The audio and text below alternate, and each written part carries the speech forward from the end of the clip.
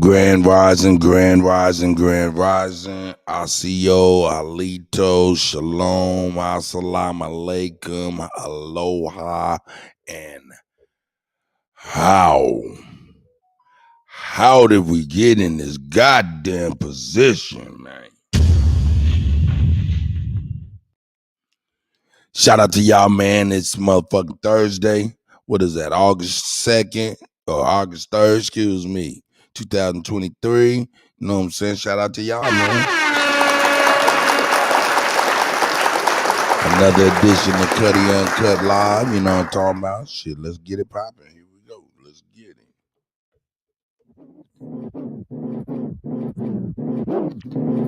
You motherfuckers gonna stop playing with me. Cause when you play with me, you play with a master. And masters walk alone towards the beach at sunrise. My eyes strike fear in the hearts of men from East Coast to West Coast to South Coast. And I would say the North, but they ain't got no motherfucking coast. It's just more land.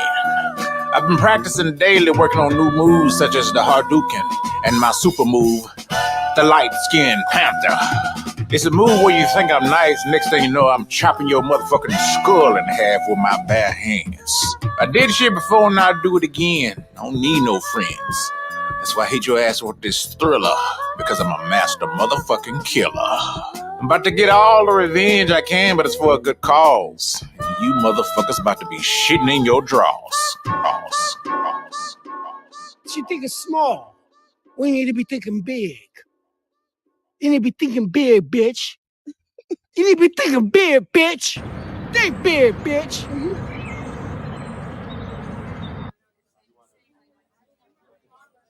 Shout out to y'all. Shout out to y'all. Let's get it.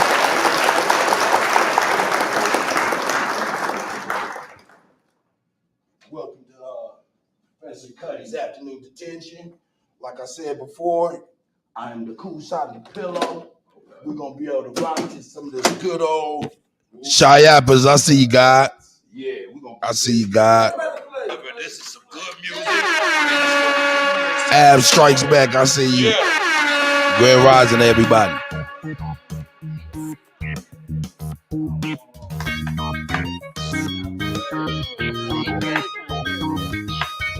Hey.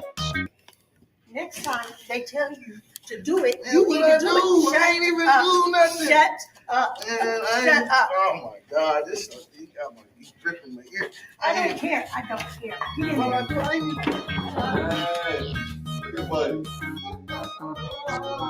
Hey, you got Hey, you sit your behind down and enjoy this good music. Hey, what you know about that,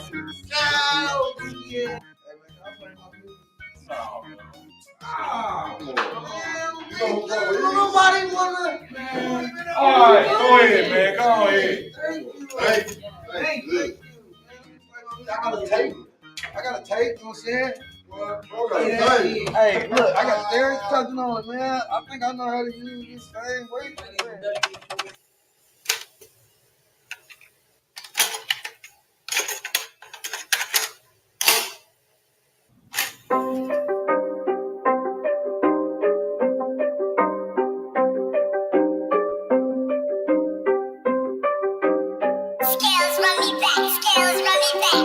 Me and my little nigga, we grew up in the mud.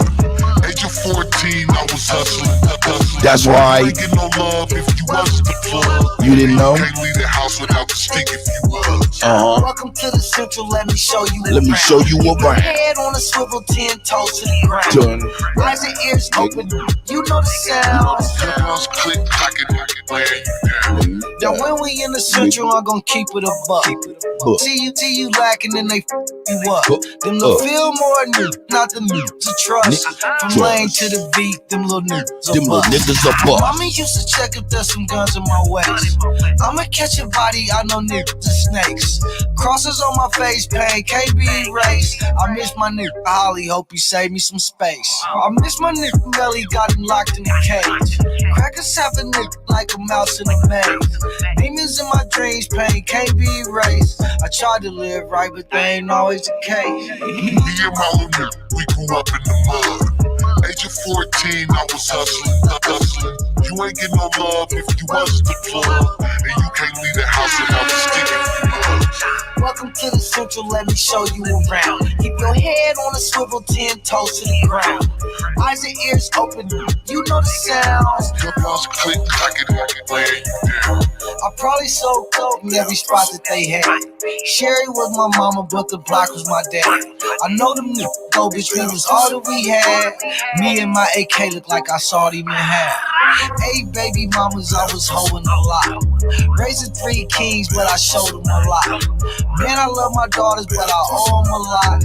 And if she call me nephew, probably sold her a rock. Welcome to the Central, shout out Swami and Moon. This is not a place where it was safe to assume. Unless in this assumption, there's some guns in the room. All them little niggas got some mud on their shoes. Me and my little nigga, we grew up in the mud. Age of 14, I was hustling. You ain't get no love if you wasn't the plug. And you can't leave the house without the stick if you was. Me and my little nigga, we grew up in the mud. Age of 14, I was hustling. You ain't get no love if you wasn't the plug. And you can't leave the house without the stick if you was. Welcome to the Central, let me show you around. Keep your head on a swivel, 10 toes to the ground.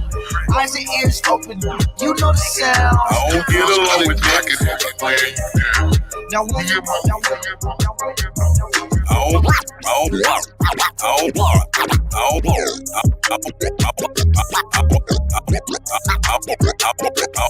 I don't get along with niggas. I get along with bitches. I'm affiliates with gangsters. I don't conversate with snitches. Only move with the fam. We congregate for business. Only thing we got in common is to concentrate on riches. If somebody say we done it, we confiscate the witness. Paid $100,000 working out at Planet Fitness. Blackballed in my city. We keeping it the trillest. The hater world record gon' put them in the Guinness. If you're real, then you're fake. If you're fake, then you the realest. They done turn the game around, so now they celebrate the stitches. Yeah, I ride around with that Drake, cause these niggas is vicious. They'll clean a nigga house and they won't even do the dishes. See, these bitches act like niggas, and niggas act like bitches. All these bitches ready to fight, these niggas scared and toting switches. Trying to imitate these rappers that's living so fictitious. Disrespecting dead people in their songs and making disses. I don't get along with niggas, I get along with bitches. I'm affiliates with gangsters, I don't conversate with stitches. Only move with the fam, we congregate for business. Only thing we got in common is to concentrate on riches. If somebody said we done it, we confiscate the witness. Paid $100,000 working out at Planet Fitness. Blackballed in my city, we keeping it the trillest. The hater world record gon' put them in the Guinness. I can only be me, only God be my witness. Did some shit when I was young, I had to ask him for forgiveness. Been betrayed by my family, friends return snitches. I have yet to met a woman who did love to burn bridges. And sometime when I was younger, I ain't get no visits. I was looking for the love, words that I must have missed it. I ain't going back and forth, cause I ain't playing tennis. I've been flossing since a young nigga, so I ain't paying dentist. Use the kitchen like a lab, but I ain't playing chemist. Taught to get it till it's done, I ain't never saying finish. So whatever's been diminished will always be replenished. Really got it out the mud, everything I do authentic. I don't get along with niggas, I get along with bitches. I'm affiliates with gangsters, I don't conversate with snitches. Only move with the fam, we congregate for business. Only thing we got in common is to concentrate on riches. If somebody said we done it, we confiscate the witness. Paid $100,000 working out at Planet Fitness. Blackball. You gotta keep that same energy. You gotta keep that same energy. I had some partners turn to enemies. Still in my lingo, turn to mini-me's. 4-5 XD. With the limit squeeze, I cock this bitch and up it so fast. You think I told them freeze? These niggas out here talking like they hot. Now ask for something, it took a lot. They're just a man in me. When you ask for something, gave you what I got. You still a man. Yeah, shout out to everybody. They're just my tendency. In my bag, gotta keep a big 30. Like I'm from Tennessee. No love, entertainment, got no heart. Like I was in LA. If I got it, I bought it. It was earned. You ain't this shit for me. I know you heard me on Limitless. I can't do shit for free. Diving in a tank of piranhas. I swim like Scuba Steve while everybody throwing rocks at Adam. Who ate the apple Eve? Dressed for war, knowing we gon' score. Pull down his curtains, please. keys. Left his face just for display. That's common courtesy. 911, he's unresponsive. Think it's an emergency. I pray for all these fuck niggas that's out here putting dirt on me. I pray for all these rap niggas. Can't see these boys out working me. I'ma get my shine on, need longer than 270. I'm about more mop sticks when they throw my little felonies. Most people gon' change on you. You better off just let them leave. They done woke me up now. Feel like everything is in my reach. But now they wanna fuck with me. I know they wanna come and leave. Bad bitches wanna suck on me. Next thread is just full of freaks. Wish somebody came and checked on me cause I ain't had sleeping weeks. I've been fighting demons like I'm dying trying to find some peace. Only say shit one time cause as a man I cannot beg or plead. I might fuck what you saying cause I'ma stand like I was saying like if they don't understand it takes a man to go and raise a Nothing on my plan cause I be damn if I just listen to I don't know why they doubting me but keep that same energy. I don't know why they play with me but keep that same energy. You gotta keep that same energy. I swear for God they gon' remember me. You gotta keep that same energy. Never let that flow shit get to me. Big back.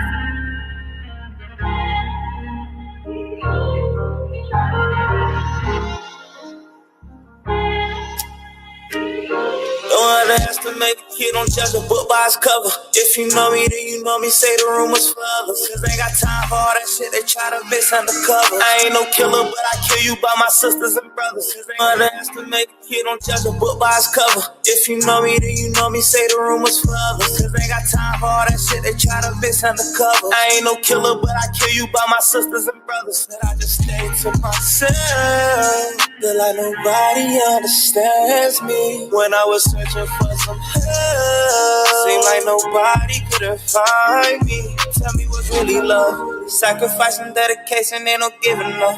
We put our hands up in the air while they still killing us.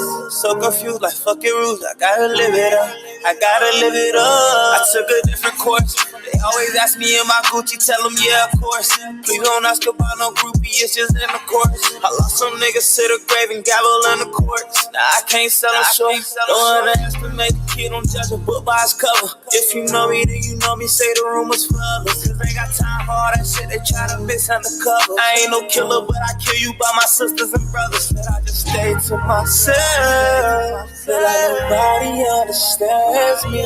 When I was searching for some help, seemed like nobody could've found me. I was stuck inside the middle. You'll be scarred if you seen the shit I seen since I was little. Asking God, can you get my grandma out the hospital? I remember that call like it was yesterday. Nobody understood how my life changed. My sight changed, leveled up and all my price changed. Switched a couple gears and started cruising through the flight lane. The bright lane, first the mic, then all the lights came. Told me life a gamble, so I treat it like a dice game. That's the little kid, don't judge a book by its cover. If you know me, then you know me, say the rumors for others. Cause they ain't got time for all that shit, they try to miss undercover. I ain't no killer, but I kill you by my sisters and brothers. That I just stay to myself. Feel like nobody understands me. When I was searching for some help, seemed like nobody could've find me.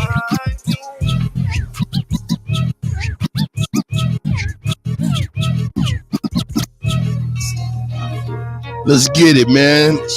Shout out to Misunderstood, man, and you know what I'm saying, all of them, CT Finesse, man, CSG Pain, all of that, man. It's a little early. My brain is clicking a little bit.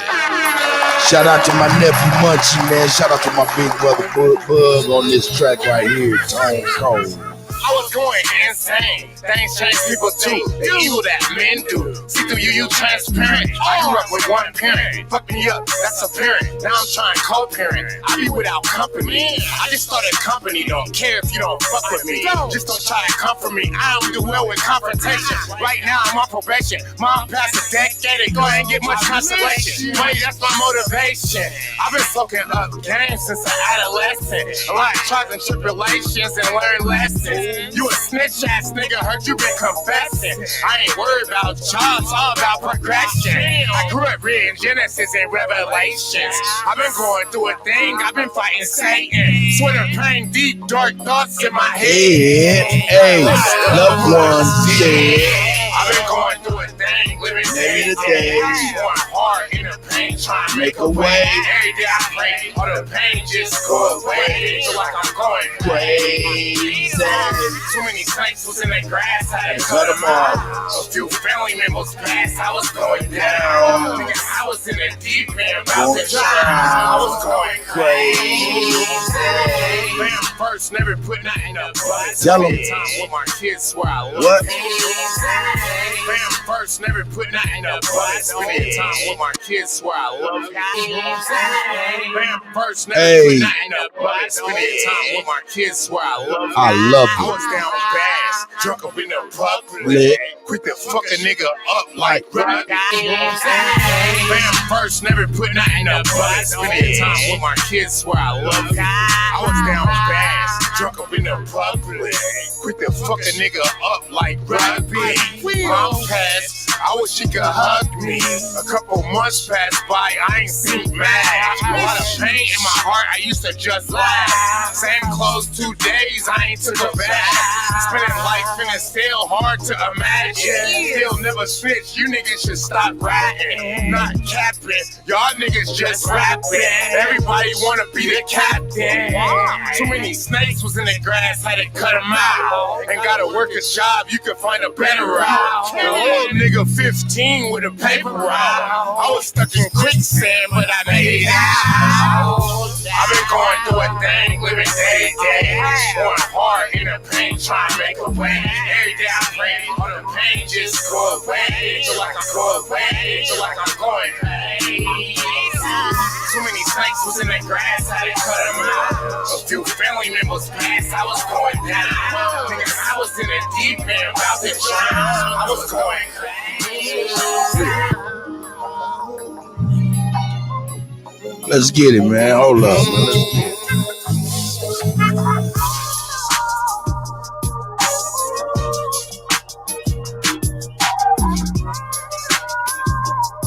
This my shit.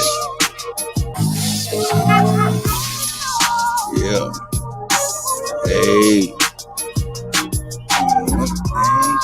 Hey, this my shit. What? Here, let's go.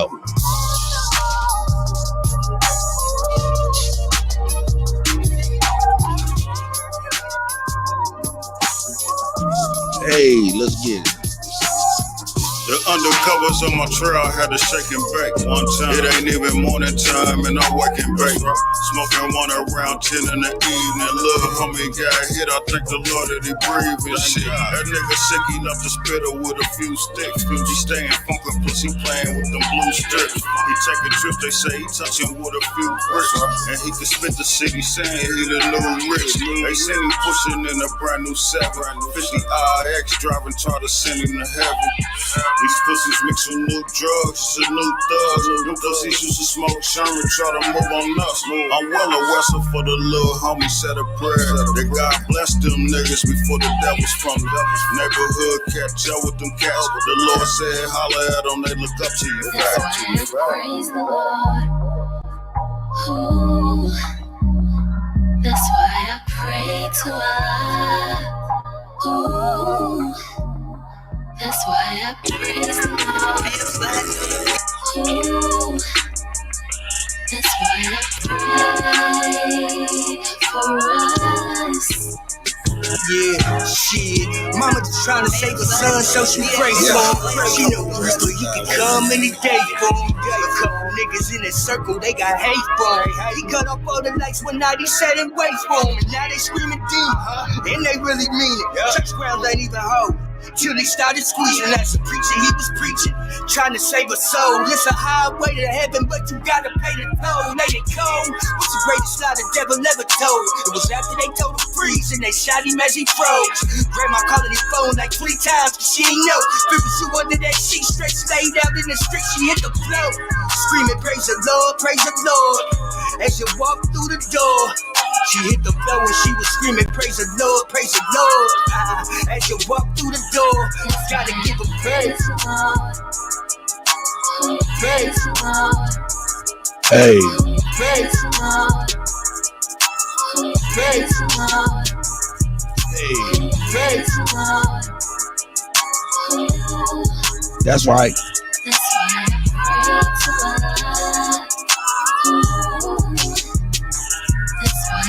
I'm a tribe, I optimize, so what's happening? So it's over minute, now y'all cross the line, so what's happening? My ancestors really like you cross the line, so what's happening? We original, y'all GMO, y'all lying. I do this for my nigga, I'm a tribe, I optimize, so what's happening? So it's over minute, now y'all cross the line, so what's happening? My ancestors really like you cross the line, so what's happening? We original, y'all GMO, y'all lying. I do this for my nigga, my tribe, I optimize, so what's happening? So it's over minute, now y'all cross the line, so what's happening? My ancestors really like you cross the line, so what's happening? We original, y'all GMO, y'all lying. I do this for my nigga, my tribe, I optimize, so what's happening? So it's over minute, now y'all cross the line, so what's happening? My ancestors really like you cross the line, so what's happening? We original, y'all GMO, y'all lying. I do this for my nigga, my tribe, I optimize, so what's happening? So it's over minute, now y'all cross Hey, the that's line, my so shit what's right happening? there. My ancestors really like you cross the line, so what's happening? We original, y'all GMO, y'all lying. Let's get it, I do this Trez. for my Nietzsche. Oh yeah, my Nietzsche. I do this for my Nietzsche. My Nietzsche. I do this for my Nietzsche. Should've left me where I was, cause I ain't never scared. Took that little ice off my neck for this girl head. My nation, my Nietzsche, someone thorough said. Real Americans, still pure blood, we thoroughbred. I'm like, let my people go and just take me instead. When That shit hot. blue pill, I'm only choosing red. I'ma always choose my people, you can keep that bread.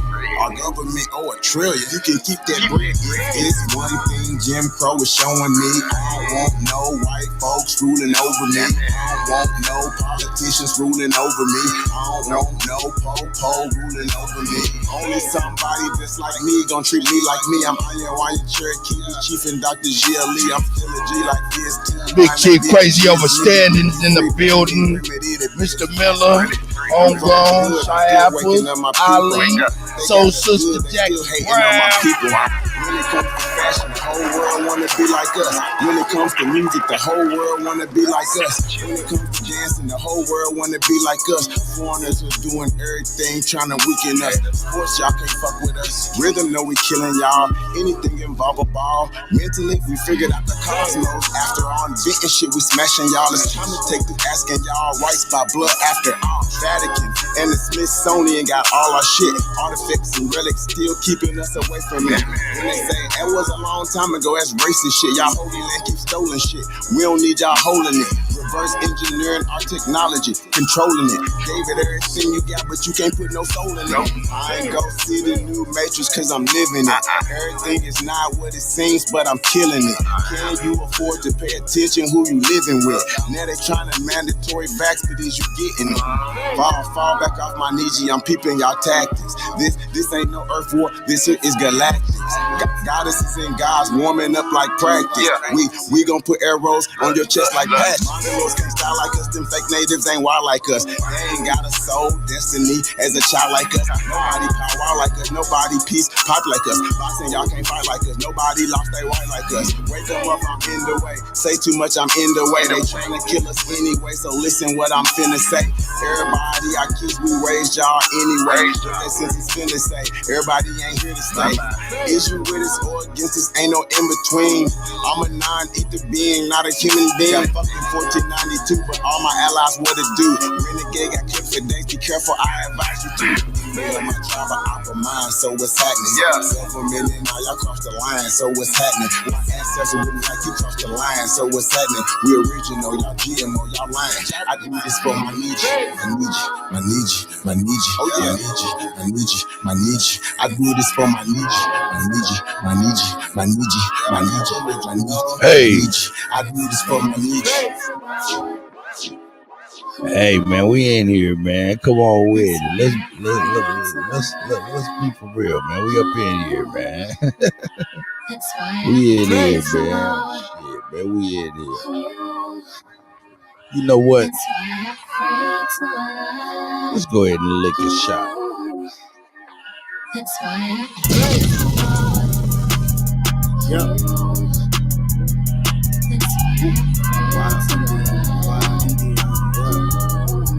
Hey V, line them up. I'm a wild Indian, you know I go crazy. Ain't really Indian, that boy Gazy. I just keep it player, you can never play me. You got an ass so fat, girl, let's make a baby. And another one, Then I'm back to the trap and trying double song. She a bad woke chick and I love her tongue. We some jurisdiction boys, we some one-on-ones. Look, don't compare me to no Martin dog, I'm like Malcolm X. Job by our freedom, we'll leave a crack and stretch. Round up applause, boy, you know we got the text. Chucky ball, child play, yeah, nigga, that's what's next. Open up the cans just like Arizona. Pull up mad stuff like we got the Rona. We set up jurisdictions when we buy the corner. How you claiming that's your hood? The owner. Be the B, I just pulled up in the need for speed. Tell the colonizers that they need to leave. Wild Indian up in my veins, you know how we bleed. You ain't gotta lie about who we is, dog, just keep it G. We at war, we can't keep the peace. Since we at war, gotta keep the peace. Whack a comb, then I meditate. Should I need to breathe? Keep Let's get it. Slide, dog, cause we the shit. Like my niggas said, bitch, we the cheat. I can't keep the peace. If it pop off, then I want a piece. I'm just on release. I'm in go mode, motherfucker thief. In these streets like EBT, when we at war, make peace with me. I don't give a damn, understand. Fuck who stole this land, white or black or tan. Understand, it's fuck who's peace with me. I don't give a damn, understand. Fuck who stole this land, white or black or tan. Understand, it's fuck who's peace with me. I don't give a damn, understand. Fuck who stole this land, white or black or tan. Understand, it's fuck who stole this land. Might have seen me get a little bit of these hands. It wasn't no apple. Hold up. Now these dudes. Nah, nigga. I don't give a damn, understand. Fuck who stole this land, white or black or tan. Understand, it's fuck who stole this me. I don't give a damn, that's understand. Right. Fuck who stole this land, white or black or tan. Understand, it's fuck who stole this me. I don't give a damn, understand. Fuck who stole this land, white or black or tan. That's understand, right. It's for make peace with me. I don't give a damn, understand. Fuck who stole this land, white or black or tan. Understand, it's fuck who stole this land. Might have seen me get a little bit of these hands. He wasn't no apple man. Now these dudes are sample man. They full of shit like my ammo can. What they call an N-word out the wrong mouth, that's an ambulance. Wild Indian, get it in advance, or you can post date it. Ask her when I'm the most hated. Straight sacred, they stole acreage. Go ape shit, show weight shit. It won't be televised. That's right. I just pulled up in the need for speed. Free the land, tell the colonizers that they need to leave. Wild Indian up in my veins, you know how we bleed. You ain't gotta lie about who we is, dog, just keep it G. We at war, we can't keep the peace. Since we at war, gotta keep the peace. Whack a cone, then I meditate. Should I need to breathe? Keep an Olmec head when we slide, dog, cause we the shit. Man, shout out to everybody, man.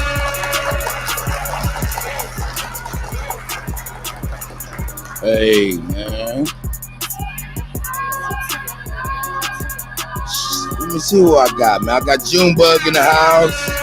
Art Brown is in the house. Soul Sister Jackie Brown is in the house. Jeremiah Myers, Shy Apples, Mr. Miller, it's our life, baby. He's in the house, man. I see my I see Miss Stephanie Bird. He's in the house. You know what I'm saying? Shout out to y'all, man. Hey, man, shout out to y'all early in the morning fucking with me.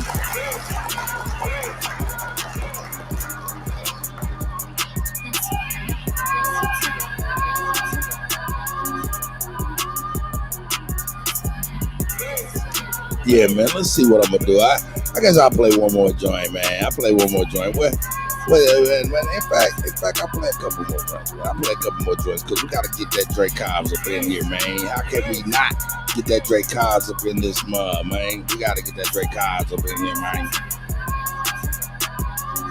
Hey, here we go.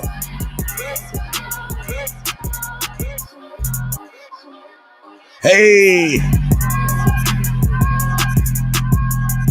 Yeah, we on.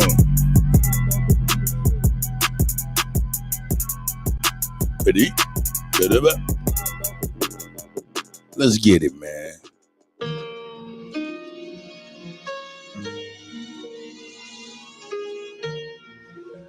Dre Kai's in the building, dog. Come on with the dumb shit. Let's get Dre up in here, man. Make sure this shit's straight. Shout out to Dre Kai's, man.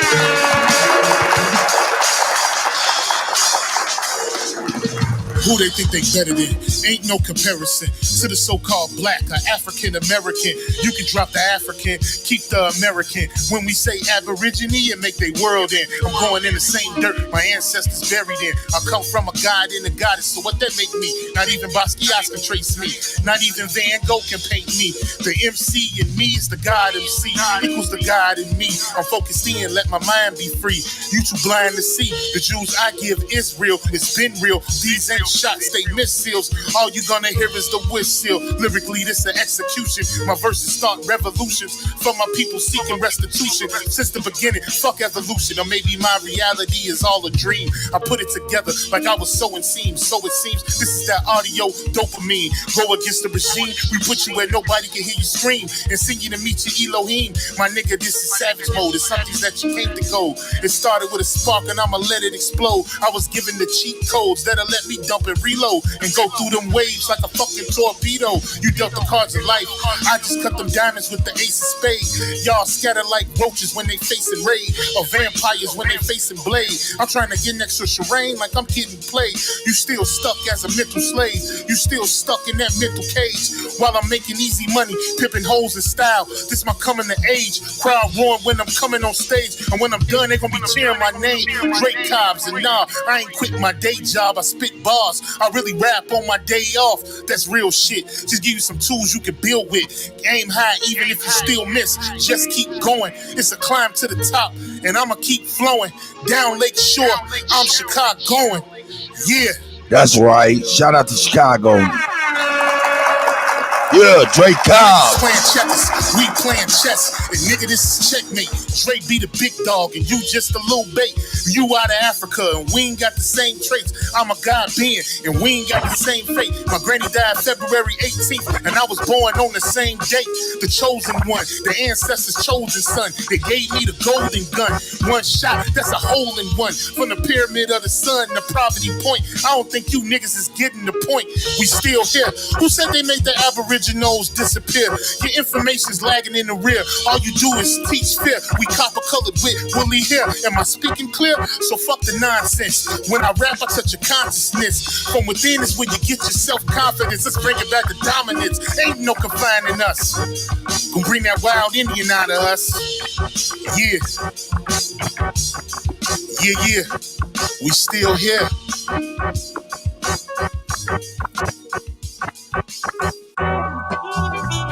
Let's get it, man. Shout out to Drake Cobbs, man. Let's raise it up. Let's get it. Hey, baby, it's Thursday. One more day to the weekend, baby. That's right. Say she heard about me and she heard I got a whole lot of groupies. Tell them folk don't worry about me. First of all, hey, bitch, don't do me. She like, you know, where I put it on, and I think the cologne kind of made her juicy. Asking me what I got on. Oh, this that, go ahead, give me that coochie. I'm so goddamn classic. Might fuck a ratchet while I'm in a two-piece. This that grown man shit, you don't know about this. Go shop in a two-piece. Been doing this, you a newbie. Money is the only thing move me. Nigga ain't talking about shit if it ain't about a lick. You remind me of Pootie. Pouring up drink in a liter. Counting up money while I'm hitting it reefer. Kicking my shit like FIFA. Rocking up a door. Killing shit like Jeeper. Man, what stylist? I don't even need them. VLB sharp on the tip of a needle. Boy, hell no, I don't need no help. Stay feeling myself. No need for a sneaker. I put it on even though it's in me. Won't get me never putting on an image. I swear these hoes eat it up like Dennis. I'm automatic with it, not a semi. I can get flavor out, I got plenty. I wear that heat on me like I'm Jimmy. Since I've been counting up, I've been envy. Coulda ain't count nigga like a scrimmage. I put it on even though it's in me. Won't get me never putting on an image. I swear these hoes eat it up like Dennis. I'm automatic with it, not a semi. I can get flavor out, I got plenty. I wear that heat on me like I'm Jimmy. Since I've been counting up, I've been envy. Coulda ain't count nigga That's like right. a scrimmage. Yo, grand rise to everybody. Man, we gonna get into this. Hey.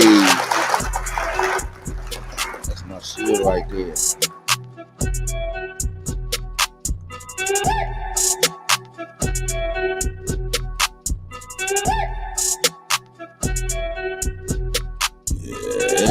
Yeah.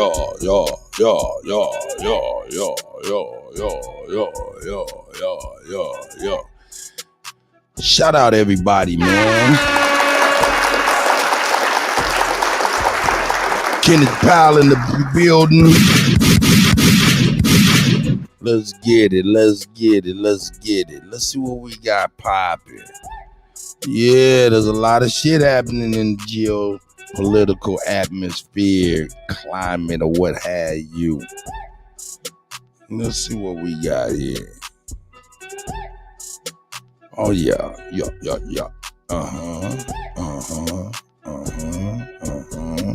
we go. Shout out to Redacted. Here we go, man. This is crazy. Let me turn this shit down. All right. Well, some disturbing reports have emerged from Ukraine over the past few weeks of women being kept in underground bunkers by companies that are making billions of dollars off of the baby farming industry. Yes, baby farming in Ukraine is a booming industry, rakes in billions of dollars, actually. Here is the Swiss-based baby surrogacy company called BYTKH with a promo video explaining how desperate Ukrainian women can come to their bunkers and have their uteruses turned into a baby-making machine. Watch. Now I will show you our bomb shelter where we will transfer our clients and their newborns in case of the outbreak of hostilities in Kiev. Let's go. Here is a toilet. Here is a toilet. Here we have a first aid kit. There are all the medications needed to administer first aid. Here you can see gas masks. There are instructions on how to use a gas mask all over the shelter. This bomb shelter can hold up to 200 people who will feel comfortable here. Here is our sitting and bedding zone. There are sleeping bags and beds. It's possible to sit or lie here. We have enough sleeping bags and gas masks for everyone who will stay here. There are shelvings with food, as well as tableware, napkins, diapers, and all the stuff needed for babies. Newborns will feel comfortable here. Everything needed can be done here. Here is our children's area. Here we can place newborn babies. There are special cots prepared for them. There are also cribs for a bit older babies. You can see that babies feel absolutely comfortable here. We have everything needed: diapers, cribs, blankets, clothes, food, everything needed. But if she's talking in a hypothetical about a bomb shelter, why are there babies there now? Well, it's not a hypothetical. This is where they are going to have a baby-making factory. This is where you go to be a surrogate. This is, you need a womb, we've got you covered. Go ahead, David. I was going to say maybe those are just extras. You know, they make these videos, they bring in people and to set up these shots. So maybe they're just all actors. Tester babies. They're actors. Yeah, tester babies. Right. The rent a womb business. Call it whatever you want. People in the chat are saying this is absolutely sick. This is what's happening. The rent-a-womb business is actually booming and is expected to double next year. The amount of money that's brought in on this rent-a-womb business is expected to double this next year. And the best place to do this right now is in Ukraine, where desperate women are being exploited. The Gray Zone, according to Jeremy Lafredo reporting for the Gray Zone today, quote, surrogates have to be from poorer places than their clients, explained the medical director of Kiev's largest baby factory. Of course, that makes sense. Here's a direct quote from the Gray Zone's reporting on this. Penchota of the Swiss-based BYTKH says the business model that enabled him to build one of the most profitable surrogacy companies in the world is simple exploitation. Quote, we are looking for women in the former Soviet republics because logically the women have to be from poorer places than our clients. Yes, rich people can rent out the wombs. It's no surprise, then, that Biotexcom's quest for rentable wombs has led it to the seemingly endless pool of desperate young women in war-torn Ukraine. 8 years of conflict, combined with the subsequent proxy war between NATO and Russia, has plunged Ukraine into economic disaster. As Ukrainians sank into poverty, their country swiftly emerged as the international capital of the surrogacy industry. Today, Ukraine controls at least a quarter of the global market, despite being home to fewer than 1% of the world's population. How did that happen? Those numbers. Alongside the industry's rise, a seedy medical underworld filled with patient abuse and corruption took hold of the country. But it is worth pointing out that even before the war, the United Nations and other human rights organizations were setting off alarm bells about Ukraine's child trafficking and organ harvesting. They had a big problem. Shortly after 2014, NATO launched its proxy war against the people of the Donbass. We call it a genocide, and it provided the perfect opportunity to use those victims in all sorts of nefarious ways, from organ trafficking to child trafficking. And the world was aware of what was happening in Ukraine. For instance, on your screen right now is a Huffington Post report. 2015. This is a 2015 Huffington Post report that I hunted down today. Back when the media didn't feel motivated to tell lies about Ukraine. No. Yeah, back when you could call Hydra Hydra. Back when you could actually use the term and not be suspended for hate speech. Yeah, right. So this is 2015 from the Huffington Post. Not exactly a right-wing publication. Dropped this bombshell report saying Ukraine's orphanages feeder for child trafficking, reads the headline. Ukraine's orphanages are feeder for child trafficking. The report highlights the findings of a 3-year-long investigation into Ukraine's orphanages and found that children are at risk of being trafficked for sex, labor, and the selling of their organs. Yes, organ harvesting. The report says, quote, some 82,000 children are said to have lived in these facilities, although no one seems to know for sure. Some Ukrainian activists put the number closer to 200,000 children, according to the report. Don't believe it? Well, you don't have to. It seems so unbelievable, right? It does. It seems so unbelievable. You don't have to believe it, though. You don't have to listen to their investigation. You can actually visit the U.S. State Department's website right now. Go to the State Department's website yourself, like I did. And you can read right from their own 2014 This shit is crazy, man. Report. This is the U.S. State Department's 2014 report on human trafficking. In 2014, the U.S. State Department's Trafficking in Persons report stated that children in orphanages and crisis centers continue to be particularly vulnerable in trafficking within Ukraine. Here's a quote. Take a look at this. About the risks of being involved in criminal activities abroad, the government of Ukraine did not report any investigations or prosecutions of government employees for alleged complicity in trafficking-related offenses during the reporting period, despite reports of corruption in other sectors of the government.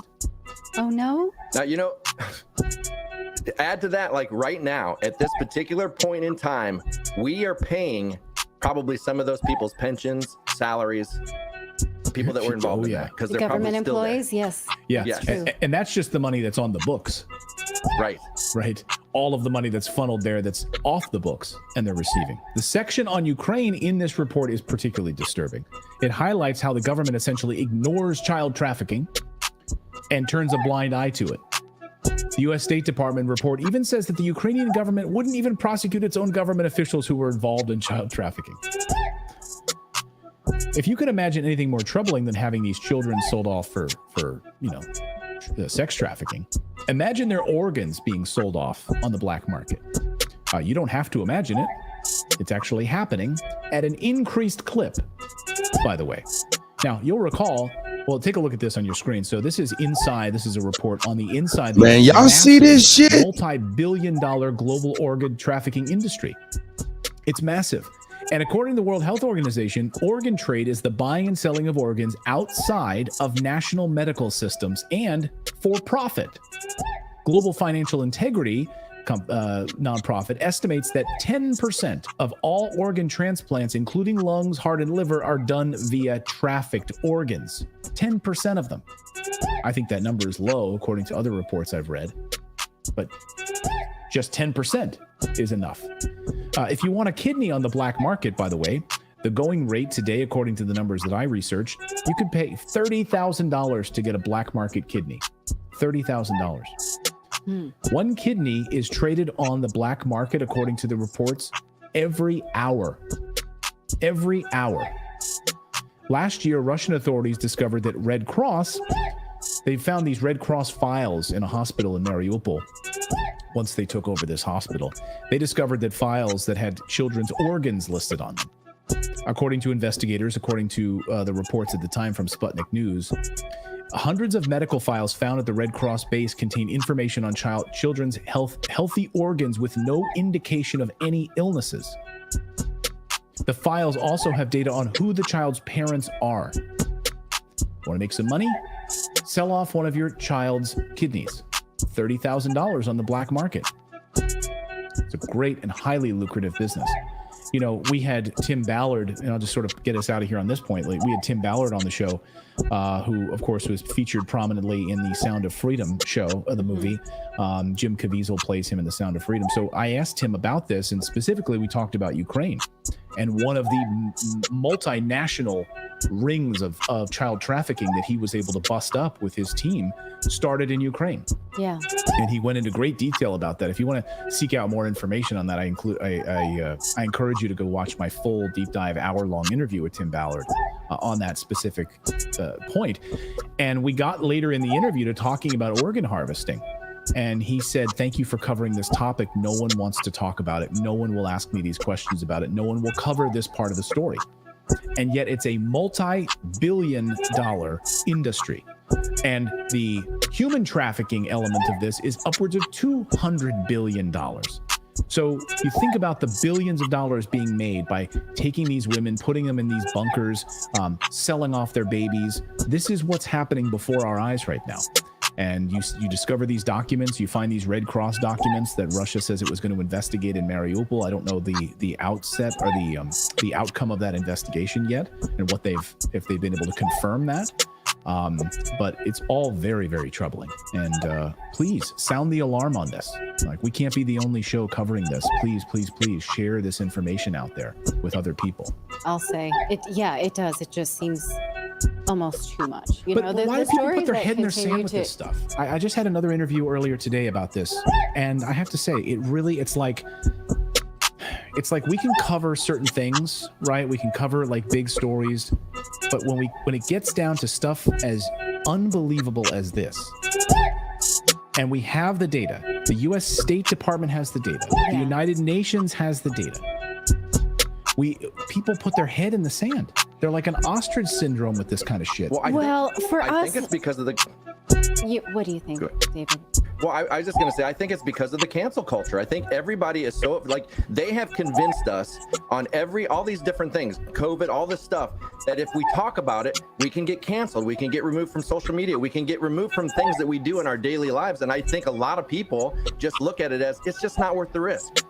You know, it's only the people that are like, you know what, I don't care about the risk. This is something that I'm passionate about. Like me, I don't mind talking about it. I will say it till my face turns blue because I believe that it's something that needs to be talked about. But some people just cannot handle making waves like that.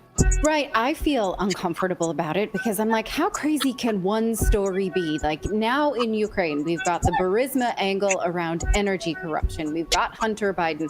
We have now documents about biolabs. We have now this baby harvesting, and all of it seems credible. This shit is crazy. Like, we've gone so far from this Putin's a madman and just wants Ukraine for his own, you know, because he's just this nefarious person who wants more and more land, to a story where things make sense, but they feel so uncomfortable to go this far that it's almost like, I just can't keep looking here, right? I feel that way. Like, it's scary and it's so much. It fits and it's awful. And so David's in the chat. David's 1133. Sorry, says, most people are dumb. They're normies, Clayton. Just forget them. I have. Normies. I've never heard that before. Oh, yeah. Normies, where people just sort of like blindly walk through the day. I mean, it's like the Matrix in a way, right? Sure. It's like just sort of like the people, they don't want to see it. They want to like live in their own like little world where they go to Target and they come home and they're like, what, child harvesting? I can't even think about it. Right. I saw somebody equate it to zombies. Like there are people walking around as zombies, and I think it's because this country and this world is so medicated.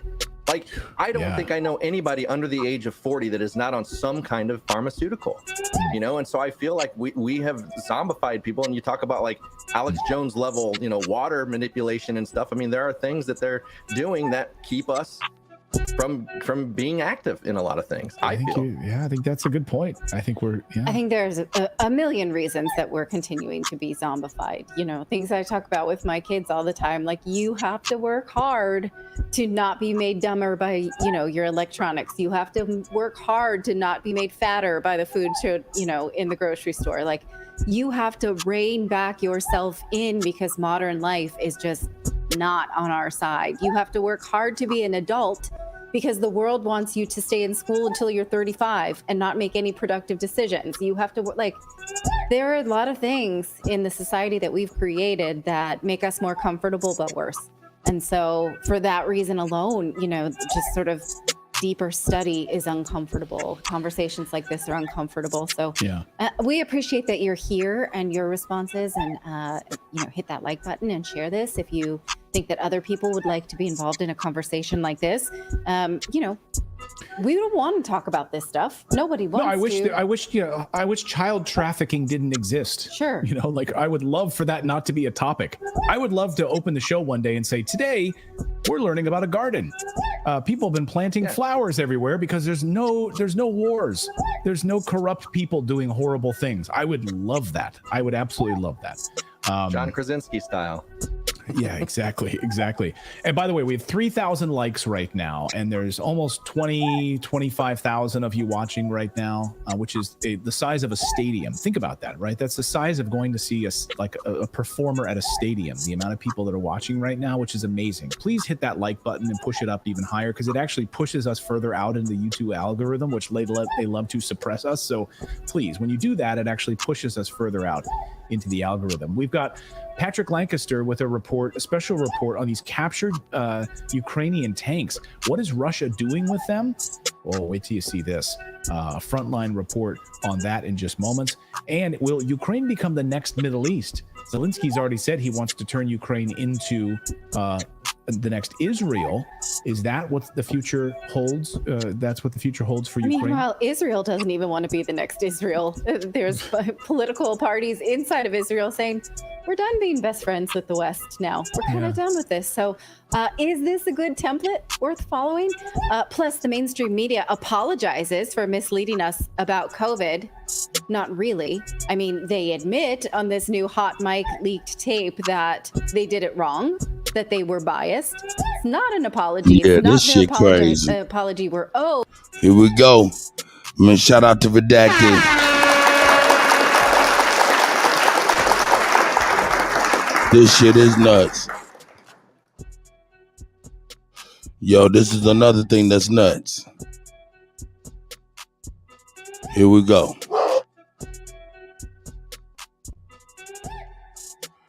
Shout out to the brother Kuttack TV. Let's get it. Now, I don't know if y'all remember a while back, I brought you the story of Delisha, you know what I'm saying, Montgomery, where she was stationed in Germany and left a video for her family talking about, I'm ready to get up out of here, man, it ain't right up here. And, you know, next thing you know, she passed away. Well, there's some more stuff done came out. Let's check it out. Let's get upset because it's gonna be trigger warning. Advisories, please, because this is sickening. Let's get it. Shout out to the God Kuttack TV. Kuttack TV. I am Denisha Montgomery. I am Denisha Montgomery.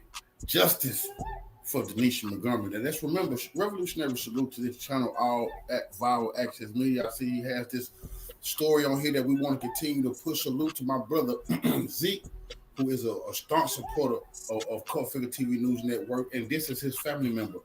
Who and remember, we was one of the first ones to pick this story up and cover this story, and I support the family in their struggle to get justice for what happened to our sister in the U.S. military as she was overseas.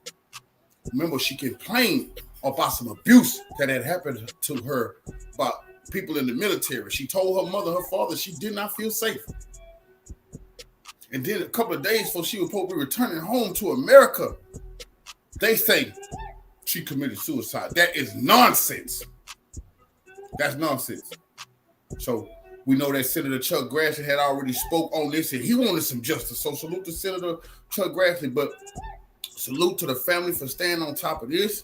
I'm going to continue to cover this story and let's just see what the update is on the Denisha Montgomery story. Justice for Denisha Montgomery. That's serious business. It's a very serious situation for the Cult Figure TV News Network. TikTok, I need your help to make this go viral. We need to elevate PFC Denisha Montgomery Smith's name. My sister, Denisha Montgomery Smith, she was on a rotation in Germany for 9 months, but she only made it to 8 months. During her stay, she went to an amusement park with 4 of her battle buddies, and she ended up getting brutally assaulted by all 4 of them. She made a FaceTime video call to us, the family, and asked us to record it. She said that she didn't trust them and she was in fear for her life. She also mentioned and literally showed us in the video that they were holding her mouth like this. And she said, I was literally afraid to die. Right after that video call, we, the family, made a call to the Red Cross to be able to get her home. That didn't do nothing. She stayed in Germany. They didn't do nothing to get her home. 21 days later, she's found dead in her barracks room. Not only did we get news that my sister died in Germany, but we also got told that she died by suicide by suffocation. Ain't it really weird how in the vehicle on the way back from the amusement park, she literally said that they were choking her and holding her like that? Their chain of command in Germany also pushed out orders for none of the soldiers to talk about it, post about it, or talk any of the family about it. But what's crazy is this soldier right here, he did. And not only did he post about it, but my sister pulled him over and his friends in the vehicle, and she ended up letting them go without a ticket or anything by orders. But it's weird because he posted that, and then he ended up dead as well in his barracks room, just like my sister. Now, a lot of people might think it's just a coincidence, but that's awfully ironic that literally right after he reposted my sister's story, after getting orders not to even talk about it, post about it, or anything, he was found dead. And they wrote his death from a seizure. They said that he died from a seizure, but he was found with bruises and beating marks on him. So how do you get that? Now, I know you might not care, and this might not go viral or whatever, but this has to stop. We have to make a change. It could literally be your sister, mother, aunt, uncle, brother, whoever. We need to make this stop. We need to bring justice to PFC Denisha Montgomery Smith.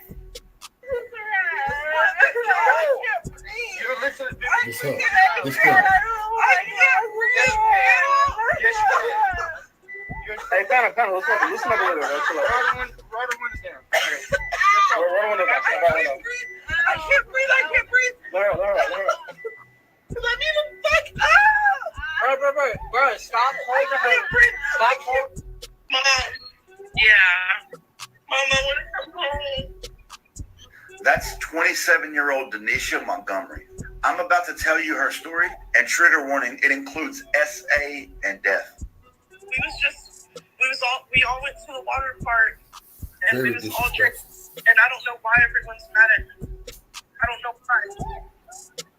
But they was being mean to me in the car, so I was like, just let me out the car. But they wouldn't let me out the car, and then all this happened. They was covering my mouth like this. They was doing that to me in the car.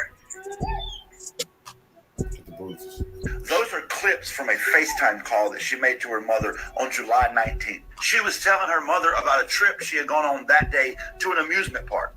These are the 4 people she went with. This is PFC Brianna Frank. This was Denisha's roommate. Denisha went to the water park with these 4 individuals, and they were drinking. All he did was separate Denisha from her roommate for 24 hours and then put them back together in the same room. And 21 days later, on August 9th, Denisha was found dead in that same room. So who killed Denisha? The Army is covering this death up, and we need to know why. This guy, Sergeant Luis Green Torres, wasn't even in the same unit as everybody else. Everyone else is in the 139th MP Company, and they were stationed at the time in Wiesbaden, Germany. But Sergeant Green had flown to Germany from Fort Lewis in Seattle, Washington, just to go beat up Denisha?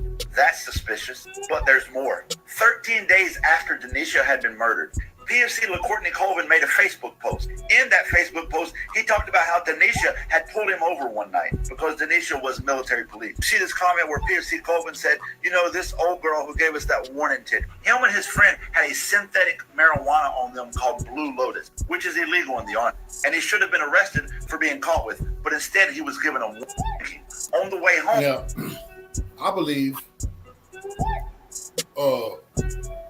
Denisha Montgomery Smith knew too much about. Let me tell you something. She just told you that the young man had some synthetic drugs on him. That's hitting all that. Because that's not the point. To the matter is, she probably knew about trafficking and shipping of marijuana and other drugs that the Army do. Plenty of drugs on that base. She know a lot. She know who taking payoffs, who getting bribes, who shutting up while packages go from America to the military bases. She knew a lot. You understand that? And there was no way they was gonna allow her to come back home. It was absolutely no way was they gonna. And I believe it's way bigger than what they did to her that night in that car. Because they was getting away with that. Somebody had the choice. Nah. We got to silence her for good. And she can't go back to America and then decide to tell the truth about what the American military is really doing. Pushing to the limit. Home, they started being very aggressive towards her. She wanted out of the car, but they wouldn't let her out of the car. They then began punching on her, covering her mouth so she couldn't breathe, and left marks on her body as you saw in the video. She had no idea why any of this was happening. I'm going to talk to CID tomorrow. I can't be here no more. I don't trust them. I don't trust my leadership. I don't want to be here with none of them no more. CID is the Army's Criminal Investigation Detachment. Denisha stated she doesn't trust her leadership anymore, but she had good reason. Last week, they fucking got raped, and they don't even care about them. Yes, you heard her correctly. PFC Brianna Frank had been SA'd the week prior, and she says her leadership didn't even care. She turned out to be right. Whenever she went to report this incident the next day, she was discouraged by her leadership from reporting it. So rather than holding these people accountable for assaulting her and beating her, her first sergeant, this guy, did nothing. All he did was, but it's very clear it's going to be anything but that. When the military came to tell Denisha's family that she had been found dead, they told her it was from suicide, that she had suffocated herself. But then later said that the autopsy is still ongoing and is under investigation. So then how did you already draw these pre-conclusions? And it's funny you mentioned suffocation when in the video she talked about they were covering her mouth and not letting her breathe in the car 21 days prior to her death. I believe the FBI should be taking over this investigation. The Army cannot be trusted to investigate itself, especially given all the other circumstances surrounding this incident. Join me in demanding justice for Denisha. And he was given a warning ticket. Turns out that when Denisha pulled over LaCourtney and found the Blue Lotus, the synthetic marijuana, her supervisor radioed and said, just let him go with a warning. And in the Army, nobody gets off with a warning for having drugs. 9 days after LaCourtney Colvin made this post, he too was found dead in his barracks room. I think the drugs is the key to everything. I think she knew way too much. She was a military police officer. Y'all stick with me. She know about who was letting it come on, who was turning the other way while shipments was coming on base. Where was it getting shipped from? She know who's here back in America shipping it to those military bases in Germany. She absolutely knew that. And I believe that's where they're going to crack this case. You understand that? Hey, good morning, G. Morning, Sean. Yeah. Hey, Gable. Y'all watching the code. Where you get it from? Is it that easily accessible? And who else like party favorites on the base? And where do they get it from? Is it a party favorite ferry on the base? Hell no. Who they good dinner? Hell no. It's drug dealers on the base. It's narcotics pushers on the base. And our revolutionary sister knew way too much for them to allow her to come back and tell us the whole story about actually what was all going on. I am Denisha Montgomery. I am Denisha Montgomery, and I'm staying on this story like I promised my brother Zeke and the family that I would. I told her, the family, I would stay pushing this, and we're going to stay pushing this. We're not going to let go of this story. And I'm so glad this came back across my desk so I can push this back out there to y'all. Y'all make sure y'all get this story out about what happened to our sister Denisha Montgomery Smith on the military base in Germany. Coffee.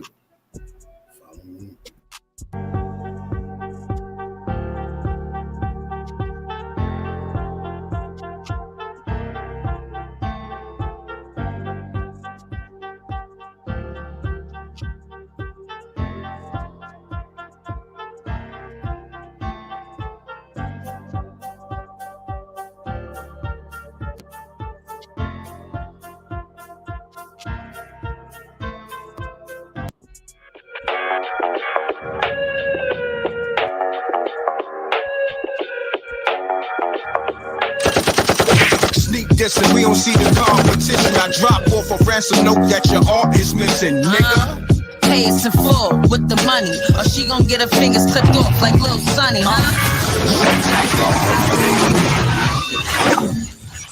MREC TV. I'm more of a common sense guy on how the world moves, and like I don't know if you're familiar with like this underground platform called MREC TV show, MREC and Amina. But I listen to them, and it shows me. Yeah, man. Check this out, man. Amina, boy, they got busy yesterday. Shout out to MREC and Amina. Hey. But before I get into there, man, hey. Man, that shit that happened to our sister over in Germany, man, we got to stand up for that, man. And that's real, man. We got to stand up for that. Hey, I'm on the microphone, Anubis. Don't you think I could be on the microphone without getting a bark or something? Let me get on the mic, man. I know they over there. I got some roofers over here putting on a new roof on my house and shit. So he over here, he don't like nobody around. Shout out to motherfucking Anubis.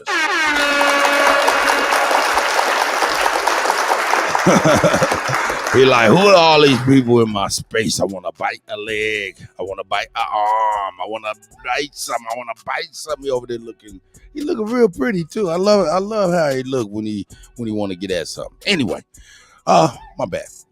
But yeah, Amina and MREC, man. Shout out to them, man. They had a great show yesterday. Check it out. Here we go. But we do got to do something about all of our brothers and sisters that's coming up missing and dead in these goddamn army bases. Look, if you in my fuck that army, fuck that Navy, fuck all of that shit. It's not a place for us. You understand? So don't carry your ass to that army. If you hear me, if you got people that leave that shit alone, if they want to get up in there, tell them, hey man, motherfuckers is coming up missing. They're coming up dead. So, all right, whatever. You want to go on and be all you could be? You be some motherfucking worm food. All right, here we go. MREC, here we go.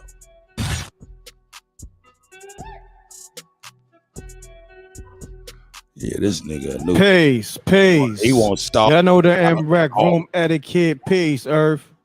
Peace, God. Peace, almighty. How are you? I'm good. How you doing? I'm good. I'm good. Grateful as always. Yep. Gratitude. Yes. Salute to the rec mob. I see y'all already in the building. Run the lights up. Y'all know the MREC room etiquette. Salute to SJ, the whole team. Okay. We're gonna get right to it. You know what I mean? I'm gonna go into the sponsors. We're gonna shout some people out, some cities, some states, and then we're gonna get right into the topics. You know how we do. Appreciate everybody. Peace, everybody. Peace to the gods and the earths. But we're going to get into the sponsor real quick. Shouts to BLK Prime. They spun the block a few times. Let's get it. Let's get it. Hold on 1 second.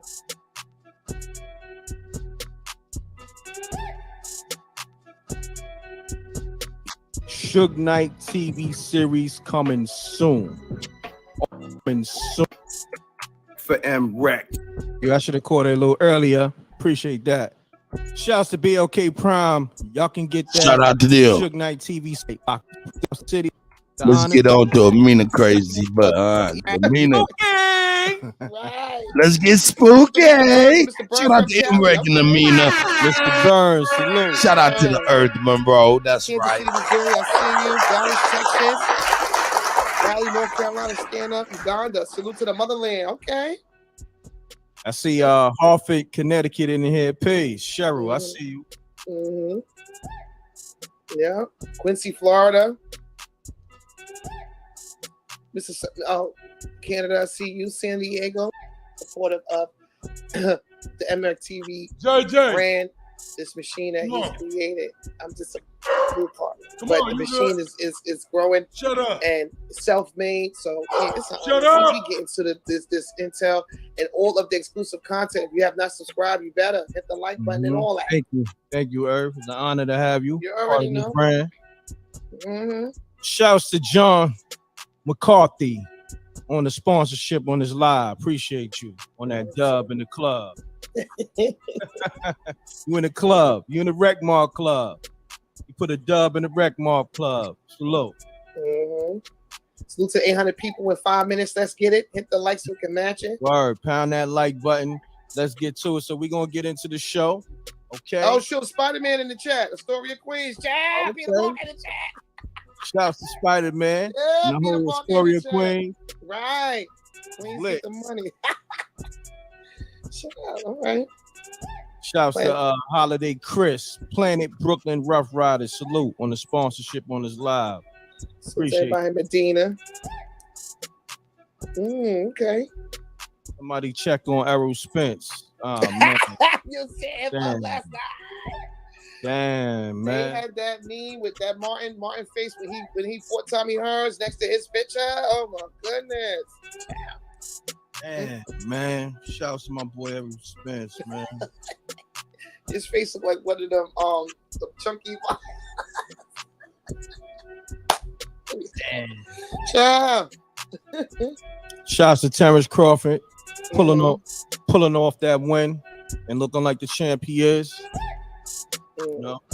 Oh man, we're gonna have a great show tonight. Yes, Shouts to B52 Ghosts on the super stick. Appreciate you. Gratitude, bro. Shouts to Grace on the Cash App. And shouts to the homie Eric on the Cash App. Appreciate you. Appreciate y'all. Yeah, it's coming in. Pound that like button. Shouts to ECM on the super chat. Appreciate y'all. Let's get it. Mr. 313 said he looked like he was on that Yalzabaka.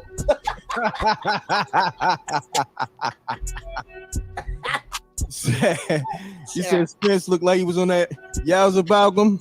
Damn, crazy right there. Hold on, I gotta hit a gunshot for that. That was crazy. Shouts to Mr. 313 on that. Damn. But yeah, we're gonna get right into it, man. There's a lot going on. Yes. Man, listen, man. You know what? All my people know Rec Mob and all the people that rock with me. Man, we deal with this thing called gratitude, and I'm about to pull up a clip. Something going on in Vegas, and real spooky out there, man. Yes. Just be gracious for what you got. All right, about to pull up a clip. So, currently, right now, in Vegas, in the Walmarts, is no food. I am about to pull this video up. Y'all gonna see for yourself. All right, let's get it.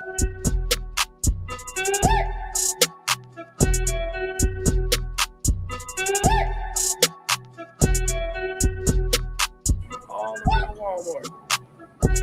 No food. Y'all think it's a game and I'm in Las Vegas. It's supposed to be the money town. What's really going on? No food. All around Walmart. No food. Y'all think it's a game and I'm in Las Vegas. It's supposed to be the money town. What's really going on? No food. All around Walmart. No food. Y'all think it's a game and I'm in Las Vegas. It's supposed to be the money town. What's really going on? Hey, sir, you there? Child, yeah, I'm here. Child, it's so many ways. He's right.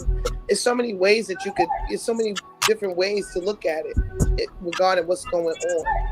You know, we have become a society that's dependent on. We come from a society and civilization of going and growing our own food, going and hunting ourselves. You know, our own working our own land. And we become this westernized civilization that's dependent on technology and this food that's packaged up. Now, a lot of people will see it from maybe two different ways, but there's so many different ways to see that.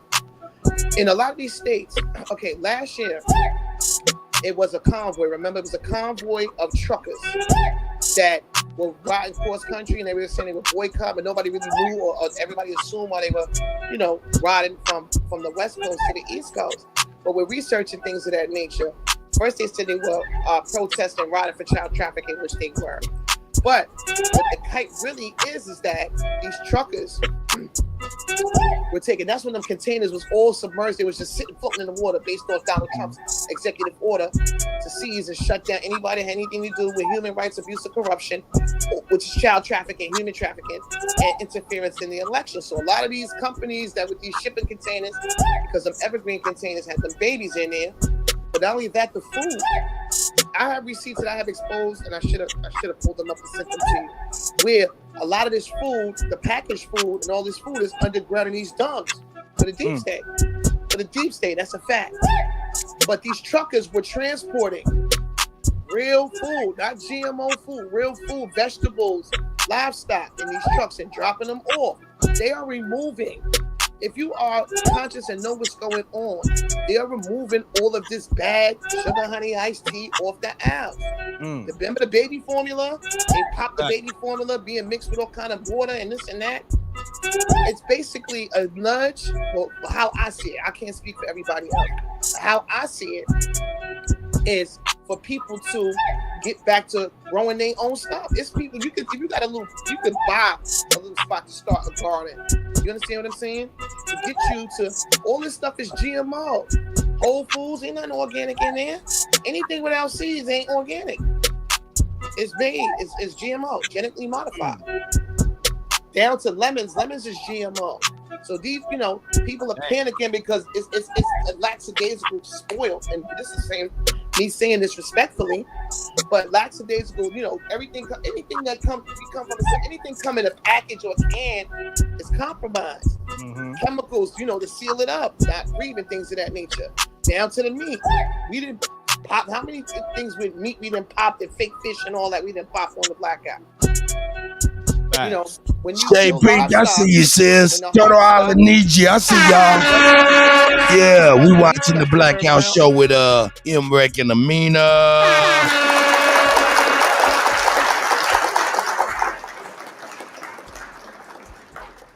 We just watching part 1. Part 2 was on Instagram. Of course, she goes a little deeper and stuff. But yo, man, it's enough though, man. Shout out to Amina, you know what I'm saying? Earth Monroe on Instagram. That's right, Imrek on Instagram. Shout out to Imrek and Amina, man, for sure. Here we go. Got some more shit for y'all. In second. For sure. Meanwhile, they treat the meat with carbon monoxide to turn it pink again. Hence why it says best used by this day. Because it only got a little lifespan regarding that treatment with the carbon monoxide. Remember that big chicken you showed on the show? What was that? That came out that house? Yeah, facts. Right. I'm trying to find the latest on the lab meat. I know I had it in my DM. Right, baby food mixed with heavy metals, and they changed and saying natural ingredients. That's code for fake. You know what I'm saying? Yeah, it's all about corporate funneling of money into the corporation. We come from civilization of fending for our own, hunting, growing our own vegetables, herbs, using those things to heal and cure you. You know what I'm saying? Water. You paying for water out here, child.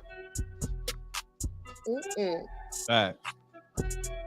Plant-based, that's fake too. Soylent Green, that movie with Charlton Heston. Yeah, y'all watch out on that shit. That shit ain't no joke. Mm-hmm. Oh, I gotta put my peoples on to this. This is crazy. A lot of scams going on. So okay, let's get it.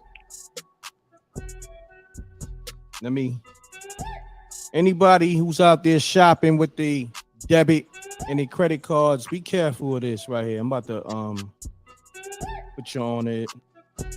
These skimmers. It's a lot of these. Yeah, be careful, y'all. Look. You see that shit? You see where we at? We on Golden State, yo.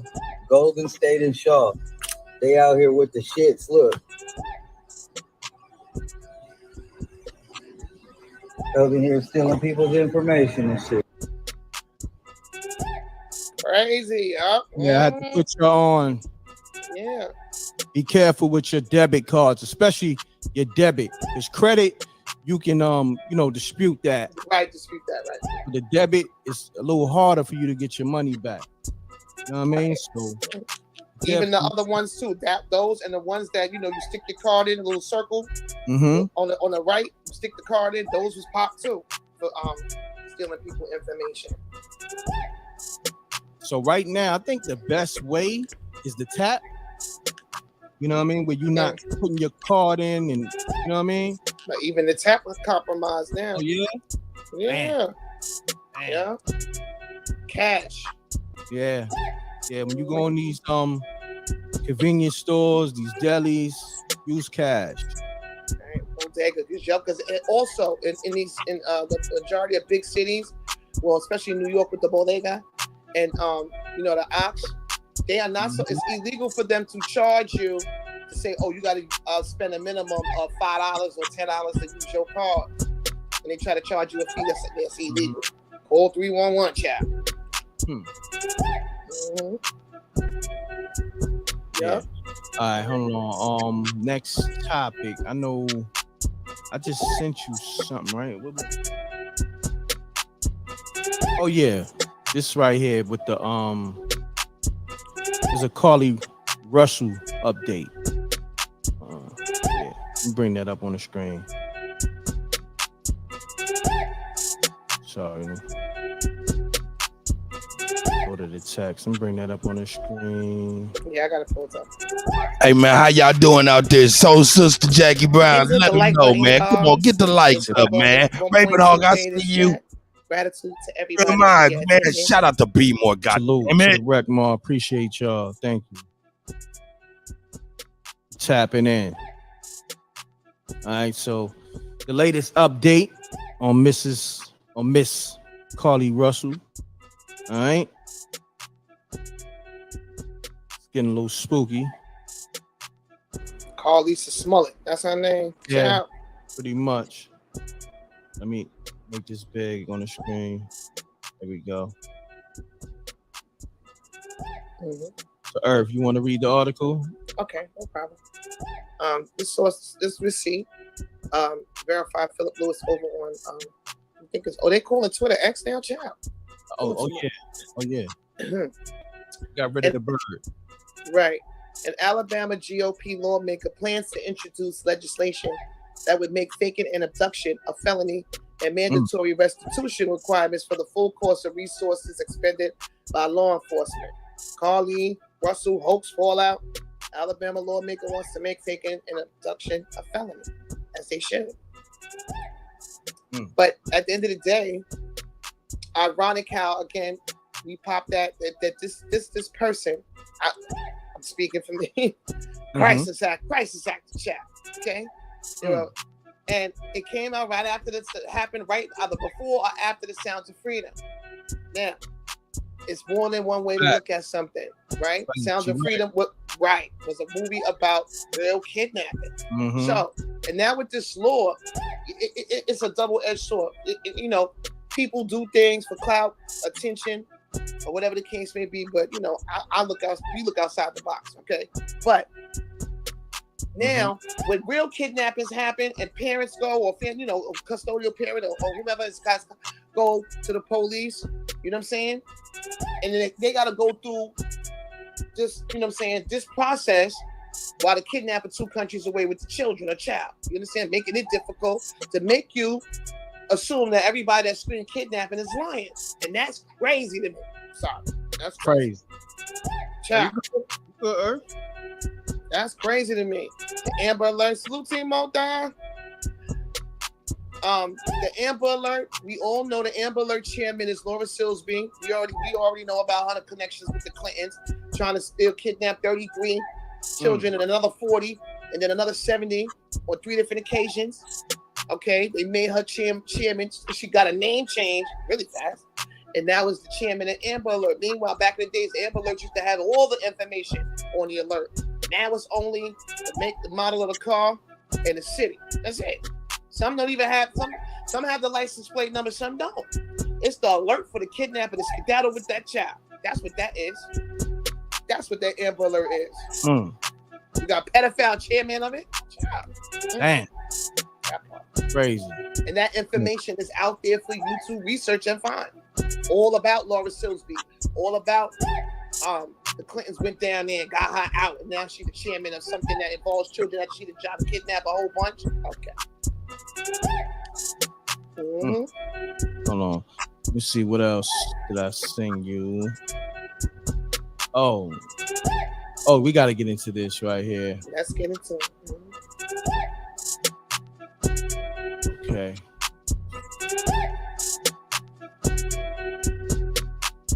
This right here is, I don't know, man. This right here is,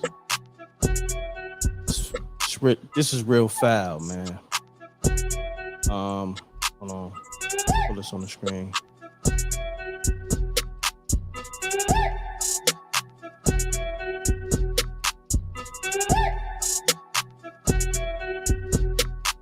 Y'all won't believe what they doing to the elderly people.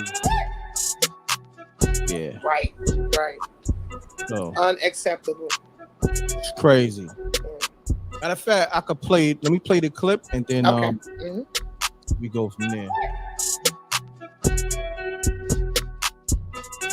I make this bigger. Introducing custom.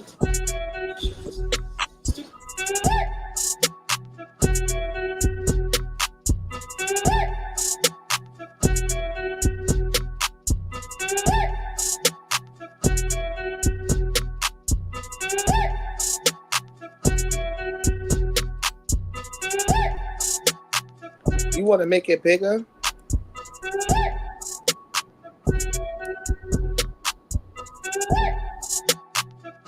Hold on, it didn't get bigger. Let me see. Okay, I know what I got to do. I got to stop that and the box all the way on the right, the bottom right. I think that make it bigger. Got it. Thanks, appreciate it. Why is it low?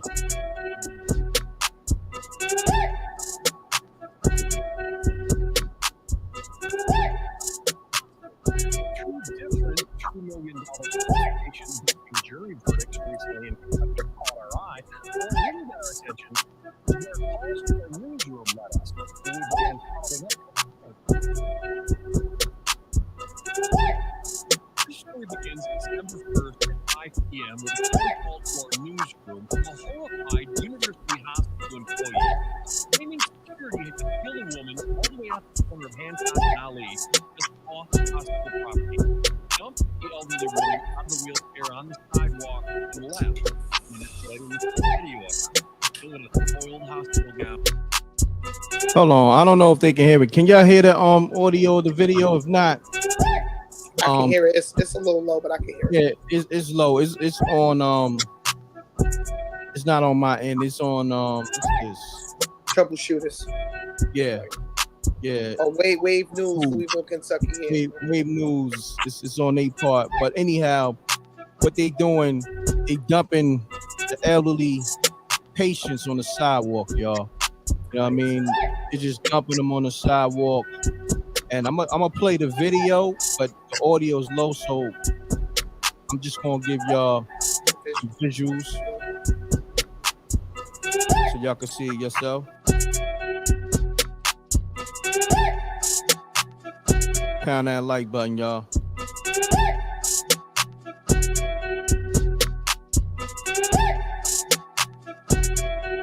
This is somebody's grandmother. This is somebody's mother.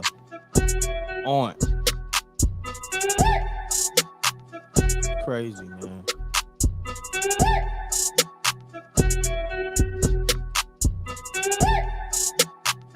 Up to her, and she says she can't breathe. They told me that I couldn't stay on the premises. Were you in there as a patient? Well, I needed to be a patient because I'm sick. What's wrong with you? I've got COPD. I got diabetes. So they wouldn't even treat you? The doctor talked to me for 1 minute. And they told you what? I had to leave. What reason did he give you? He didn't give me a reason. She tells me she's homeless. I've had to go.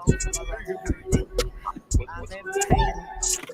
I was in a car crash and it completely shattered my hip and pelvis. Right here, I got like 30-something screws. Matthew Hauber and his mother claim a similar story. They met us in front of Wayside Mission in the spot where they say he was dumped in October. They said, well, we can't find a rehab right now.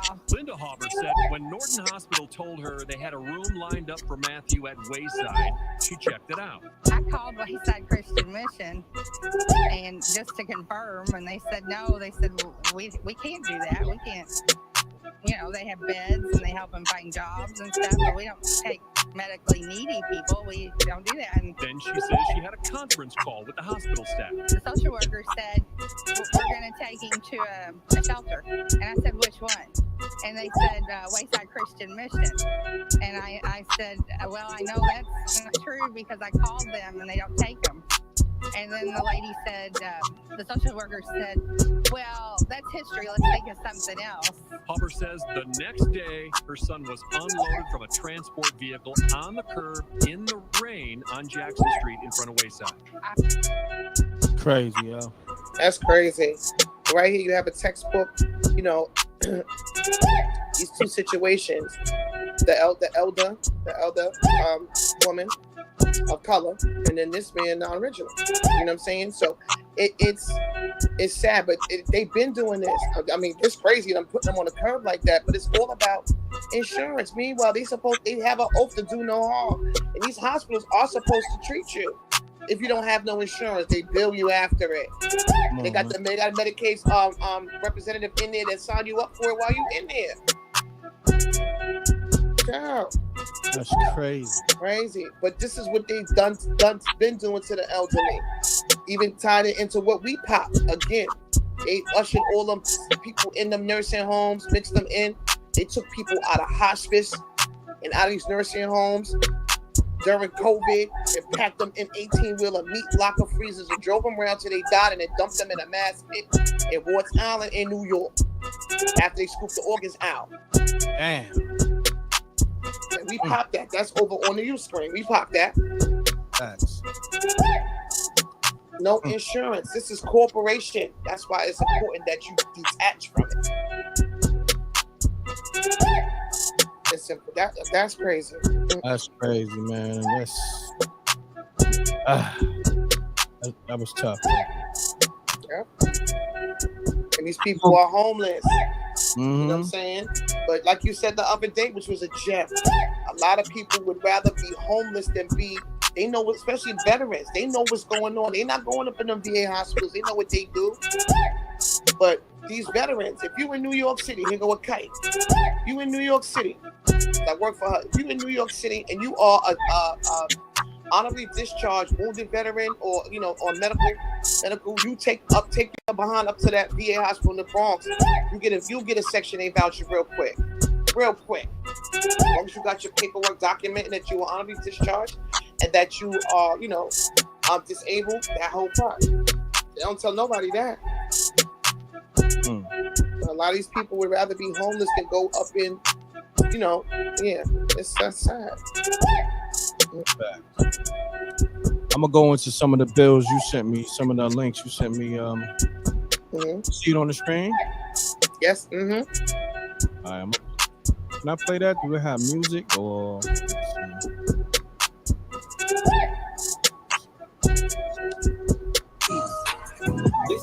Got some music. So let me just take the audio off.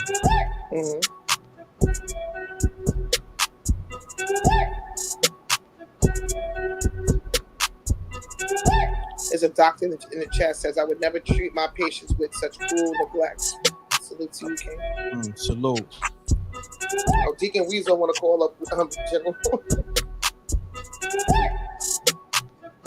Well, we got to finish the show. So. Right.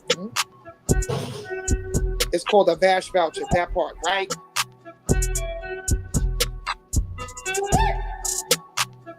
So, Irv, give us some commentary on this video right here. Okay, this basically is a compilation of people who have died from myocarditis and blood clots. Back in 2021, there was a lot of people that was dying from, first they was skin rashes, but then dying from blood clots in the brain and in their body as a result of that serum. So now you got a compilation, and you got Joe Biden skin mask with the deflection. Ciao. You see a lot of athletes, a lot of basketball, football, just dying, right? Deaths at an all-time high. Don't ever trust them again, right? See, they showing you football players. People just falling out on TV. Ciao. Crazy. But what? I'm not gonna laugh. Damn. Then when D.L. Hughley fell out. Word. Right. Word. Yeah. He Damn, fell out just like that. Let me see. Yeah.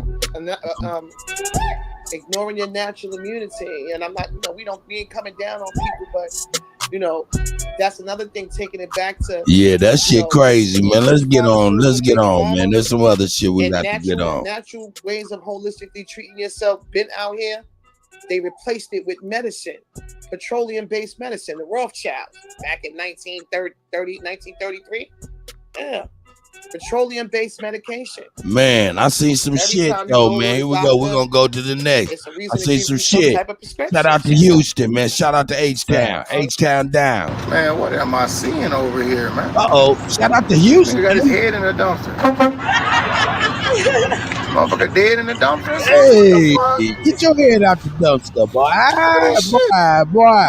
Hey, man, this right here is symbolic to the motherfuckers that I deal with on a daily basis. Niggas be thinking about straight up trash in, trash out. Hey. Oh, she said she can't hear the background music. Shout out to you, Alexis B. Let me turn it up for you. Is that better? Hey, I be thinking that's too loud. Y'all had to let me know if that's better. I know for the future. But hey, man. A lot of niggas think about trash. And nigga, they think about trash. And what come out their mouth but trash. Trash in, trash out. You know what I'm saying? So shit. I just want to give a shout out to all of the trash heads out there. From coast to coast. We don't want your trash. And you look funny with your head in the trash. Let's get it. Here we go.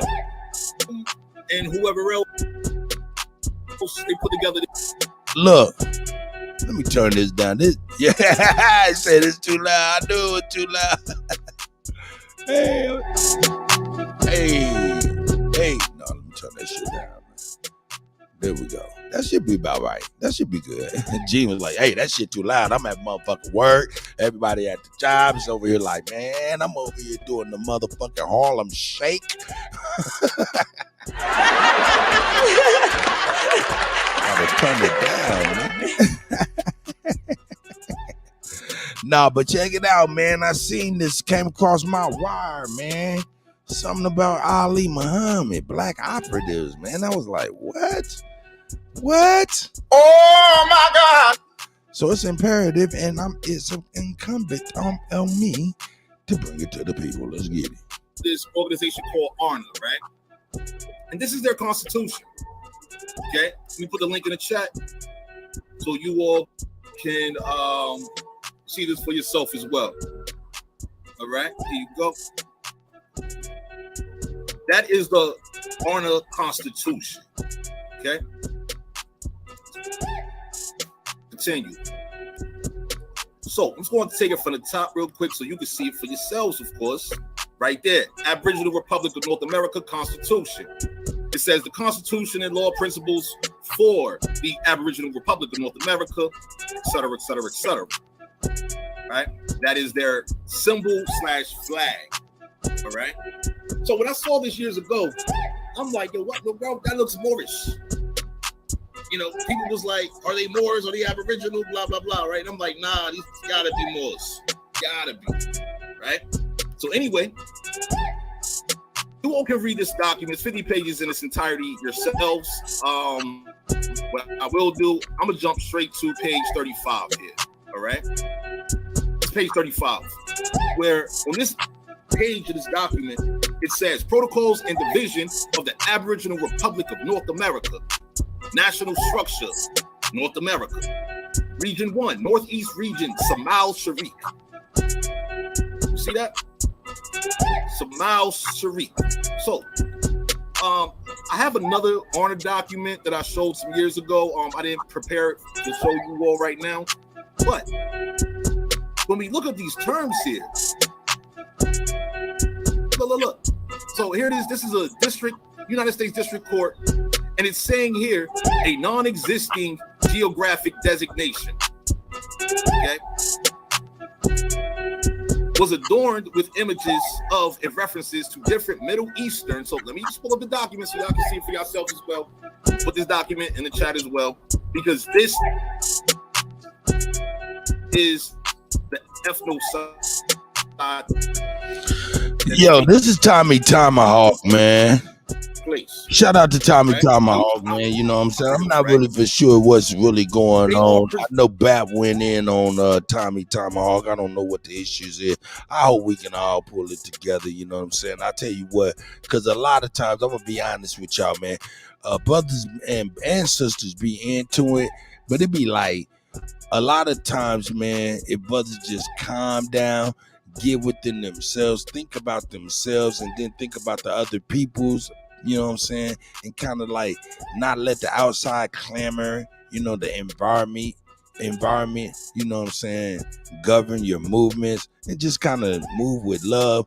Usually shit don't be what it be made out to be. So, you know, shout out to everybody. I hope everybody can get it together, man. That's why I'm bringing this, though. I want to see what he's talking about as far as Ali Muhammad, because this is crazy. So shout out to everybody, all the gods, Goddess Bab, Supreme Chief Holiday, Holbert, Sister Soul, everybody. Sister Bethy, man, god damn it, Holbert, man, everybody, god damn it, everybody. Shout out to everybody. Let's get it, man. But I'm gonna try to hear what he talking about, man. Cause a lot of times, like I said, I be bringing this stuff when I be wanting to watch it myself. So we watching it together. Let's get it. Presenting F-side, dealing with our American people's culture, heritage. They are defacing, desecrating the names of our land, names of our people, etc. This is what's going on. This is active. I didn't make none of this up. I wouldn't be involved in anything like this. Hold on, is the thing gonna come up or what? There we go. It's running now. So here we go. So this is something called the Murakush Caliphate of Amexem Incorporated. What the fuck is that? As Murakush Imperial Temple of Amexem. They're the plaintiff versus State of New Jersey. Hey, good morning, Noble. Yeah. And so let me just go ahead and run that search real quick right here. Let's go ahead and find that terminology that they used over here. This Samal Sharik. All right, that's what we're looking up, because once again, this is a name that they are using, right? So look, this is on page 11 of the 71-page court document, right? It says, asserted that the Murakush Society was located at Moran Kokush Principality, Timbuktu Territory, Samal Sharik, MA. So I guess that's Massachusetts or something. I don't know. Or America. I don't know. I don't know what that MA means. But anyway, it says a non-existing geographic designation. Continuing. Was adorned with images of and references to different Middle Eastern and North and Western African antique symbols, architectural monuments, and medieval geopolitical bodies such as Egyptian Eye of Ra, Malian Sankor Mosque, ancient city of Marrakesh, etc., and utilize Arabic terminology, frequently distorted in its English transcription. Wow. Pretty interesting, ain't it? So, just to be clear here, right? We have this court document which dates back to, what's the date on this? 2011, all right? It's dated 2011, okay? It was filed May 13th of 2011, right?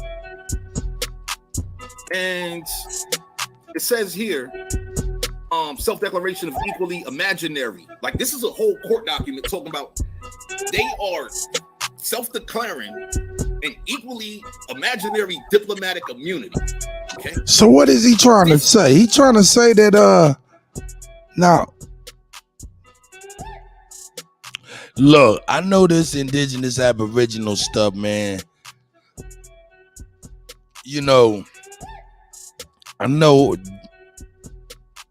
there's contentions with the history when it comes to the Moorish paradigm within the whole situation, right? You know, there's obvious contention, right? So I really don't get the contention myself all the way, so I can't really speak on it. But what I can say is this. When I was growing up, not knowing anything, not really caring about this stuff at all, I always heard them, you know, when the Moors was referred to, it was always referred as if they were adverse people. Some of the stories or some of the things I've heard was like, you know, they sold us out. They were working with the enemy, you know what I'm saying? They used to be eunuchs, you know, used to be the personal slaves and stuff like that of the enemy, womb to womb. So I never really knew. That was all hearsay and shit like that. And then I got brothers that are Moors, and they're good brothers, man. I love them brothers and sisters, man. You know what I'm saying? I couldn't judge them as if, you know what I'm saying, they did something adverse, because of course they never did. But the history is confusing when it comes between the Hebrews, Moorish, and the indigenous aborigines. Sometimes, man, hey, we had to break that down, man. You know what I'm saying? Even for the Kutty, man. But shout out to the brothers and sisters that be written in the work. Here we go. Hey, I see you said you goddamn it, nigga. Yeah. This is what I call circus shit. Okay? This is really what is going on out yeah, against our American people. This ties into the ethnocide that I was speaking about in previous weeks, right? Continuing here, it says Moorish movement. In 1998, the United States Court of Appeals for the Seventh Circuit, I see you, my brother. being one of the first courts to detail the concept of Moorish movement, observed as follows. The Moorish Science Temple of America is a Black Islamic sect. All right? 3/4 of his temple's congregations are inside prisons. That 75% of his temple's congregations are inside prisons, meaning they may be criminals or they are criminals. Because, you know, we got people that are falsely convicted and sentenced every day. You know, it's been going on without alone. Absolutely. This happens, right? However, they're associated to prisons. 75% of their congregation is incarcerated, all right? The Moors, as adherents to the Moorish Science Temple of America, to the Moorish Science Temple are called, have their own version of the Quran. And as a list of prophets that includes, in addition to the prophets recognized by Orthodox Islam, Buddha, Confucius, and the founder of the Moorish Science Temple, 2 groups vie for leadership of the sect. One in Mount Clemens, Michigan, headed by someone referred to as Grand Sheikh Moderator Brother R Love-L, and one in St. Louis headed by someone referred to as Grand Sheik Jerry Lewis Bey. The suffixes L and Bey refer to the African tribes from which the Moors believe black people are descended. You see this. This is a legal document here. Tomahawk Tony did not make this up. I don't go around just assigning L's and Bays to people's names and all that. I don't do that. All right? You will never hear anything about me assigning people these type of names. Anyway, let's get back to this Samel Sharik. Let's get back to that. So, it says they're located in the Timbuktu territory of the Samel Sharik Abika region. And then they have these coordinates by an unidentified state of New Jersey driver and agent for the defendant, the New Jersey State Police for the defendant, etc. So they are literally, what's going on here in regards to the American ethnocide against our American people, they are literally renaming our territories. Sister Soul, how you doing? I sent you the link also, Sister Soul. Feel free to tap in at your convenience. But they are literally renaming North American territories. It's already bad enough that too many of our people do not know the original names of our territories. That's bad enough. Yeah. But for the fact that they are actively invested in renaming our territories to something Moorish and African, that is so offensive. Imagine if our American people was to go to Europe, go to Asia, go to the Middle East, go to Africa, and we start putting American names, Choctaw, Chickasaw, Creek, Muskogee, etc. We started naming everything over there, claiming it as ours. This is a form of colonization.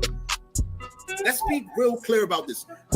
This is a form of colonization, which reinforces the fact that the Moors, the real bloodline Moors, because I don't know these people's genealogy, their ancestry, etc. But for the fact that they're claiming Moors, they're claiming to be colonists by default. Okay? Yeah. I see.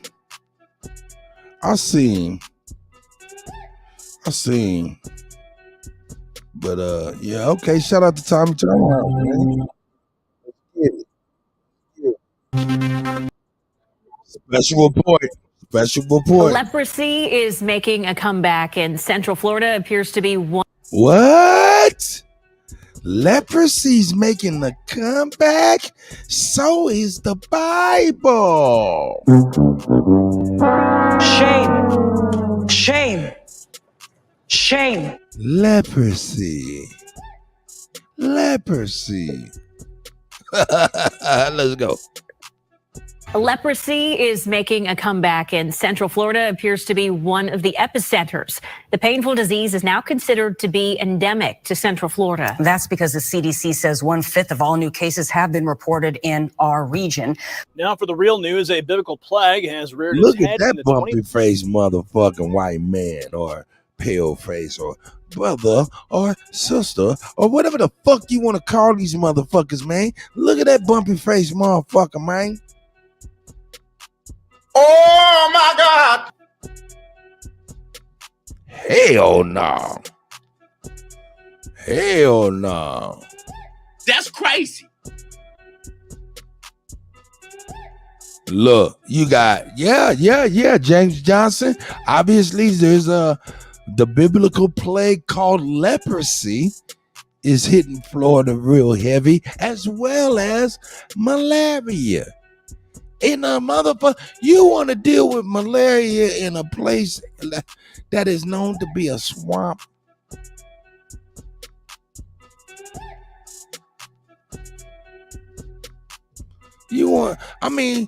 By nature, a swamp got mosquitoes. You don't want to be in the area. Here we go.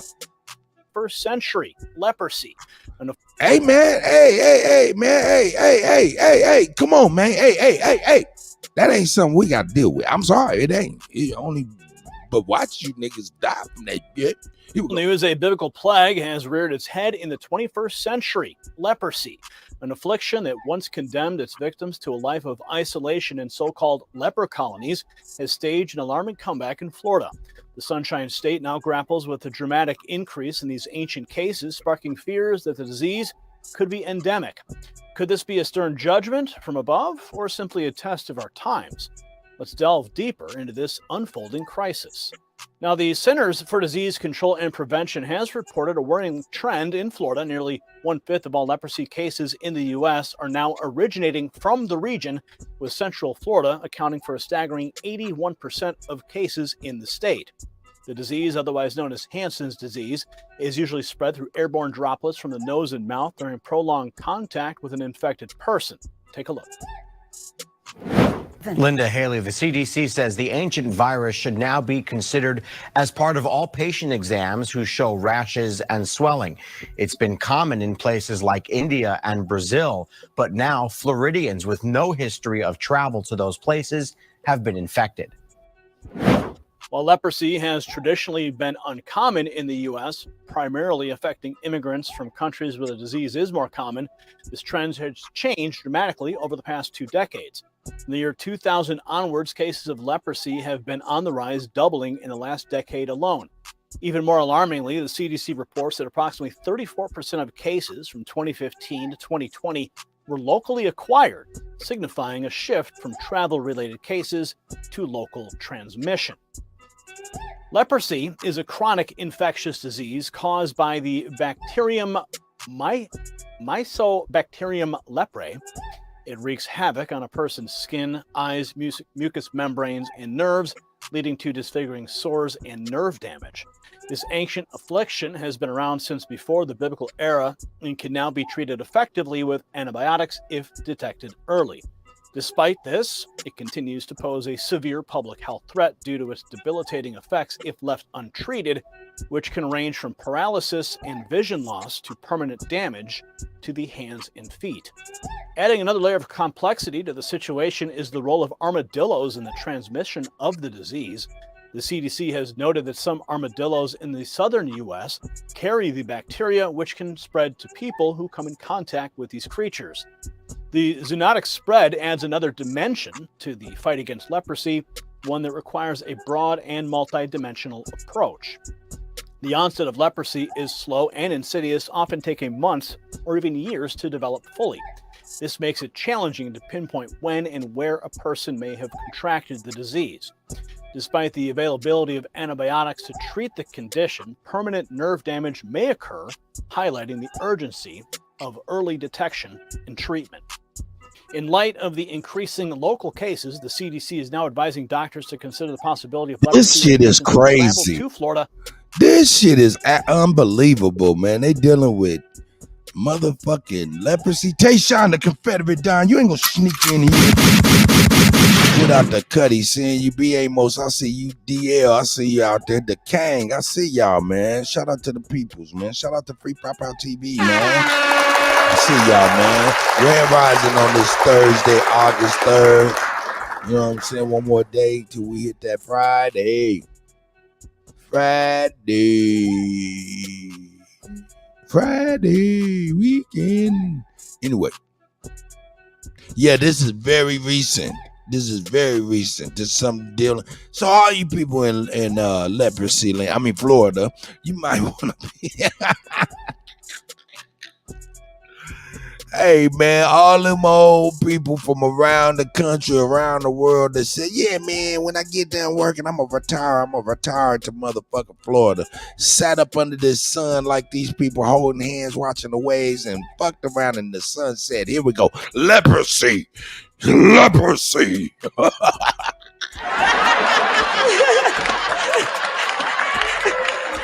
They laid out there with their corona, all kicking it, smelling like coconuts and shit like that. And the universal guide in the sun said, leprosy.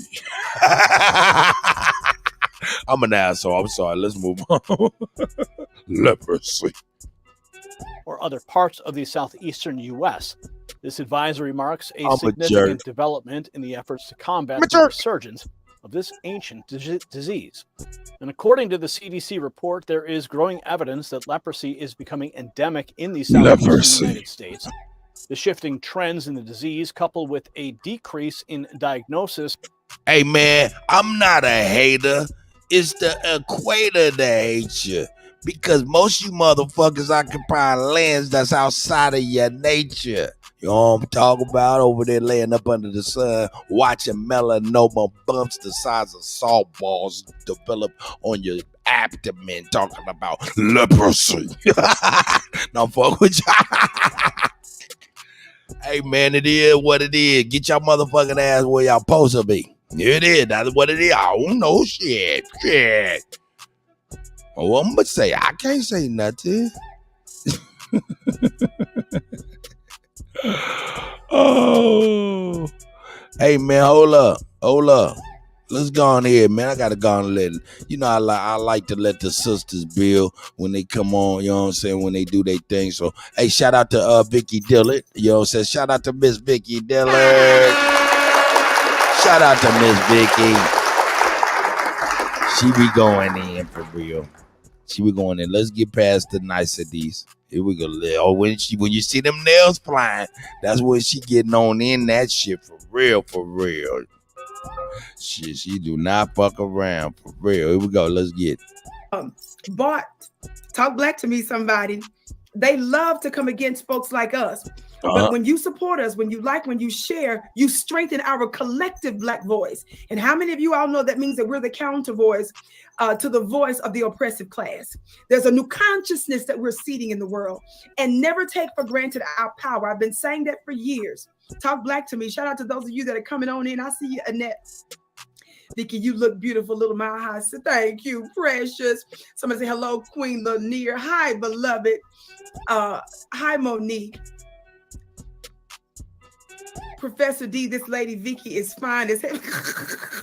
Thank you so much, precious. Larry, thank you all so much. Yes, it's live. And even if it wasn't live, watch it, because my words are powerful and they ship shape. It don't matter if I'm live or not. I know there's an energy when we go live. That's why I come live. Talk black to me. But I'm saying even if I wasn't, you need to watch and rewatch again and tell other folks to watch the Vicky show. Talk black to me. On the count of three, for those of you that haven't, everybody hit that thumbs up button, would you? Hit On that the thumbs count up, of three, thumbs hit up, that thumbs up, thumbs up, share, thumbs up. share the broadcast. Are you ready? Share. One, Shout out two, to three. Vicky. Thumbs up. Goddamn it. Hey. Thumbs up, thumbs up, thumbs up. Hey, thumbs we up. eat the fish and we spit out the bones. Hey, Thumbs up, y'all thumbs niggas up, get thumbs y'all up, heads thumbs up. up. Goddamn gutter. Share. I am so excited, family, to share with you today's topic. And I promised you some time back that I would continue discussing this. What is it? We know that the presidential election is coming up very soon. November of 2024 is right around the corner. And I told you that I was going to be on top of this because I knew that they were going to up the ante with the propaganda to make you forget. Talk black to me. What your open enemies have not done for you. This is a time where they're trying to seduce you into political lovemaking. Somebody talk black to me. Yeah, This I is got them trying to roofing throw a little company something out in your here. drink to get you Little inebriated brothers company. Hey, hold and up. out Let of me your stop mind. this, man. Hey, man. Hey, look, check it out. I know it's very, very, very hard, right?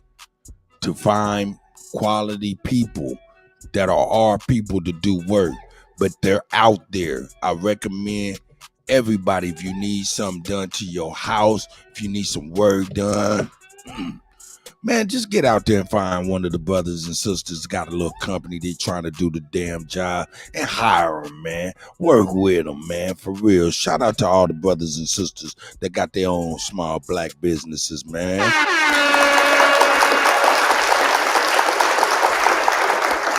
For real, I got my little brother, man. My little brother got a company called Air some shit, man. You know what I'm saying?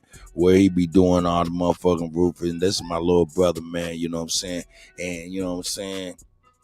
I looked out for his little brother. You know what I'm saying? His little brother, man, was my little dog. You know what I'm saying? Shout out to church, man. Shout out to church. May the universal God and their ancestors have received my little brother well. But yeah, man, my other, you know what I'm saying, his big brother, man, got a company, man, doing roofing, man. Fuck it, nigga. Come on over here, nigga. Do the goddamn job, nigga. I love you, boy. Get the money. Here we go. Get the money.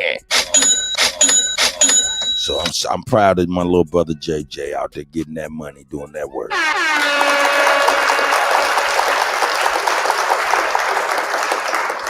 In a minute, I'll show y'all them niggas out there slaving. They snatching roof off, man. I'm talking about, man, shit.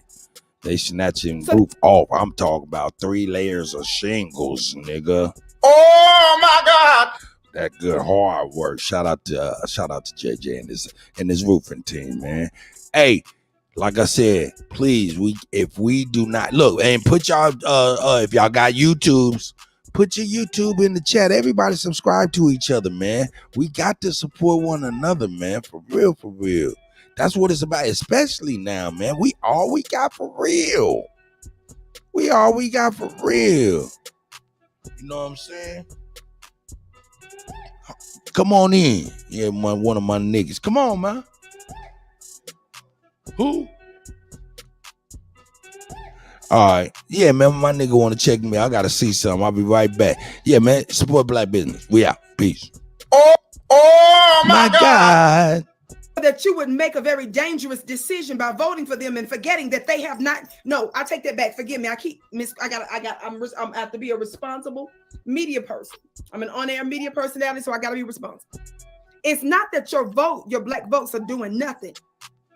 It's that they're doing nothing for you. Let me hit the gavel on that one. For those of you that don't know, the Vicky Show is the home of the hand claps and the gavel raps. I said it's the home, baby. Revelation I got about 18 plus years ago. I was black to me almost 20 years ago, and I brought it when I came to some of these different multimedia platforms. Pac-Man, whoa, Vicky, sexy. Y'all, look, I'm not playing with y'all. I am not playing with y'all. I'm not playing with y'all. Who paying y'all? Who paying y'all? Thank you, of course. Family, hit that thumbs up button. Share. Would you listen? This is important because I want you to know that your word matters. This is not a symbol that should be associated with just your lawmakers and judges.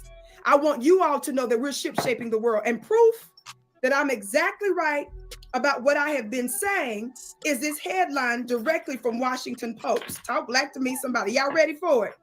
Y'all look at this headline from Washington Post. I've got another piece that I want you to see as well. Washington Post. What does that headline say, family?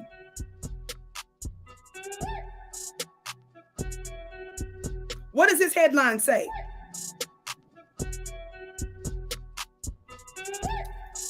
Let me turn it the other way so you can get the full view. This is a sister that they got on the front cover. Washington Post. Do you all see that?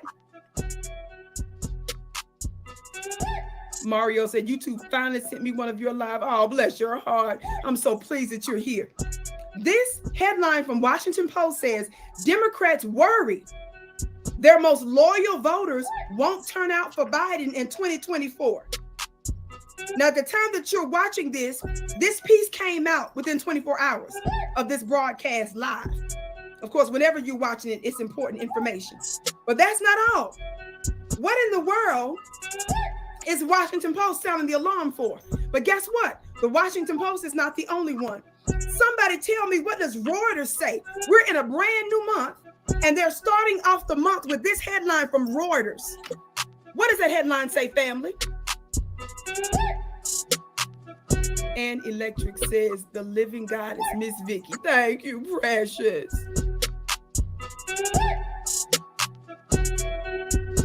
Do you all see this? Some black men lose faith in Biden, Democrats in 2024. Now watch this. I'm going to have to bring some of you all up to speed. Remember, we were mocked and literally cussed out and called simple Simon mother effers because we disagreed with the job that the Democrats were doing for black folks and because we demanded reparations inter alia. You had Joy Reid, you had professors, you had all of the black talking heads, you had white talking heads, literally telling black people, specifically black men, literally to shut up. Simone Sanders, world-renowned linebacker, who put her life and limb on the line for Jim Crow Joe Biden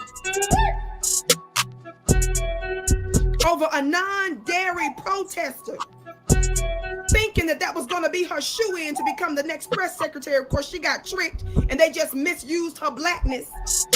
And she was basically forced out of the White House because she was devastated and humiliated when she realized that her zaddy was not going to make her the face of the globe of the country, the spokesperson for the country, which we knew and prophesied. God today.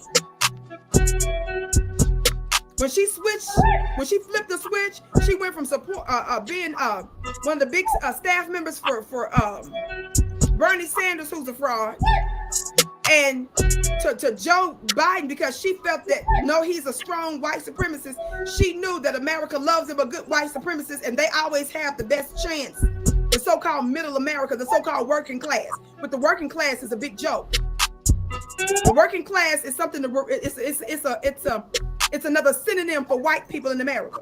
The working class, when they were referring to white folks as the working class family, let's be real. The only people that ever worked to make America anything was black folks. How white folks got so rich is because they was barely working. But we're gonna leave it alone right now. I'm just saying. When they keep pushing this notion of the working class, white folks are devastated and pissed off that they ever had to work.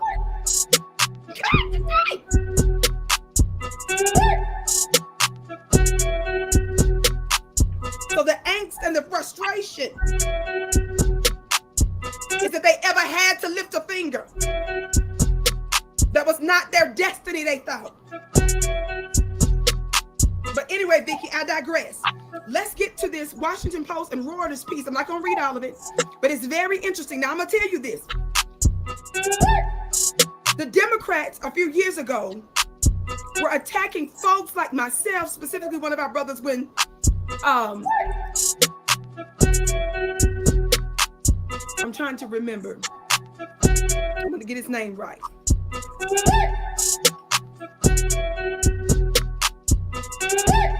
Hold on, family. Give me 1 second. Thumbs up, thumbs up.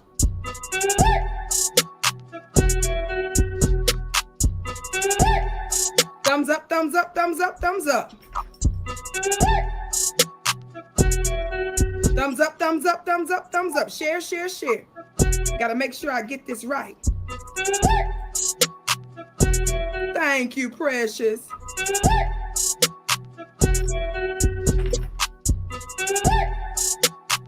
I want to pull this up. Because see, some of you all may think Vicky's making stuff up.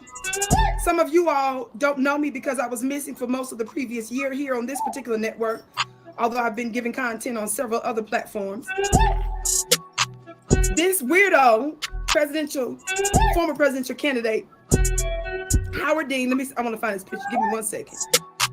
Thumbs up, thumbs up, thumbs up. I don't want y'all to think I'm making nothing up, you see. Share, share, share. Share, share, share, share. I'm looking for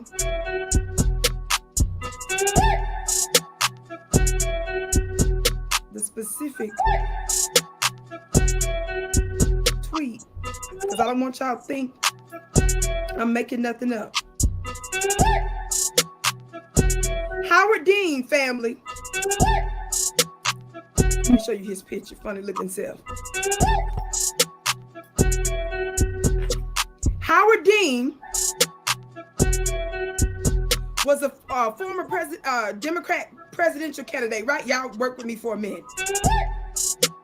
I want to show you this live. This came to me and I want to show you this live. So be patient. Don't you dare compare me to the useless mainstream network folks when stuff just be shiny all the time. The way I do stuff is shiny. The lulls, the screaming, the hollering, the academic part of it, the comedy part of it. Everything we do, the spirituality part of it, everything we do over here in this piece is perfect. So don't even compare us to them devils. This is Howard Dean. Former governor of Vermont, I believe. Ran for presidency. Was a top DNC darling. Some of you may or may not know that his, funny looking self told our brother to read when he was criticizing Kamala Harris about playing up, using black aesthetics to try to get our vote. He literally told him to shut the F up. Simone Sanders, the linebacker I referred to, who thought she was actually going to become press secretary. You all be patient with me because I like to go over this kind of stuff. I never take for granted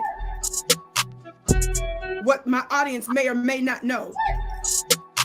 Don't ever forget the stuff that's normal for you may not be for somebody else. So Simone Sanders, our world-renowned linebacker, skills unmatched by any other football player that one can name. She exemplified extraordinary linebacker skills when she jumped in the way, y'all. She didn't let security do their job. She jumped in the way, so she over a non-dairy protester for Joe Biden, thinking that was gonna make sure she got a job. Just made a total fool of herself. She told black men to shut up in a tweet sometime back when she was deciding who she was going to work with in the early stages of her transitioning to Joe Biden. This is before a lot of stuff was official, before the team she chose, which was Biden, later on ever won, all this kind of stuff.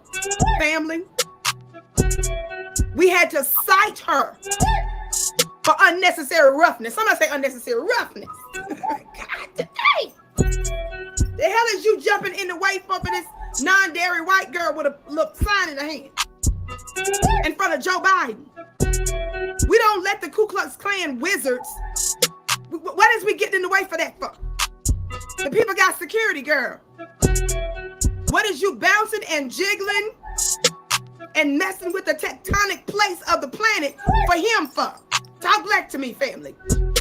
I believe in the juiciness of a beautiful black woman's body, but when you go to using it for your open enemy, baby, it just ain't. It's just not. It's something else. When you show yourself to be an enemy, you get treated like an enemy. Everybody hit that thumbs up button, would you? Thumbs up, family. Share. Now watch this. Let's get back to this article. I'm bringing that up, reminding you, remember Roland Martin called our people Simple Simon mother effers, right? Because we disagree politically. Joy Reid mocked us. They brought on, like I said earlier, black professors. They brought on all kinds of people. The White House shields they sent out. They did all kinds of stuff to disrespect us, to undermine us. And we told them that they was going to pay for disrespecting us. They were going to pay for ignoring us. They were going to pay for not pushing reparations because we're the ones that put them in power. We tell them what they're supposed to, the policies that they're supposed to push, and they refuse to push things specifically for their most loyal base. Now, earlier I told you that our vote was useless, and I said I had to correct that. The reason why I said I have to correct that is because our votes were useless for us. But they yield extraordinary results for the white Ukrainians, for the white Afghans, for the legal and illegal immigrants, for LGBTQ, and of course for the other traditional white oppressive individuals. It did something for everybody but us. It did stuff for the AAPI community, the Asian Pacific Island community. The world is wanting to know how in the hell did Ukraine get reparations before black people? How is it that your very black billions of dollars in part that went to Ukraine is paying for white Ukrainian pension?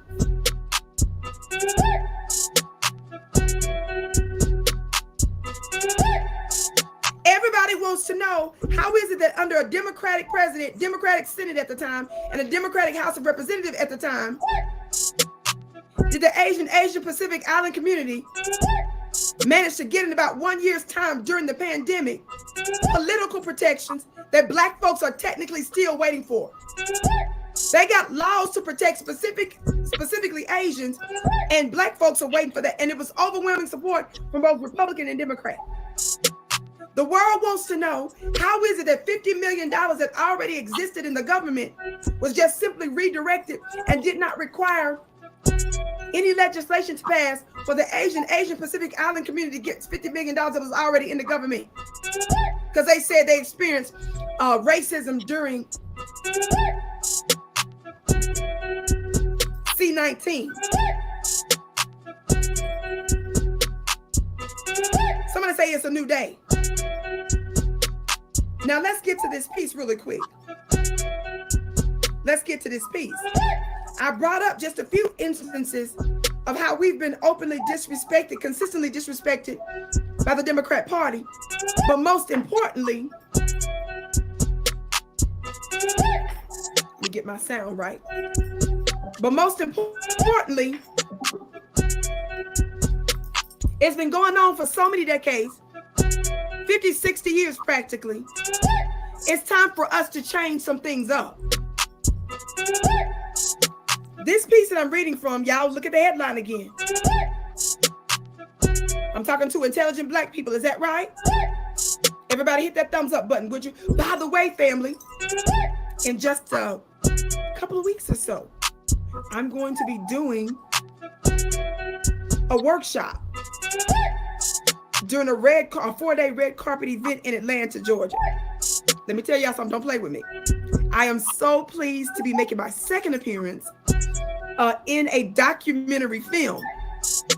In celebration of that, in promotion of that, I'm going to be there with some very high profile folks, so many yummy people that's in this film that many of you all may know about, and world-renowned producers and executive folks that have put this piece together called B1 the film.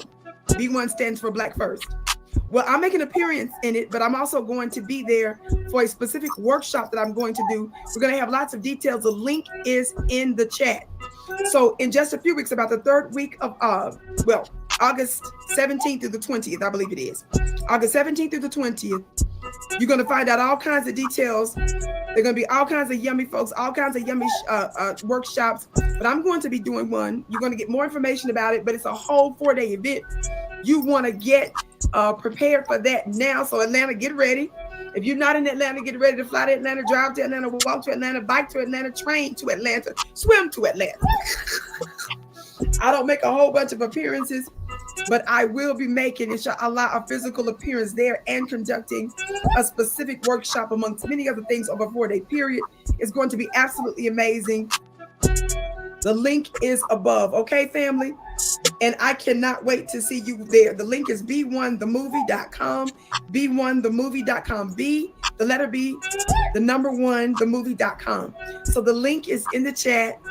I am so excited, and I hope to see you there, okay? Now, the reason that's also important, believe it or not, is because this is about us growing our power with media. This is us making an even greater footprint in the movie industry, in the film industry. Shout out to Vicky Dillon. We don't despise the fact that you're watching me on multiple social media platforms. Talk black to me. And yes, I intend to be on even more platforms, including some of our other black social media platforms that have popped up. But as you all can imagine, I'm a one-woman show that's been dealing and overcoming, yes, a serious autoimmune illness since I've been on some of these platforms for several years now. So I've got people that's coming into my life that's helping me to access some of these places over the spaces over the next few months and years. Of course, my main platform is my own website at vickyplanet.com. So we spread out our power. But by doing this movie, this B1 film, this is something that can be shared with the world, educating the world, reprogramming the world with truth, telling our stories our way, where black folks are the business folks that's behind it. Talk black to me. Black folks are the masterminds behind it. Yes? So many people love to say, well, we need to have our own. We need to do our own. Well, this is it. The link is above. Talk black to me, somebody, and I'm so excited and pleased. Some of you all have named me the Queen of Black Media. I didn't come up with that. I did an appearance some time back in a Muslim magazine called Rise Magazine, and they labeled me the new Queen of Black Media. So we're using alternative media to do it, and not just one platform, not just one mode of getting our message out. Is that right, family? And we don't despise, as the scriptures say, small beginning. Your support enlarges our voice, strengthens our collective Black voice. Yes? Vicky, get back to the article. So what is the Washington Post saying in this piece? Democrats worry their most loyal voters won't turn out for Biden in 2020. Somebody said, congratulations, thank you. But this is for us. Listen to this first piece. Democrats are worried about a potential drop next year in turnout among Black voters, the party's most loyal constituency, who played a consequential role in delivering the White House to President Biden in 2020 and will be crucial in the bid for re-election. First paragraph of this major Washington Post piece that just came out, they're trying to talk about how crucial we are and what a loyal constituency we are. But how do the Democrats prove that we're that? Are they pushing policies that are specific and pro-Black? Are they pushing economic plans that benefit specifically us? Hell no. And they're doing it now while we're in 2023 because they know 2024 is just around the corner and they're in big trouble. The truth said, Vicky, the Black voice that makes sense. Thank you, beloved. Now remember, they mocked folks like me. Remember your current press secretary, the job that Simone thought she was going to get. Your LGBTQ, Haitian immigrant background, Kareem Jean-Pierre. She still has me blocked on a couple of her platforms. Now, because she's with the White House now, it's really illegal for government employees to just capriciously block someone unless, there's a legitimate reason. Y'all know I don't be trolling these knuckleheads. They be just trying to shut down my voice and my impact and drawing more attention to those individuals. So she was upset, watch this, about a broadcast that I did that had hundreds of thousands of views. I was sick. Some of you all probably don't even recognize my previous broadcast. I had so many prescriptions and biologics and steroids stuffed in my body. It was a weekend. And I spontaneously did a broadcast and went viral. She was so upset about it because I called out Susan Rice, which was a State Department worker. I called out Gail King. And I called out some other governmental folks, and I briefly mentioned her name. She wasn't even the main focus of my broadcast, but I briefly mentioned her name because she went on Morning Joe on MSNBC to defend some madness. Ask yourself, why would the current press secretary still have me blocked? And at the time, she was poised for this position. So ask yourself, why do they care what Vicky thinks? Why do you care about this Black woman that's over there with a gavel, screaming and hollering? Why do we care about what she thinks? It's my spiritual power. And it's what I teach in my club, Vicky School. I got a little bit of lipstick on my teeth. It's what I teach in my spiritual school at clubvicky.com. Excuse me. Matter of fact, the link is in the chat. Clubvicky.com. I teach us how to activate our power. I don't care that America says that she is the biggest bully and military on the planet. Do you all know that there are other types of power that can be a serious, formidable force? And that is a spiritual power that we can unleash that will have real effects in the natural realm. The very spiritual systems that they tell you are demonic and of the devil, that they made you fear. It's some magic stuck off in there. And that's exactly what I teach you in clubvicky.com. If you had any sense, you would join that today also. The link is in the chat. This is why they're upset. Because there's a new, not just a new changing of the guards, but there's a changing of the gods and goddesses. God means one with force and power. Everybody hit that thumbs up button, share. Retweet this, put this on your Instagram page, put this on your Facebook page, text this to somebody, email it to somebody. And don't make me be the one to beg you to do that. When you find value in something, some of you all make go viral. People that you ain't never heard before, stupid stuff, people on motorcycles, somebody spitting on their mama, somebody doing jumping jacks. Some of you all use your platforms to put strangers there. And then you reluctantly every now and then like on my stuff like you're doing me a favor. Silly. I'm doing the globe a favor, knucklehead.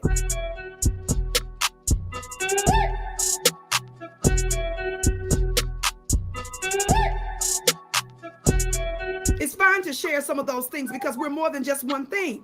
I'm a girl. I like beautiful things. I like girly stuff too. But you're not going to find me just making go viral stranger stuff and me not keeping the main thing either. Talk black to me, somebody. Be conscious about what you're doing. Some of you all don't even have to be asked. You don't even think about it. You automatically like, you automatically tweet, you automatically comment, you automatically send money and resources.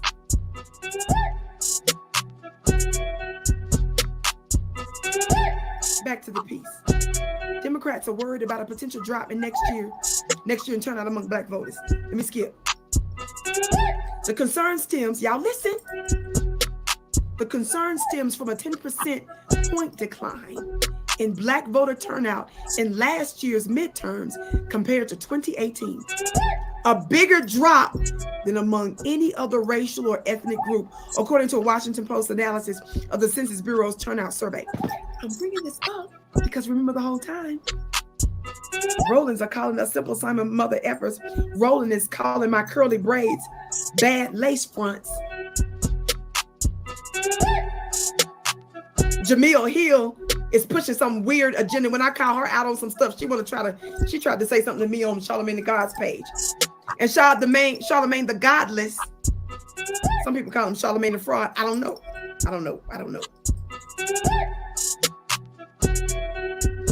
He's sitting there on the one hand acting like he's doing some pro-black stuff, but on another, he's behind the scenes stopping black folks from exposing them folks.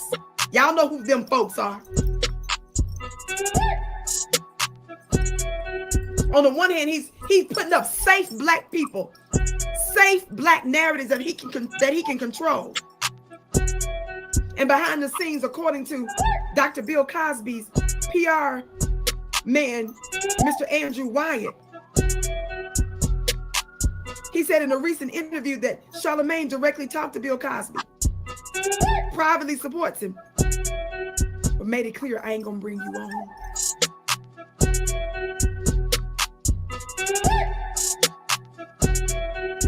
Remember, before them folks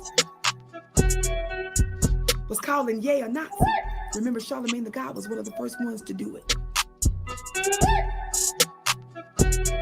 Remember Charlamagne the God was the one who was behind the scenes trying to stop him from having a voice on Drink Champs. I ain't even for none of them little crazy shows most of the time anyway, but I'm just saying, I know what it's like to have a big network reach out to me to do a new pilot political debate show. Get ready to fly your sister with the curly braids in, only for them to pull the plug and to put other black folks there a couple of months later. Because somebody behind the scenes is working to undermine powerful black voices. The Griot, Byron Allen's little weird, useless print publication, got folks like me blocked. Your Tamika Mallory's have me blocked. You got athletes that have publicly said ugly things about your sister. Ask yourself why. They fear that what we say and think might become contagious. It might catch on in ship-shaped lives. Talk black to me. So we have to discredit. We have to call you names. But now they were saying all this stuff, doing all this weird stuff. And that's just a little handful of people or entities that I can think of off the top of my head. These are the people that tried to act like we were insignificant and we didn't matter and we were unimportant. But now they're admitting that we've been doing some real damage and they're shook.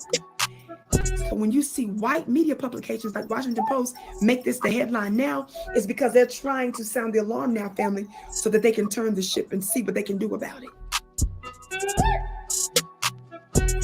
Did y'all hear what I said? It says again, Such warning signals were initially papered over. Watch this. Listen. Such warning signals were initially papered over by other Democratic successes in 2022. The party picked up a U.S. Senate seat in Pennsylvania with Senator Ralph Warnock when he won re-election in Georgia, and anticipated losses in the House were minimal. But in key states like Georgia, the center of Democrats' plans to mobilize Black voters in large margins for Biden in 2024, turnout in last year's midterms was much lower among younger and male Black voters, according to the internal party analysis. Y'all listen. The drop in Black turnout has become a focus for Democratic leaders as the party reorients to next year's presidential contest. I bet it is.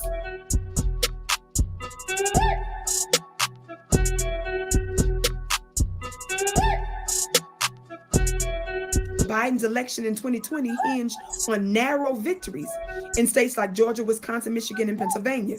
And the former president, Donald Trump, had won in 2016. Democratic activists are cautioning that the party can't afford to let support from Black voters slip.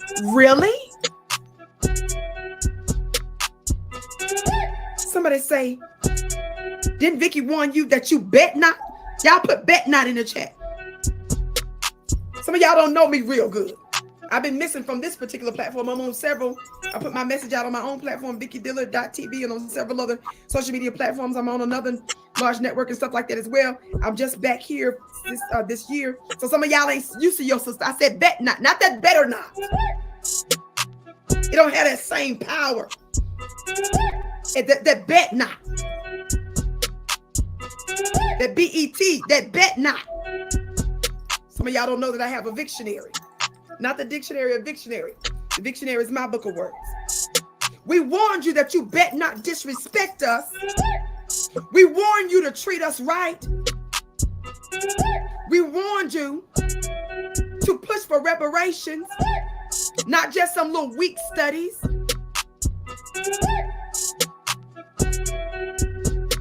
And now y'all shook. And you decided to wait till the last minute. You decided to give everybody everything, and you felt that you were entitled to the Black vote. And I told you all, if you are any one of my day ones that follow me on any of my other platforms, you know that I warned y'all a year ago, I'm going to be talking about this, whether you like it or not. I don't care what subject is going on, what's going on in the world, because my goal is to affect the presidential election. This Congress needs to reach out to us. This Congress and this president ought to be trying to see. They ought to be trying to blow up Vicky Dillard's phone.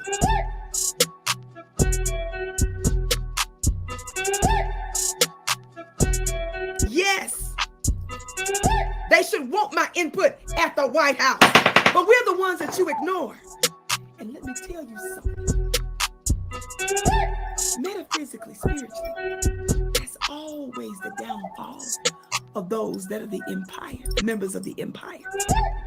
The diabolical imperial forces, their downfall is always the little thing that takes them out.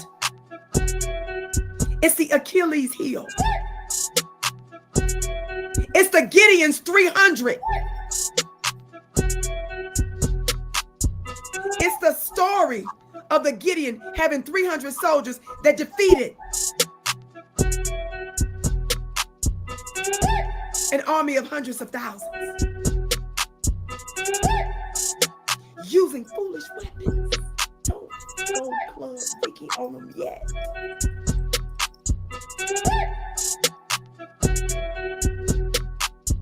I said they defeated their enemy who outnumbered them significantly, using foolish weapons and a different type of frequency.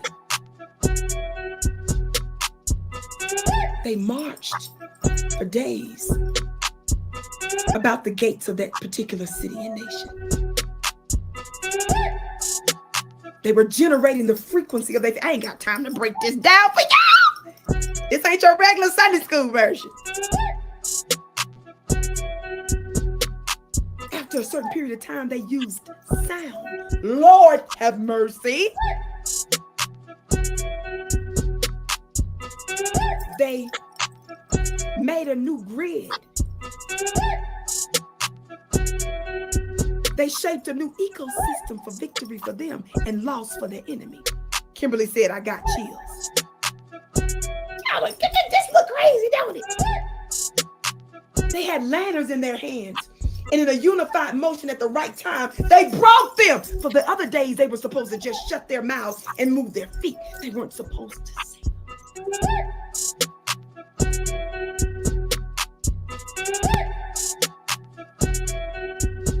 Me and my metaphysical partner, we're working on a supernatural CD for the past couple of years. I'm going to be downloading prophetic sounds, and he's going to be doing old ancient mantra sounds. Why are we doing weird stuff like that, baby? Because you more than one meets the eye. And we need some other kind of weapons that's going to disable the ones that we've been told are the most powerful.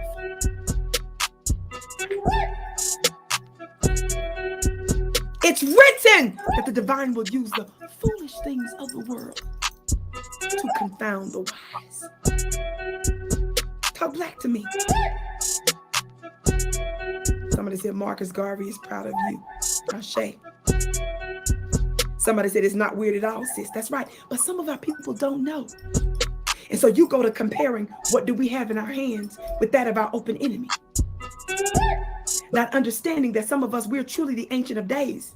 And we've always been able to use the dust and the stuff of creation to recreate some stuff.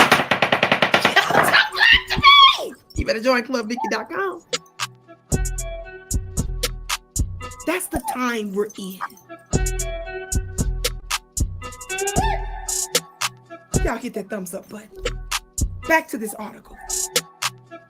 W. Mundell Robinson, watch this, founder of the Black Male Voter Project, shared a dire assessment of Democrats' potential turnout problems with black men. Somebody say, oh, really? I told you, y'all, they just put this piece out. Washington Post sounded alarm. Reuters sounded alarm. Why are all these major white media outlets all of a sudden talking about the problem now? Baby, this is how they sound their alarm to the powers that shouldn't be, so that they can start putting their tricks together to lull us back to sleep. What did he say? In many of the battleground states, y'all listen, he said many black men are, listen, this is a quote. This is the part I wanted to read. I had to scoot down a little bit to get to this part. But listen to what this black man, again, he's the founder of the Black Male Voter Project. Listen to what our brother said, Mr. Robinson. He said, quote, black men are, quote, sporadic or non-voters, meaning they're registered but have voted in one or none of the past 3 presidential elections. Robinson said, Democrats spend too much time focused on converting conservative-leaning white women in suburbs who they see as swing voters. Instead, he said, they should focus more on turning out black men, viewing them as swing voters who are debating whether to vote or stay home. But y'all told the black men to shut up. Your head Democratic, one of your top Democratic darlings, told another black man to shut the F up. Tiffany Cross, who's now fired from MSNBC. How many of y'all remember Tiffany Cross? How many of y'all remember Tiffany Cross? How many of you all remember that before, right before they fired her, she was bringing on Roland Martin on the weekend because nobody wanted it.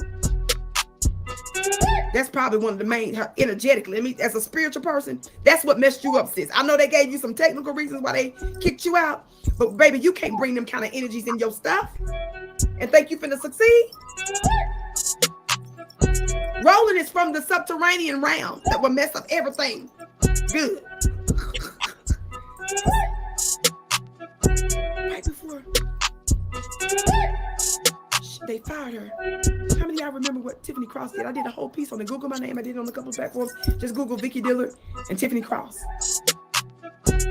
Tiffany Cross specifically called out a couple of alternative black media folks and told her MSNBC audience not to listen to us. If we didn't mean nothing. And if we're insignificant, and if we're idiots, and if we're simple Simon MFers, as her guest said about us years ago, and continues to cuss us out, and continues to tell us to kiss his black ass, which of course I have prophesied and explained to you, that defies the laws of physics to be able to kiss all that behind.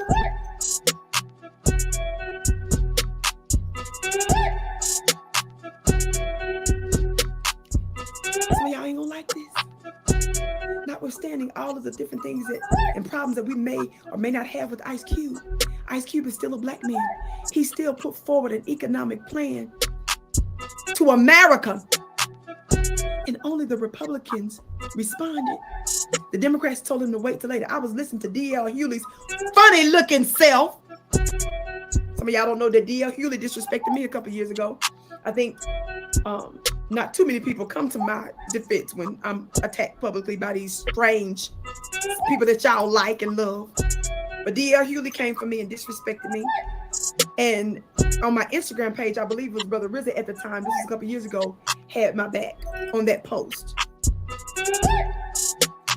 Well, D.L. Hewley disrespected me, and then after that, D.L. Hewley blocked me. That's just like a week. Look, let me just leave it alone. Oh, you weak. Raccoon, I'm gonna leave that right there. So, D.L. Hewley came out talking about, well, yeah, Ice Cube, he telling Ice Cube, well, of course the Democrats told you that they were going to wait till after they win before they were going to do something with your plan. But he said, D.L. Hewley going to say, because the Democrats told you that, Ice Cube, because they didn't have power. No, fool. DL is a disgusting, useless tool. That's D1 and not B1. D1 means you Democrat first and not black first. We don't care about labels, spiritual ones, religious ones, or political ones.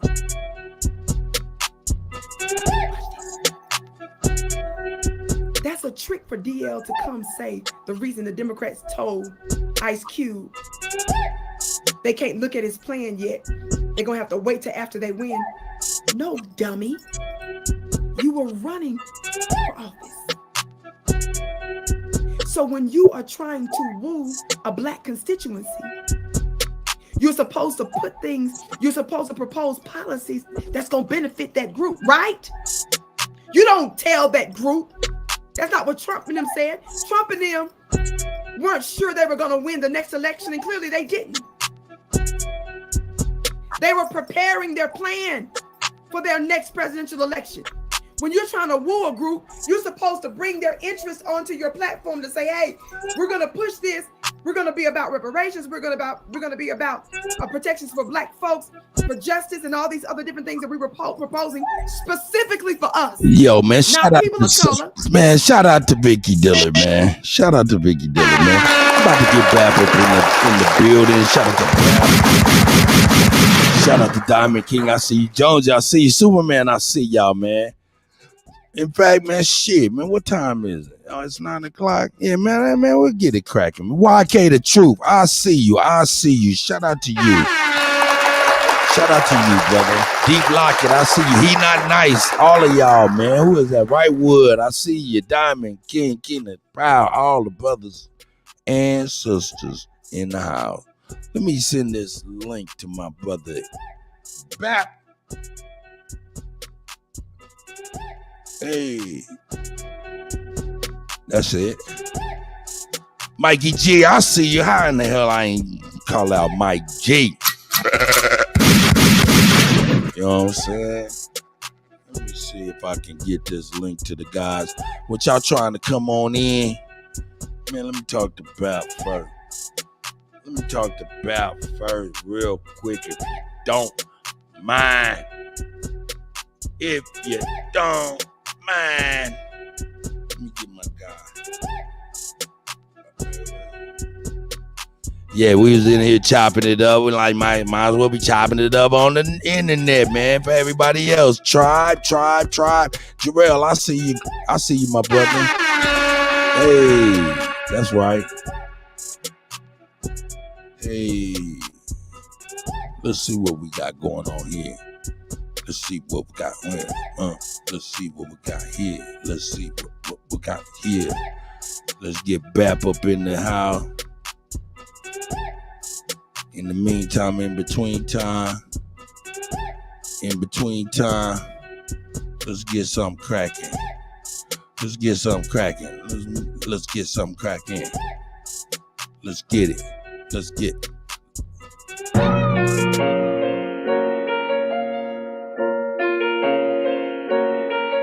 Yeah, that's right. That's right. That's right. That's right. That's right. Yeah, better ask about me. I'm a cold piece. I might start a war for my OG. Big Aboriginal power coming right up. Since like 03. Yeah. Niggas trying to turn me To the old me. Bunch of guns, bunch of dope things. I was cooking work up in my pro wings. Central side my jersey, that's the home team. Man, I need my concert speakers on. I just cracked the seal on that codeine.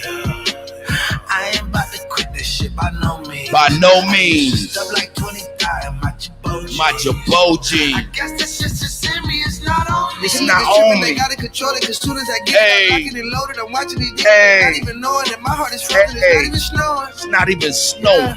Yeah, I think I fell in love with the form. Hey. Yeah. What?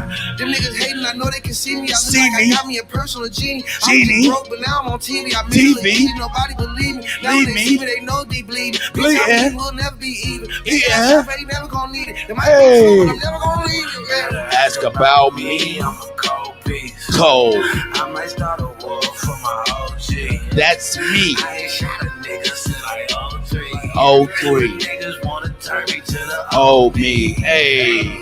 Bunch of guns, bunch of dope things. I was cooking work up in my pro wing. In my pro wings. Central side my jersey, that's the home team. That's right. And all them niggas gon' eat, they keep their nose They keep clean. their nose clean. I just cracked the seal on that codeine. Then pull me up. What? Eat, they keep their nose clean. I just cracked What? the seal on that codeine. Huh? Eat, they keep their nose clean. I just cracked the seal on that codeine. Then pull me up. And I ain't about to quit this shit by no means. I used to stuff like 20,000 my Jaboji. I guess that shit just in me. It's not on me. Like, nigga, you broke, don't roll them dice. Don't roll Nigga, them you dice. Don't want your life. You All must my don't niggas want don't it. want them stripes. They All want my them guns stripes. got optic sights. Them I'm on optic this shot, but sights. it's not for lights. And Not if he for wants lights. them hot ones bite, Bite. I might make for an awful night. An awful night, nigga. Hey. I know that's right. Hey. Nigga, these bullets ain't got no type. Hey. 2, 2, 3. Shoot through shit like a 2, 2, 3. Boom, boom, boom. Hey. That's right. Down, ain't lose no sleep. Nigga. Yeah. I know that's right. Nigga, these bullets ain't got no type. That's right. Hey, somebody get backspin on the fall. Tell him I got these niggas. They better ask That's about me. I'm a cold piece. OG. I ain't shot a nigga since like 03. The niggas tryna turn me to the old me.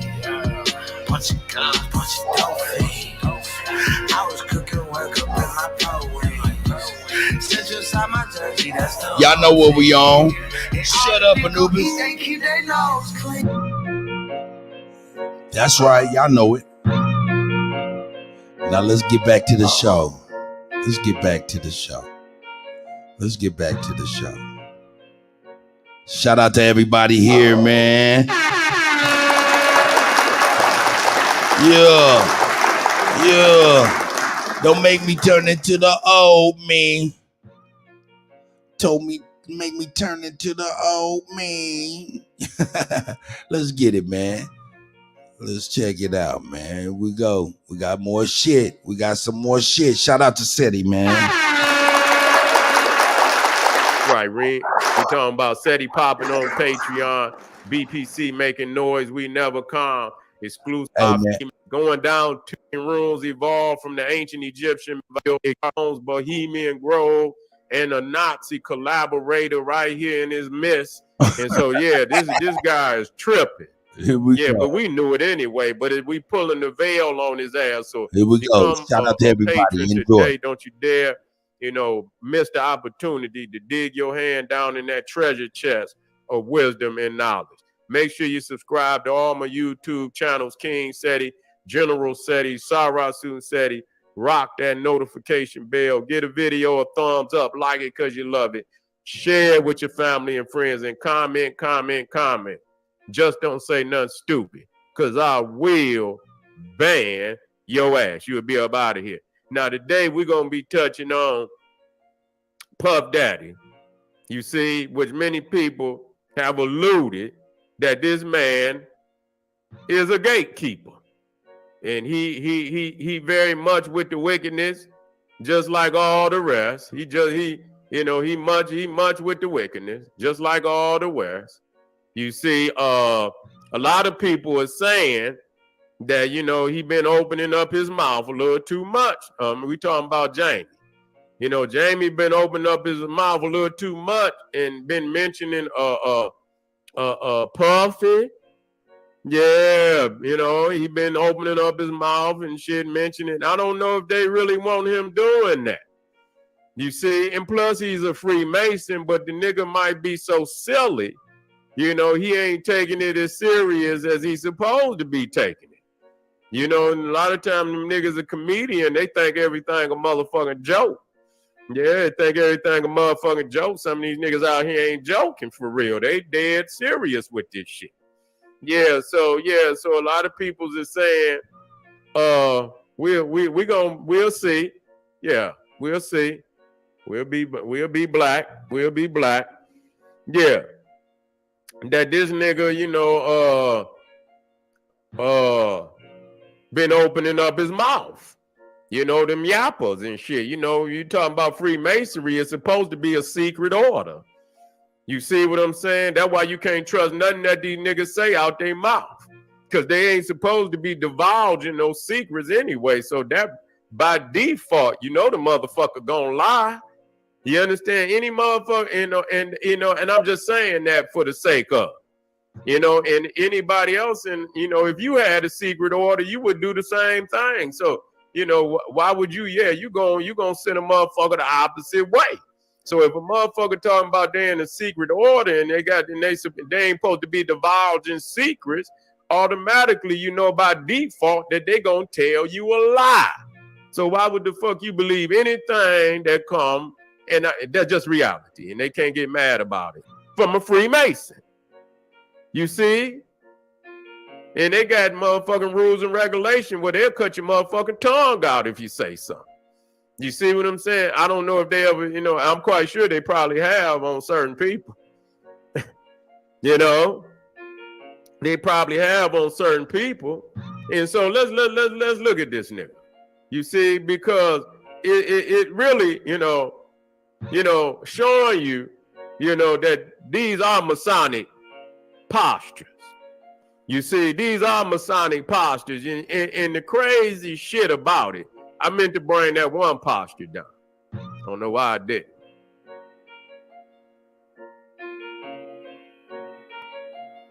Yeah, it's the same one right here with Nas and Hitler. Yeah. Same one. Yeah, we come hard body over here. We put motherfuckers straight on. We put your motherfucking ass on the map, nigga. I'm gonna make you famous, nigga. You're already famous, but I'm gonna make you famous for another reason. Yeah, a lot of people didn't know that Hitler was a Mason. Yeah, he was a Freemason too. Yeah, you can see these niggas. I want you to see this now. Yeah. So the thing is, see, this is for the brothers. And I had to say this. How in the fuck can we trust you if we can't distinguish you from the rest of these motherfuckers? You see? Ain't even trying to. I ain't even trying to. I'm showing you this, though. I'm showing you this. That this is what it is. That these motherfuckers is so these is You know, and so it's in degrees that, you know, they get, you know, they got rank and file and shit. You know, that the, you know, that the Cro-Magnon Neanderthal is at the top. He the one give out the you know, the marching orders. Yeah, he the one that give out the marching orders. So yeah, this motherfucker in a lot more. You see, they in that same order. You know, and you wondering like how the fuck is they really warring against one another when all the motherfuckers in presidents and shit is Freemason, yet and still they war against. Is it real? Is this a setup? Yeah, we have to ask ourselves that question. That even the wars is not real, just set up. And so you see. Yeah, you see old Jamie, he with, and you know, and he with the whole cabal. He with the whole cabal and shit. You see what I'm saying? And that's Masonic gestures. You understand what I'm saying? One point at the other, you see that, you know, you see it look like a gun, but it's an L and shit. That's Masonic. That's Masonic. I can show you over and over and over. Both of them is Masonic in nature. You see what I'm saying? So you see that they all, they hang and shit and this, that, and the third. And so as he hung with them, now he on the inside with Puffy and shit and this, that, and third. And Puffy's a stone cold Mason. Yeah, he got more rank and file than the rest of them motherfuckers. You know what I'm saying? And so he got, he can call shots over them niggas. He can't call shots over the white boy, but he can call shots over them niggas. You see what I'm saying? And so, let me get back down here to Puff. Yeah, and so, now a lot of people ain't gonna understand this. Matter of fact, let me get that one down here. Let me get that one down here, cause I'm gonna touch on Pac and them again tonight. Yeah, I'm gonna touch on them, but let me get this one. Well, I got the, it is what it is, man. It is what it is. Yeah, it is what it is. It is what it is. But I'm hey man, shout out to Seti. Man, I got my brother Bap in here, man. Big Aboriginal power. Yeah. What's the vibes, man? Man, everything good, man. Everything good. We was on the phone, so we like, fuck it, man. Might as well get on the air, man. Yeah, man. We here with it. You got the morning show, the cut show. What's going on, everybody, man? What y'all got going on, man? That's right. Hey, Seti breaking down this Messianic connection right here. This shit kind of deep right here. Yeah. You know what I'm saying? Hey, that's the premise of the morning show, man. We find a lot of stuff that we can disagree on, man. But a lot of times, man, with the geopolitical news, all this influence from secret societies here and there, you know what I'm saying? We all kind of have similar viewpoints and perspectives on that stuff. And I like to highlight those things. What say you about? Yeah, I agree with that. I agree with that as well. Look, most of the geopolitical things that's really affecting our people, we all agree on. Most of the shit that we don't agree on deal with ideology or historical narratives. But other than that, man, I rock with a lot of shit a lot of people say, especially when it pertains to protecting and elevating the people here in North America. The so-called Negro, the so-called black man, the Aborigine. You feel what I'm saying? That's right. And sometimes you get those disagreeables who, a lot of y'all brothers have a lot of experience with. Anubis, I'm on the show, man. Come on, quit rocking my mic, nigga. Anyway, that y'all full, that y'all pretty much had y'all proper feel with. When they come over here sometimes, and I can kind of weed them out a little bit because a lot of things that, they disagree about over here, they shouldn't. And it really calls them out. Right. So they don't be over here a lot, I like to take them out to deep water in my way, you know what I'm talking about? Just to see if they can swim a little bit, you know what I'm talking about? Yeah, stretch them out a little bit, because if you over here on some Mr. Disagreeable shit over here, I'm gonna ask you why. To be honest, Seti ready to leave this African shit alone. He just need to have a conversation with a brother like Aboriginal Power to go in so deep on this to just give him that proper understanding. See, Seti got it. Seti just got to evolve his consciousness to the Americas and understand who he is.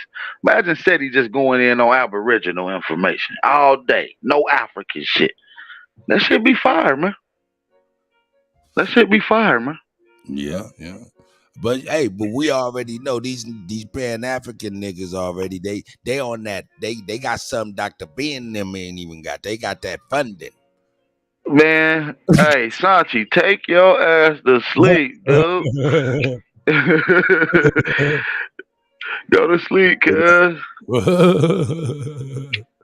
Hey, man, shout out to everybody. Nabi. Shout out to everybody in the building, man. Bridge Third, Yaya. Yeah. I see y'all in here in the building, man. Shout out to the family, man. Turn me up. Y'all know the vibes. That's right. Y'all heard it. Hey, Bap, hold up, man. Let me make some silence real quick. For sure. Let me make some silence. Hey, say turn me up real quick. Turn me up. Y'all know the slogan, man. That's all I need right there, nigga. I'm gonna come back and snatch that up. We'll have that done. Yeah, I like that. Yeah, we work while we work. You know what I'm talking about? And when we work while we work, make the girls twerk. Hey. Oh, nigga. My grandkids would be embarrassed if they was here they pop on. Hey, Kenneth Powell, you right, bro. I believe he is on his way, man. I heard a couple conversations from Seti that let me know he's on some American shit with it. You feel what I'm saying? He just don't want to abandon the ship and the following that he have accumulated over time. But you got to understand the impact for him just changing and elevating his consciousness will impact his people far more greater. You see what I'm saying? So yeah, he's on his way, man. He just gotta have these conversations, man. It's time for the Aborigines to really lock in. Shout out to all the Aborigines and American Indians doing their thing, man. It's a beautiful time to be an Aborigine. Hey, you know. Don't hurt yourself, nigga. I ain't paying for that shit. Oh shit. Whose voice was that? That nigga Kutty voice changed. That nigga said, that nigga talk. That nigga say, hey. I ain't paying for that shit. This nigga just slid down the motherfucking ladder, nigga. Don't be doing that goofy shit, nigga. Hold up, let me put a camera out here, nigga. Fuck all this shit, nigga. OSHA, stay OSHA safe, nigga. Yeah, when you was screaming up there, boy, your voice sound different. Your shit got a little different, fam. Hell yeah, nigga. Hey, you know it was like, yo, nigga. Yeah, nigga, get your motherfucking ass, nigga. Stay safe. I can't have a deep voice if I wanted one. My shit, the more I yell, the higher pitch it goes. That motherfucker don't do right. Check it out, Bap. Hey, check it out. You are now tuned into Big Aboriginal Power. Yeah, that shit hard. That shit sounds scary in the You got a hell of a voiceover tone. That'll be like the narrator whole documentary in that deep low tone. Like what's the nigga from that did the father's voice in Lion King? You know what I'm talking about? As soon as you give me a script, I start stuttering like a motherfucker. That's me too. They got freestyle. It sound good to the motherfucker. They start reading it. The duck went across the lake. Hey, no doubt. Hey man, shout out to the guy Bap. Y'all see all the shit Bap be doing. Bap be spitting on these niggas, man. Then get on in the research and start spitting on these niggas again. Yeah, that's his name, James Earl. That's who Kutt sound like with that deep voice, James Earl Jones. That's his name. Luke, I am your father. He said, now Simba, I told you one day. Yeah, that deep voice. But nah, man, we working on some big shit, man. We got some shit. We brainstorming. We putting shit together. Y'all just be on the lookout, man. It's a beautiful time to be an Aborigine, man. Things is on the up and up. Technology can be utilized for our own benefits, as well as other benefits. You know what I mean? But we utilizing it to help us do what we need to do. That's right. You know. They said Kutt sound like Tone Loc. Yeah, the Tone Loc from Baby Kids when he was a little baby. Nah, like, yo, you gonna change my diaper? Yeah, I could do that one too. You know what I'm saying? I could do that one, or else I can go Wild Thing. We silly as hell. Boss 221 in the building. Hawkeye, Navi Poet. Is in the building, man. Shit, man. We might as well let brothers come on in and talk that shit, man. Yeah, let's chop it up. Yeah, let's chop it up with the gods and goddesses. Hey, hopefully Navi will get up in here. You know what I'm saying? Y'all make sure y'all don't be all heavy voice. And I can hear Navi, so I can hear all the sisters when they trying to speak. But yo, yeah, y'all be modest, man. Be modest. Be modest. Yeah, man. All that motherfucking bravado and shit. Machismo. Uh-oh. Shout out to the elder. I hope his heart is not heavy. Alabama. That's Keep them running. Colored grizzly. Cut. You kill him. That's right. Hey, we's in here, man. Y'all see it. Copper Grizzly is in the building. We got the elder Alabama. You know what I'm saying? Yeah. You know, if C. Moses don't come back with the East Indian red dot, let me just remind you of two things real quick. Most may not remember. Bobby Jindal, Nikki Haley. How the hell did they become the governor of Louisiana and South Carolina? You know? Well, you got these East Indians riding the backs of American Indians in the Confederacy. Do we seem to forget those things? Man, And that's if you how they don't got remember you. Nikki Haley, don't forget Dylan Roof and Mother Emanuel in South Carolina. Don't forget the sister that climbed the ladder, climbed the flagpole to snatch down the goddamn Confederate battle flag. We kind of forget these things, Kutty.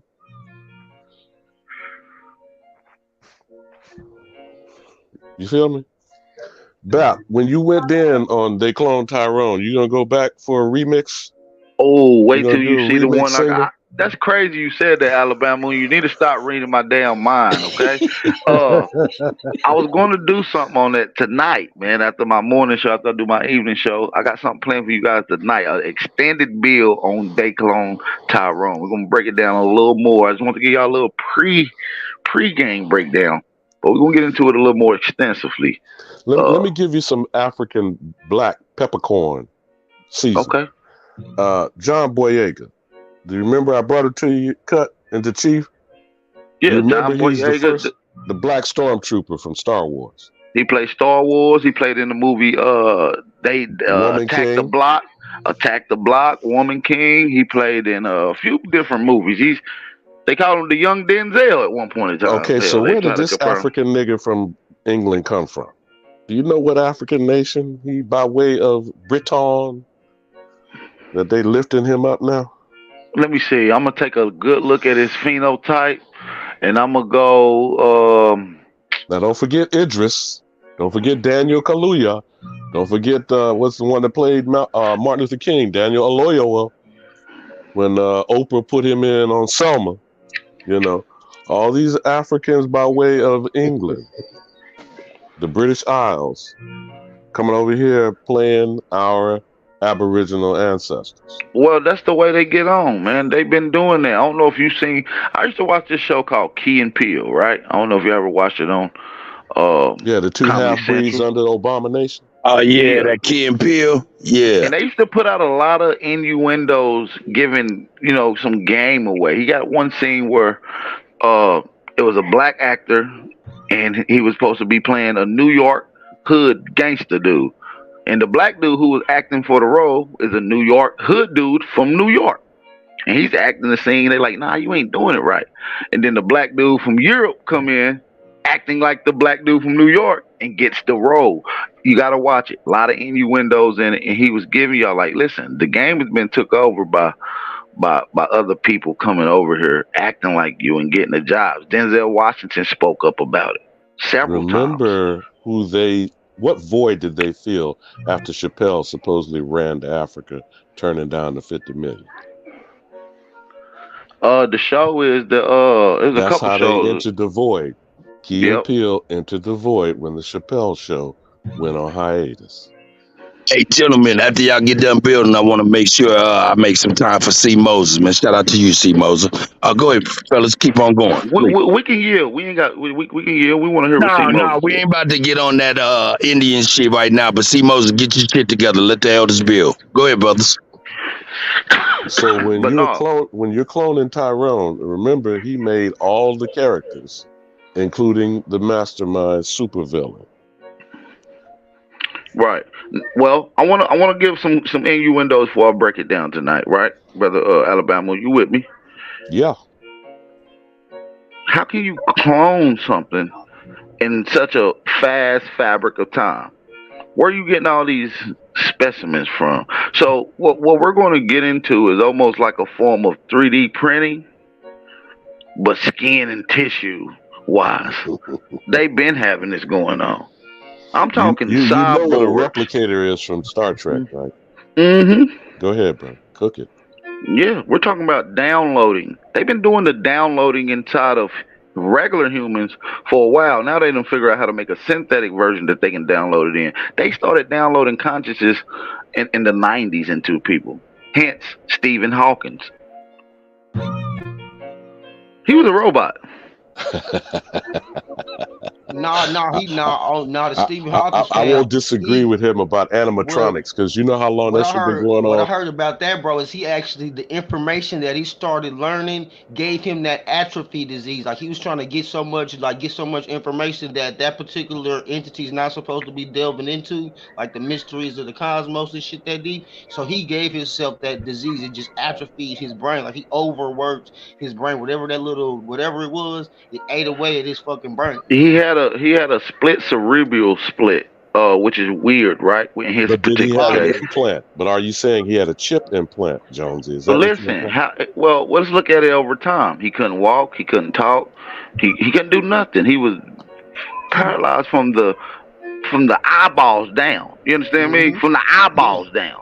You But he understand did what go I'm to saying? college and shit, so he was smart. He did go to college and had like a collegiate. No, little life even in before. college, after his injury, he had something weird happen where he could read two different books from two different eyes. Like one eye reading one book and taking it in, the other eye reading the other book on some lizard shit and comprehending it.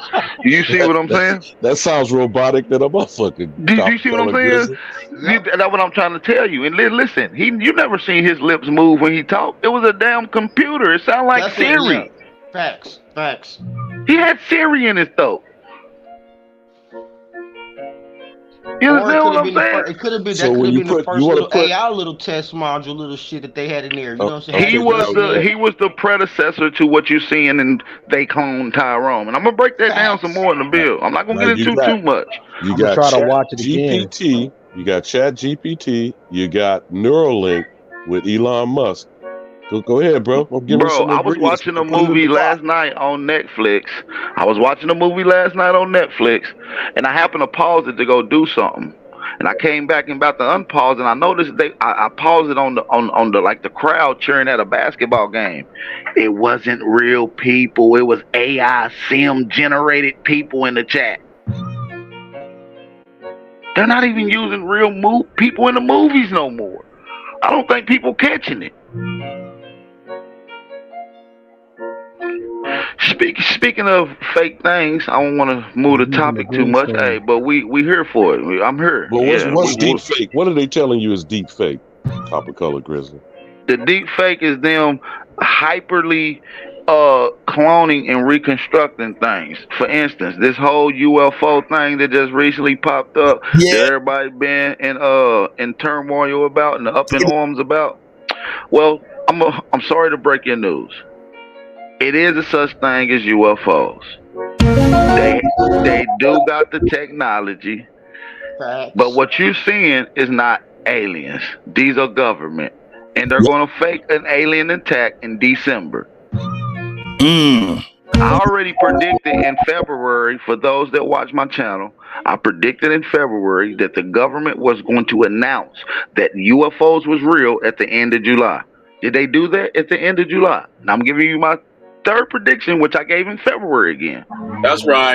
They're going to fake an alien attack in December. It's going to be an alien attack. It's not going to be real aliens. It's going to be the government with synthetic cyborgs that they created in the lab. Now, War of the Worlds is from the 1930s with Orson Welles. That created his jump off of his career. War of the Worlds was a radio broadcast. Now it's a movie that Tom Cruise remade, 15, 20 years ago?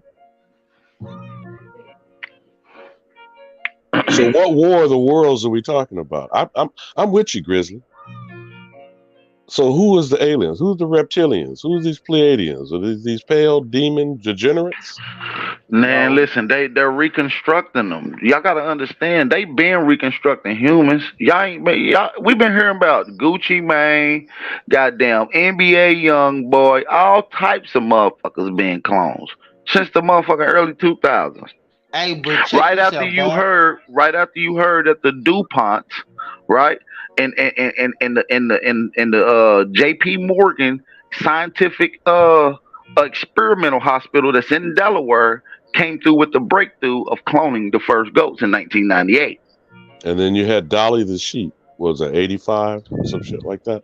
Yeah, that was in 85. We've Then they gotten... had the Hereford cow down there at K-State. Okay, When I but went to now, K-State, how they long had- has they- the so-called Human Genome Project been mapped? 2003? 2003, right after they successfully put out that they cloned something successfully that could Hey, and reproduce. what Now, they mind you, found out- the big thing about the 1998 thing is because that goat that they cloned was able to reproduce. That's why it was a big thing in 1998. And the thing about the cloning, when you was talking about the bodies and how do they get them, when they clone, when the thing about cloning is, the cell still has the age DNA information in it. So when they because this happened when they cloned a cow at K-State. So when they cloned the fucking calf, which was basically a year old, right? They cloned the calf, made another baby. You know what I'm saying? That baby, you know what I'm saying, birth, which made the original clone cow like 2. You see what I'm saying? By the time the second clone cow that they cloned from like a hole puncher of ear cells, by the time that motherfucker was 1, he was the same size as the one that was basically, you know what I'm saying, however long gestation period, 2 years older than him. So the cells ages the body as far as like the growing rate. It speeds that shit up like it's trying to catch up to where the encoded little DNA, RNA, whatever the fuck, you know what I'm saying, they was kind of dealing with is what that happened. So they knew back then is what they told us Now, in what class you're is getting that- on, Jones, is what he asked about the speed of replication in the movie. Let me put Yeah. one No, last ingredient for you, man. Go ahead. One last ingredient is Planned Parenthood and the fetal tissue. Go ahead, brother. You cooking. No, man. Like the fetal. Like, let's talk about anchor babies, right? We talked about those in my last series on the main channel, dealing with the anchor babies or the incubator babies or test tube babies, right? That was promoted around in the World's Fair in the 1800s. That is a prior science that goes back to Cabbage Patch Kids, which there's a lot of innuendos from films from the early 1900s that suggest that kids was being grown. Like they have successfully now been able to grow chicken eggs on a which we tree. call in vitro fertilization. And this is what they call in vitro fertilization. But what they did was it had hyper chambers to speed these processes up. And I can't get into too much right now because it's gonna go into some of my build for later on. But the process of cloning didn't come from you wanting to generate another human that's like you. The cloning process literally came from someone trying to redo that gene that was revered the dominant. And this came after this came before the genetic breakthrough of plants. So ultimately, that genetic alteration of trying to what we call in vitro. What did you say, bro? In vitro fertilization. Excuse me. Right. That is trying to make a genetic alteration of you. That gene particular still harnessing people today. It's called a twin gene. So for people that have a twin, identical twins, or they want to things of say that you have a nature. doppelganger somewhere in the world. Yeah. But are you hip to the movie The Island? I'm going to leave this last ingredient on the table. The Island had Michael Clark Duncan in it before he died. And these were cloned individuals so that they could put their body parts in the person who was cloned. But of course, only wealthy people had this available to them. I heard it's that called The happen. Island. It's called the Well, that's island. funny. That's funny you said that because right off the Indian Ocean, there's an island that's a well-known cloning facility. They deal with genetic modifications, genetic splicings of all type of animals. It's a hidden facility, and it's alleged now. It's alleged that the Malaysian air flight that went missing landed on that island for them people to be experimental projects at that facility up underground right now. Now, you're talking about a possible Pacific version. There's rumors about Cuba being in our own backyard. With these age reduction, this anti-aging cosmetology coming from stem cells and fetal tissue. Mm-hmm. Yep. But listen, it ain't even in Cuba. That's the misdirection. They hold facility for everything right now. You can go and look up Project Noah. That's a government CIA project. Go look it up. Project Noah. It takes place in Greenland right now. It's in Greenland. I know we might be getting down the rabbit hole. See, Moses, you still here with Vivek Ramaswamy? Ramen noodle. That's what I'm here. Cause he gets all the smoke. I've been waiting for somebody to bring up his motherfucking ass. Cause just based on your little racist ass caste system coming from, nigga, you need to go sit down. Who? Vivek Ramaswamy. This is what I asked earlier about if you remember Bobby Jindal, former governor of Louisiana, Nikki Haley, South Carolina. These East Indians that we're allowing to mobilize. Go ahead, Jonesy. You got it. Yeah, no, Hindustan. Let's put the correct. We some straightening. That nigga's a Hindustani, and niggas of Hindu descent, motherfucker. And if you want to start calling it Indian, we can start throwing out the hashtag nigga Indian. What India wasn't India till 19 such and such. Niggas like, what are y'all doing? So y'all East Indians East Indians are the first Caucasians that ever walked the planet. Legally, according to documentation, East Indian Hindustan people are the first Caucasians. I'm telling you, bro. I haven't found one yet. But that little short that you put up, bro. I'm gonna put my run up in one of these gas stations. One of these gas station niggas, they know how to translate that shit. I don't give a fuck now. So, and I'm like, nigga, so all these little weird mutant shit that come from that East India part 2. So I promised to God, I'm like, bro, what is this motherfucker saying? When I show him that picture, that's gonna fuck him up, nigga, off the rip. And it probably is their language, I'm telling you.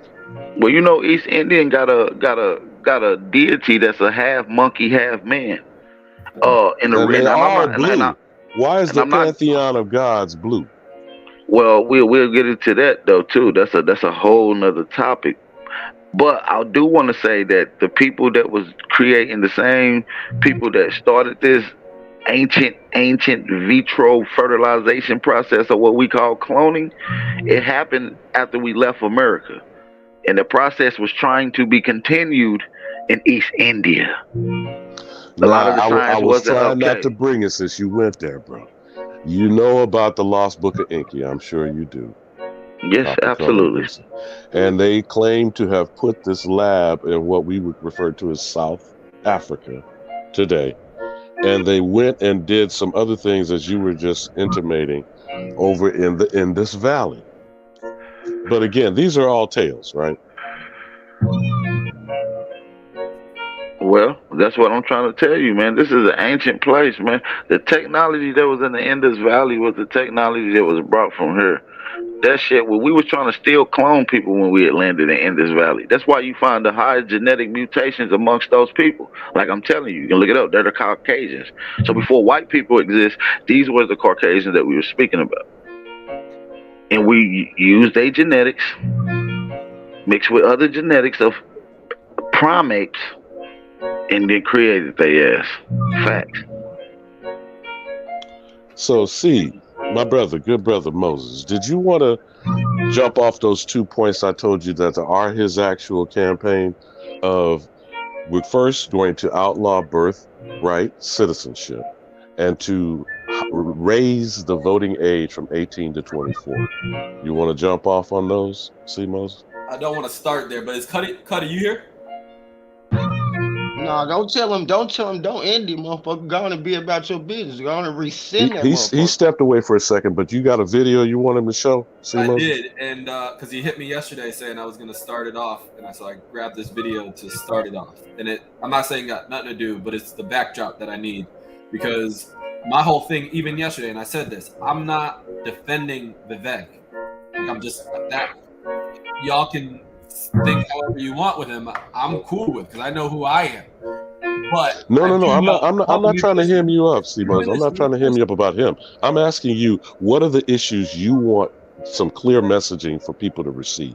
What are the political issues? Not forget him, the candidate, the individual. Right. And so the video that we're going to start off that I want to show has to do with the fourth turning. Have you guys ever heard of the fourth turning?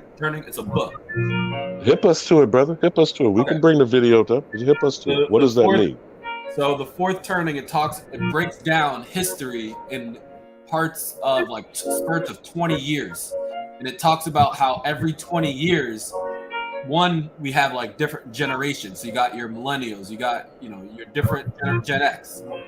And they serve as almost a certain type of player character in the culture. And so it breaks down where we are, what we're in right now. We're in the fourth turning, which is a crisis.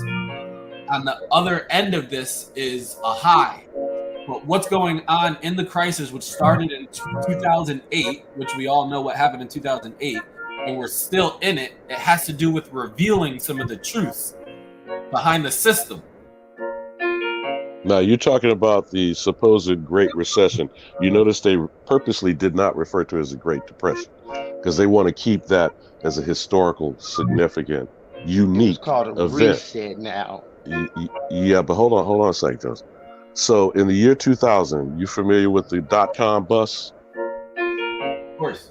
All right. That was one of the triggering events going into the 21st century. The other one was the fraud of the Y2K, right? My bad.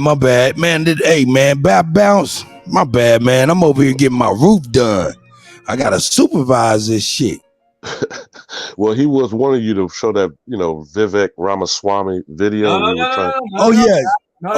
See, Moses, I got you. I told you I was gonna give you a fair shake. I don't know why you sent $100 request to my cash app. That's crazy. Because big ups to you, C. Moses. You kept your word, and he told you didn't have to, extort him. But thank you, brother. Yeah. If he's not the epitome of an anchor baby. No, Jonesy. Kutty will work for food. We know that Kutty will work for food. No, but go ahead, C. Moses.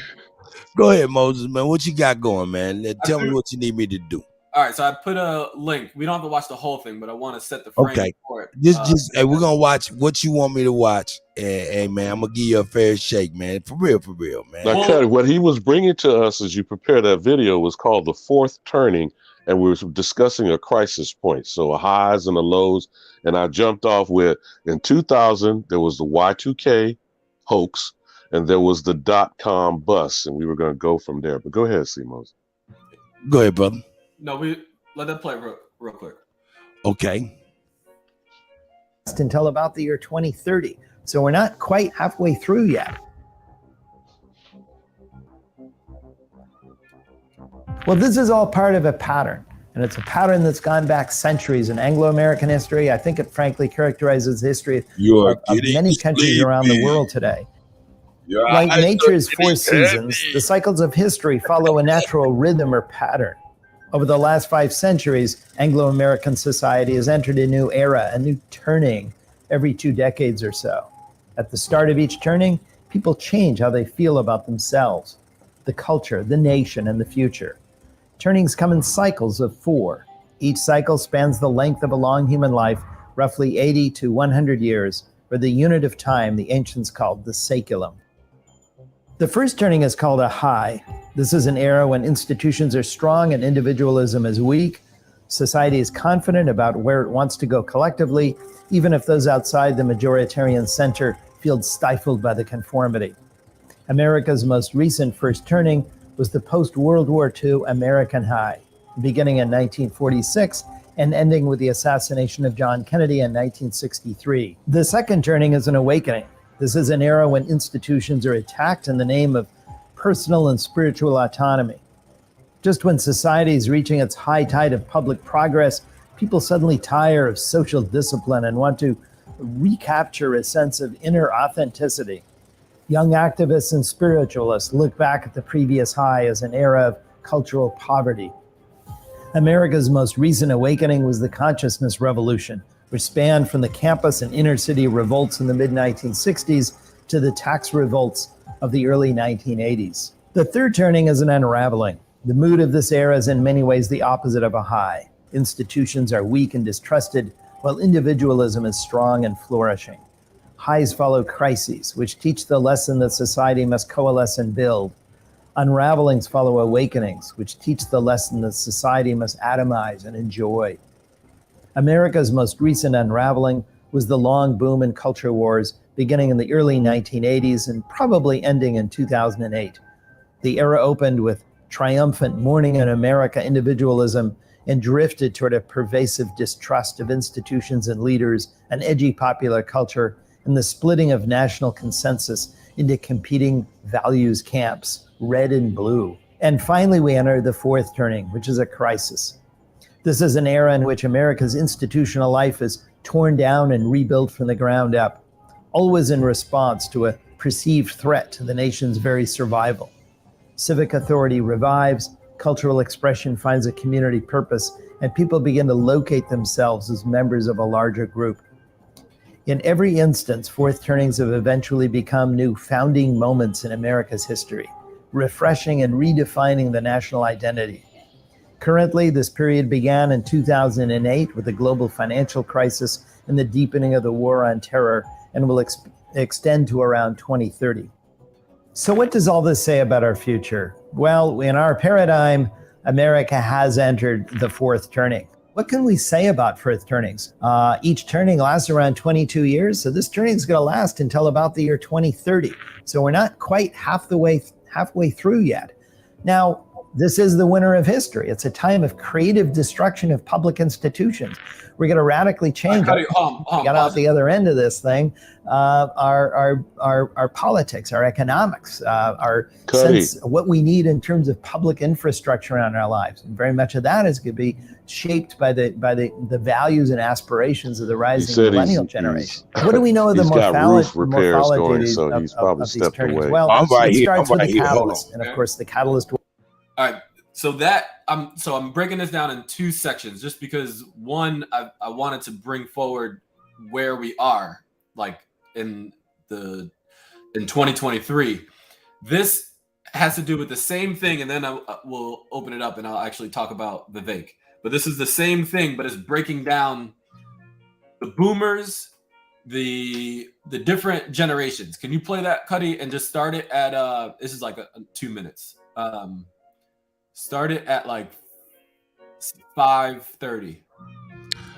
Start the next video at 5:30?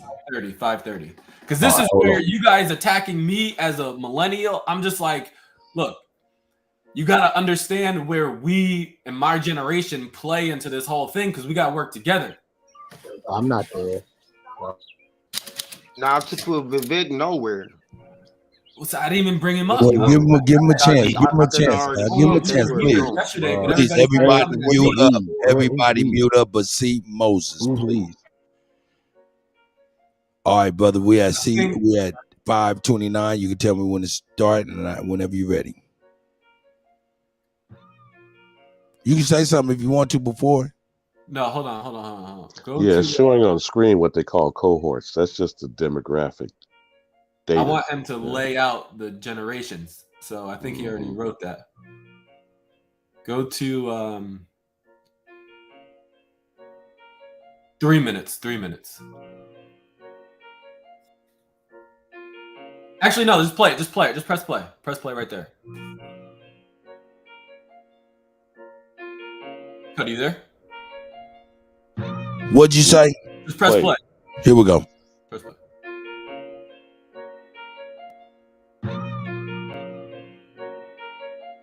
depends when you were born. Each generation, each cohort, tends to embody a specific archetype, an archetype that will move the society towards the next high. Each generation's archetype is the characteristic that will define the generation in its prime, in midlife. The boomer archetype is the prophet. Bill Gates and Steve Jobs are boomers and prophets. Both predicted that one day everyone, not just big corporations and governments, would own a computer. Gates even predicted a crisis like COVID-19 5 years beforehand. The writers of this book are boomers and prophets. Gen X is the nomad generation. The quintessential Gen Xer, Elon Musk, builds things that move us from one place to another. Rockets, electric cars, hyperloops, nomadic devices.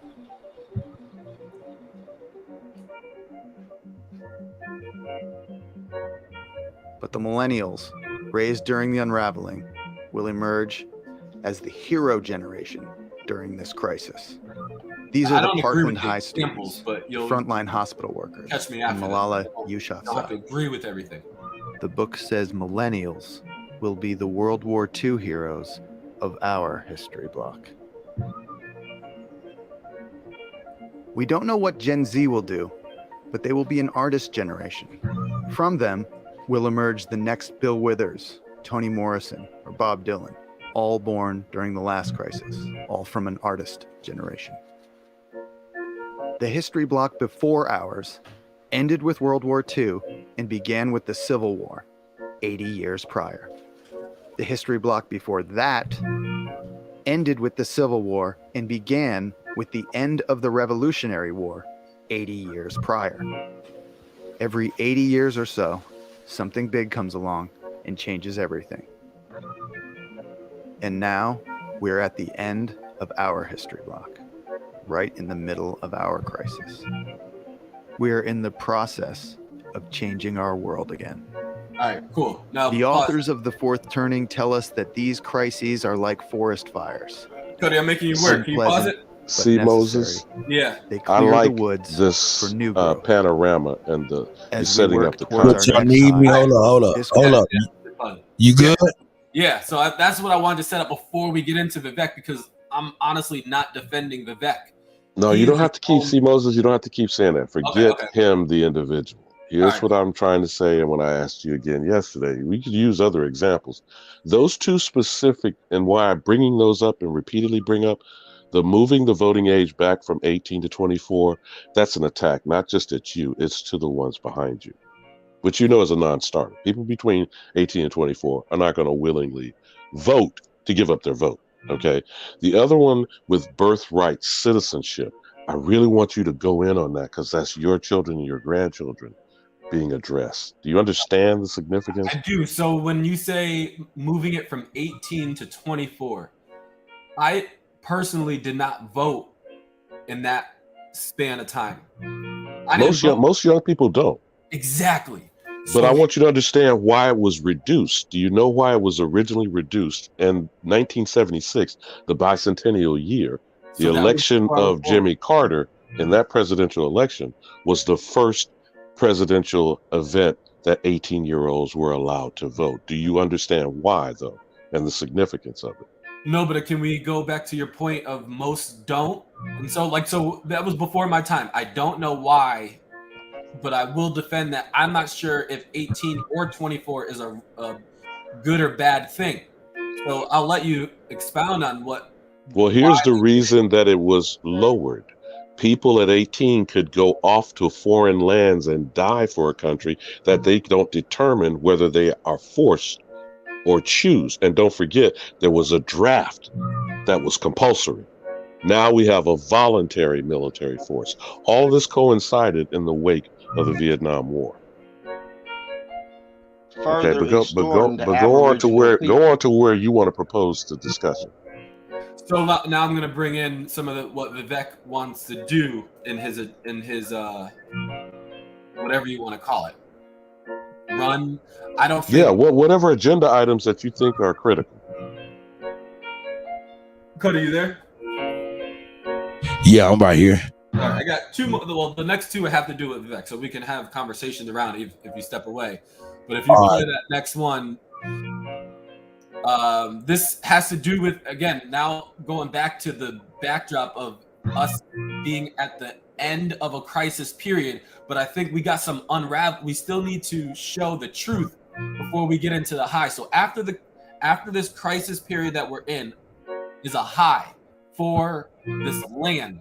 I'm not thinking about the United States corporation. I'm thinking about the land that we are all on. I think we all are on. Now, I'm sure you understand the planet and nature don't give a shit about the designs of men. The discussion we're having right now is the political forces that come from the hand of man's activity. And it has an ebb and flow, and I appreciate the way that you've brought this to us for the overview. But these 80 to 100 year time period, you notice they constantly only refer to Anglo-American. I disagree, because I think we're all involved in these things. I'm not disagreeing with that notion. I'm saying to you, not just from the presentation that you shared, the preeminent opinion constantly referred to is white male exclusively. But go ahead, brother. Go where you want to go with it. So, okay. Kutty, if you could just... You there, Kutty? I'm right here with you, brother. Yeah, play the third one that has to do with...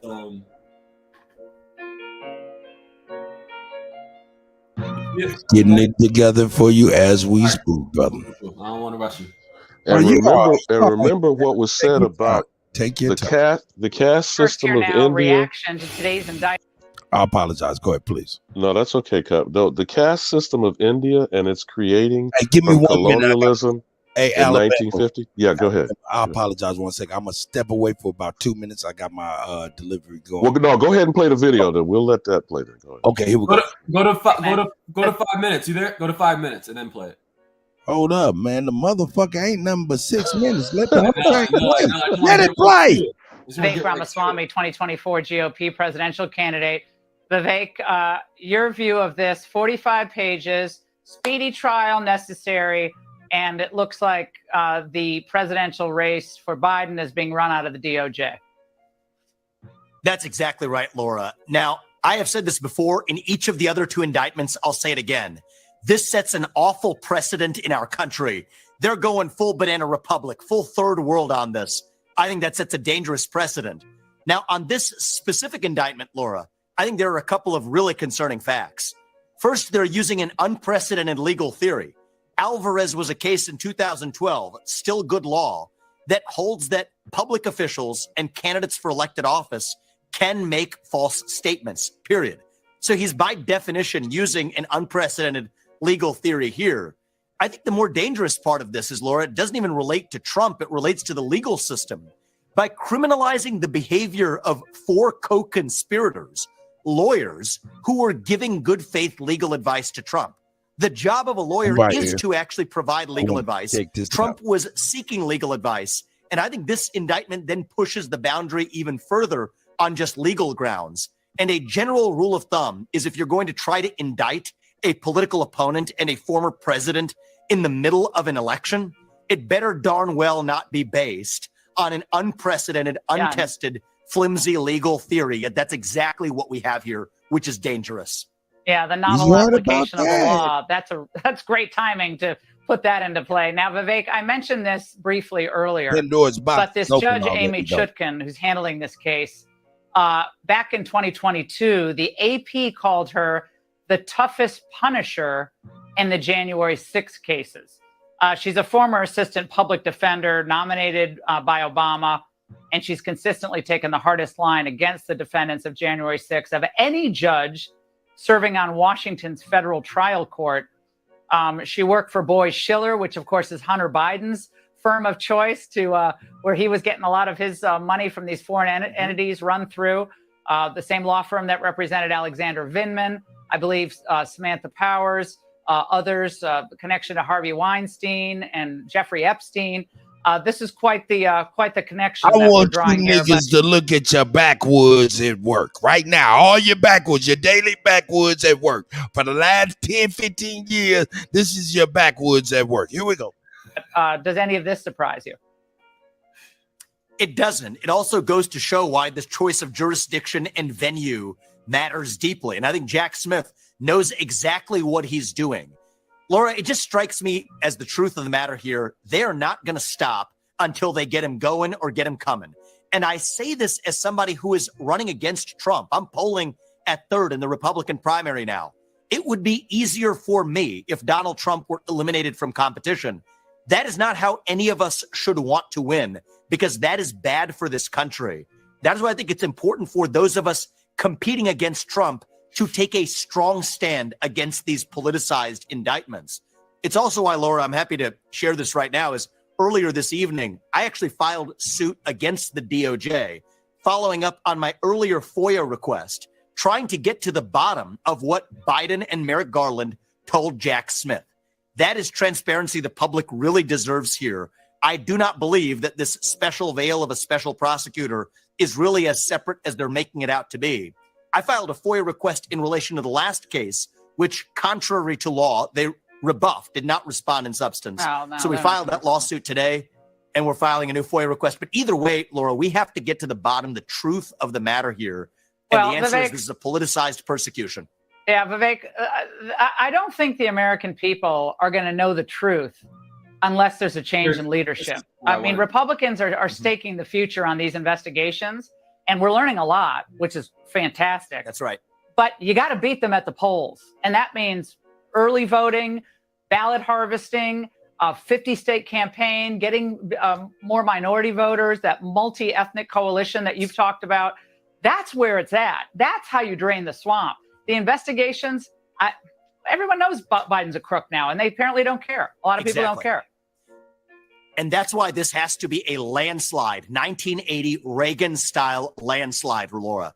That's why I'm in this race. We're going to have to bring young people along with us. That will make the difference between a razor-thin election and a landslide moral mandate. And if I am elected, you have my pledge, Laura, that we will open this kimono up, roll that log over, see what crawls out. From the Jeffrey Epstein client list to what's happened in these cases, we, the public, can handle the truth. Shit. It's not like you can't handle the truth. No, we can handle the truth. Vivek, that's what we want, is the truth. That's all right. I like that. Okay. Yeah, we were going to actually have you on originally to talk about why young people, especially young men in high school, young boys in high school, are becoming perhaps more conservative. And I think not just the cancel culture and all the anti-masculinity stuff that's going on, but I think just this basic sense of fairness that people are recoiling from. It's just not fair, and it's pragmatic. Speak to that as it relates to this breaking news tonight. I think there is part of our human nature, Laura, that demands the truth. Keep it real. We as human Let's keep it real, Squid. He has what is known as a so-called white man's hairline because he's a Caucasian, really. They all are Caucasian. They're from the Caucasus Mountain region. They all, what do they call it? Indo-Caucasian. There we go. Here we go.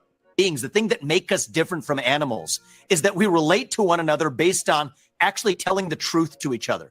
We now live in a moment where the government repeatedly hides from us the truth about, be it the origin of COVID-19, be it the Hunter Biden laptop story and the truth of that matter, the truth about what happened on January 6th, and now the truth about what's really behind these politicized indictments. I think we, the people, are at a place where we just want the government to tell us the truth. Tomorrow, Laura, I'm actually going to Nashville, speaking of young people, this is pre-scheduled, to call on them to release that manifesto of the transgender shooter. For that. Yeah, we've been asking They're for that. hiding it. And wow. But all these things are deeply rattlesnake. This is pre-scheduled to call on them to release that manifesto of the transgender shooter. For that. Yeah. They're hiding it. But all of these things are deeply related, Laura, to a government that does not trust its people with the truth. That's what we're going to change. And if I'm running and in charge, that's exactly what we're going to deliver. Yep, sunshine as always, the best disinfectant. Wow. Thank you, Vivek. Great to see you tonight. Hey, now back man, they talk about shine and sunshine while they're the biggest liars and holding most secrets about us, Kutty. Isn't it amazing that, well, anyway, not to get caught up in this hairline nonsense and all this other stuff. This person of Hindustan origin, again, remember, India was named such in 1950 under British colonial rule. We are in 2023. So, well, you cannot. Well, first of all, you can't disregard why we're dealing with what we're dealing with without the origin points. See, Moses. But you're talking I about get the what you're origin saying. of India and Hindustan. He was born here. He's talking about what's going on barely. He was barely born here. And he is just over the age level to run for president. He would be a birthright citizen. Well, who gives a damn about born? Let's make this Call policy. the order, please. Call the order, please, gentlemen. Can I say something? Sure. I've been kind of quiet. I know I was here yesterday, and I kind of go ahead, move. Yeah, I there. missed you yesterday, brother. Yeah, Go ahead, man. My thing is, what does this got to do with us? And the fact that this is a foreigner speaking has nothing, absolutely nothing to do with us. And I would provide, I would reconcile that anyone who's foreign that comes on this panel would just keep the weed to yourself, because your perspective of weed ain't got nothing to do with me or anybody or any of the Aboriginal people. I'm here to do work and only work to build for my people only. This is a waste of time, to be honest with you. I can understand, but this has nothing to do with us. And at the end, they're here to help their people come over here to be whatever. Right. To be sovereign citizens. Which What? is bullcrap in it. Let me explain to you, Moo, exactly what's going on. This right here is what we call journalistic integrity. You feel me? We done brung on Rico. Shout out to my guy, Rico. That's my nigga. Real. Don't get it twisted. Let me say this, Kutty, before you, no, can I say this before you say anything else? Not while I'm talking. Not while I'm talking. So let me Okay. finish what I'm saying, and I'll let you get it. Oh, 1 second, please. Okay. Look, reason why he here is because, of course, he, in his eye, like this guy. He want to bring this guy and his information to us. Hey, man, that's cool, man. Journalistic expression. If Joe Biden, if we got a opportunity to get Joe Biden up in here, man, I'm going to bring his motherfucking ass in here. That's what it's about, man. Let's listen to everything, man. And plus, Well, the real Joe Biden, please stand up. Hold up, though. Hold up. I'm talking. The brother didn't feel like he got a fair shake yesterday, and I wanted to make sure he got a fair shake today. Now, with that, we got to let him explain as to why he really bringing this shit to us, for real. And maybe that'll help us all out. What you think about that? Move. And Move, I want you to go ahead and dialogue with the brother. Y'all go ahead and dialogue. Now, see, Moses, bring home why you want us to watch this shit. What is it about, brother? Please hammer your shit home right now, if you don't mind.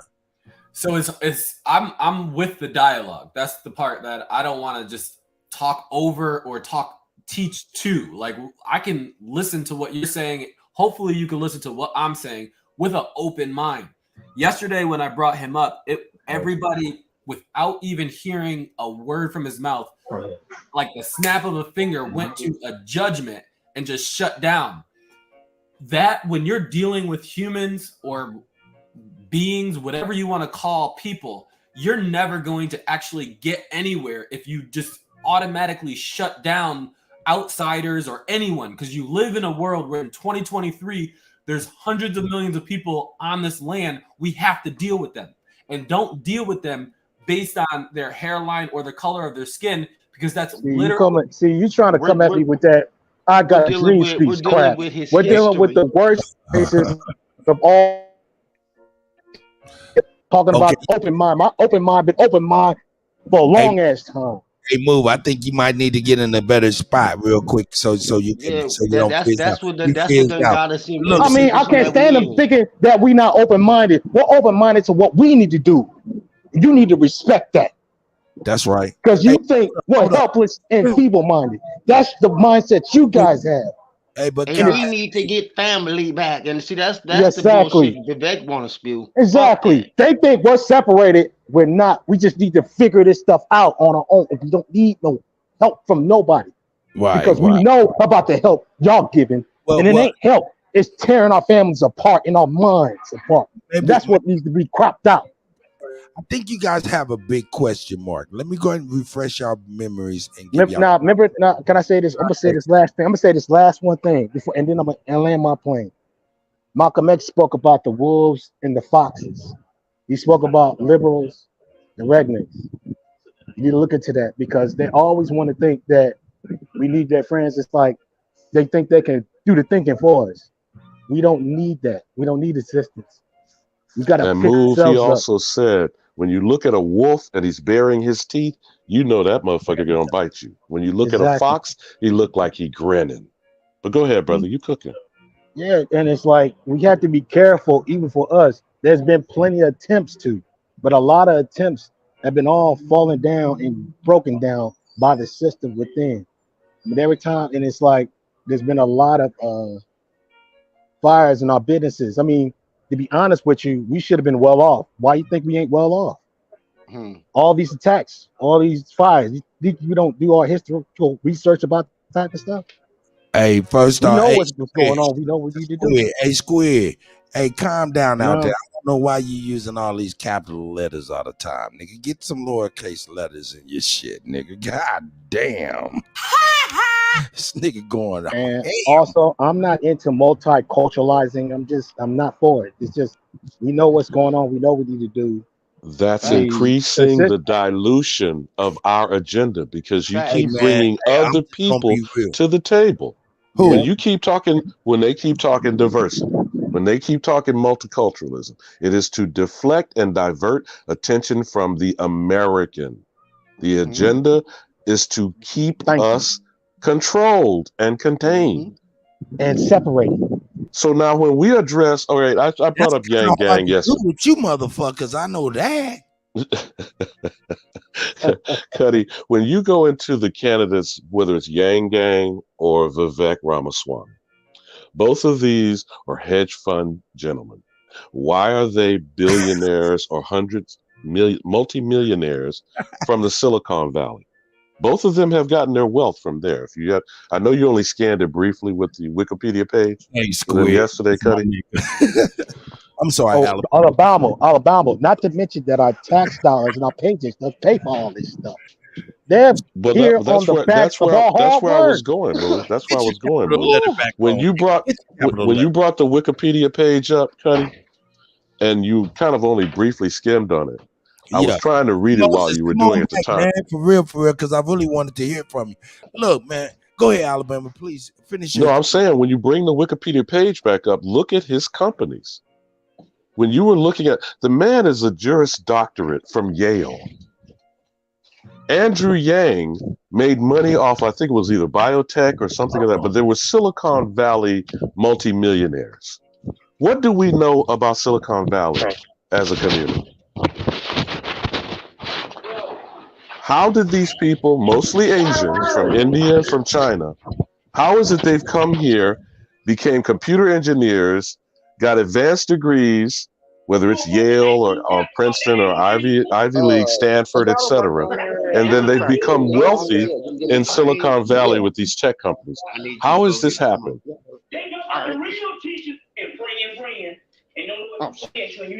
See Moses? Did he drop? I don't see him on the panel. Mic check. Can you hear me? My bad. I hit my mic. I went outside. My pops was out in the garage with his one of his homies. My bad. Yeah, moving in silence. You still there? Yep, I'm still here. But when we go in and when we're analyzing these candidates, now remember Yang Gang, when he came out on the Breakfast Club, just like the other video that Vivek or this one that we're watching here on Fox News.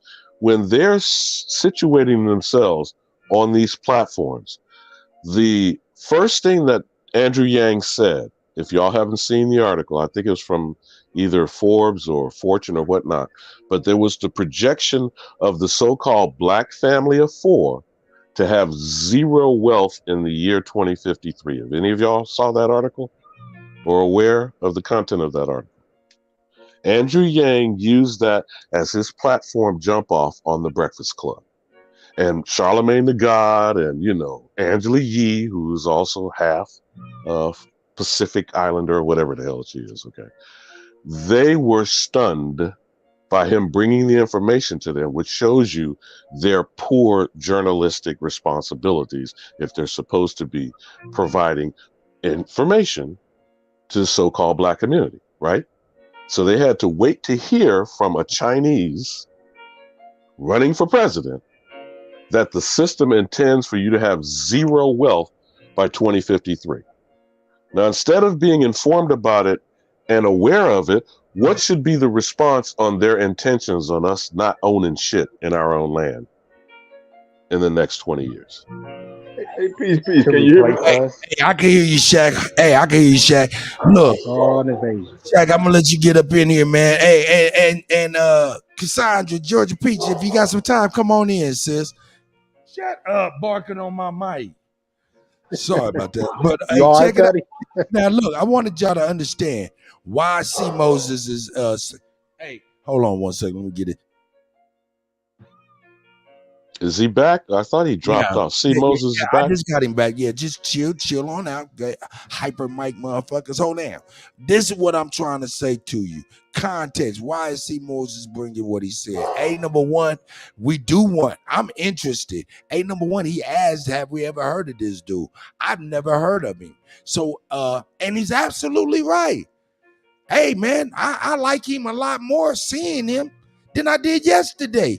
When I was joking and giving him, not giving him, and that's just me. Not saying everybody did that, but I did do that. You know what I'm saying? But I want to see why C. Moses is even bringing this stuff and his affinity for these people. I appreciate you bringing a new candidate that I did not know about, and that's why we're talking about it. Just for you, move, man. Just so you know, man, for real, because. You know, I want to know who's new. I mean, this is the political atmosphere we dealing with. And we're going to need to figure out who we're going to deal with and who we ain't going to deal with. That's true, Cut, but what I'm asking is, and not just with him, and I'm not here to bang on Vivek Ramaswamy, okay? Andrew Yang, a Chinese who came to the Breakfast Club and put out the article that the black family of 4 will have zero wealth in 2053. Now, we're not discussing that article even today. Now, Ramaswamy is saying he wants to ban birthright citizenship, which I'm not opposed to because none of these people have any authority to be here and be born on my land and be benefiting at all, period, including him. He also doesn't think people should be voting under the age of 24. Well, we don't bring up the actual points of their political platforms. We're not discussing what's policy and what's impactful. Andrew Yang pushed the universal basic income. People got stimulus checks because of COVID and still do not draw the connection between the two things. You see what I'm saying, Kutty? I got you. Now, C. Moses. Yep. Hey, number one, hold on. Just give me a second. Let me. I know. Hey, I don't know if you left or you had to go, whatever. But just give me a second. Let me introduce at least Shaq. He been patient. We got Jonesy. They've been patient, and then I got our eldest sister in the building, Georgia Peach. You know, Georgia Peaches. Hi, my sister. How are you, sis? Hey, how you guys doing today? We're doing all right, giving C. Moses a fair shake to introduce us to Vivek Ramaswamy. Yeah, I want to hear this because I heard some of it yesterday, and I really wanted to see where he's going with this. I appreciate that. I think I said his name right, Ramaswamy. You got to unroll that tongue now when you fold this beautiful bean footage. Now, if you finna give us some Tucker Carlson, boy, get the damn disinfectant. Roll it.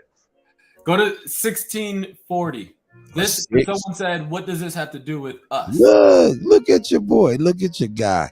Hey, man, I told him on the Cash App, hey, man, how your shit ready? And he sure enough did. Go ahead, brother. Here we go.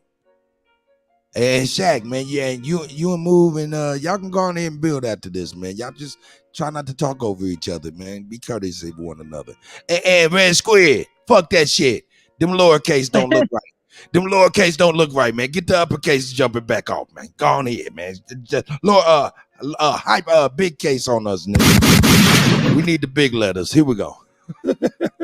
Shout out to the guy.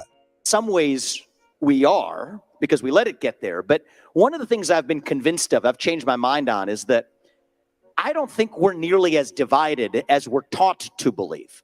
But I went to the south side of Chicago. It's one of the places it's not really where the political advisors would tell you to go if you're in a Republican primary. I went to Kensington and downtown in the inner city of Pennsylvania, in Philadelphia.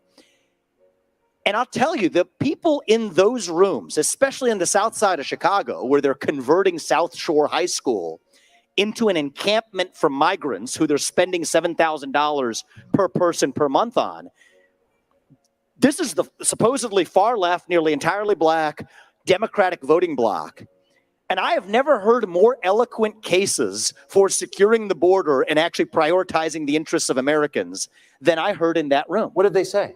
They said, what about us? Yeah. It was actually the right way to say that. And it came out in many ways where, look, we are Christians. We believe in treating these people humanely. But it's not right that they're spending $7,000 a month and getting baby formula when I couldn't find baby formula a year ago. I can't buy sneakers for my kids. They're providing sneakers for those kids. How does that work? How is that advancing my interest? And actually, you just reminded me of this. Many of them were asking me, as though I was on the side of it, of why on earth we're sending billions of dollars to Ukraine. So it was interesting to me that the traditional partisan boundaries as drawn are really sort of retrofitted. We're sort of shoehorning an old structure. We're sort of shoehorning the modern truth into sort of an antiquated view where I don't think the dividing line in our country is between Republicans and Democrats right now. I think it is between those of us who are pro-American, who believe in the ideals of this country, who will not apologize for those ideals, who will stand up and sacrifice for those ideals, and those of us who are, and it exists in this country, I mean, the Vice President's a great embodiment of this, anti-American. Those who wish to apologize for a nation founded on our ideals. But if you divide it up that way, it is not 50-50 anymore. It's not even close.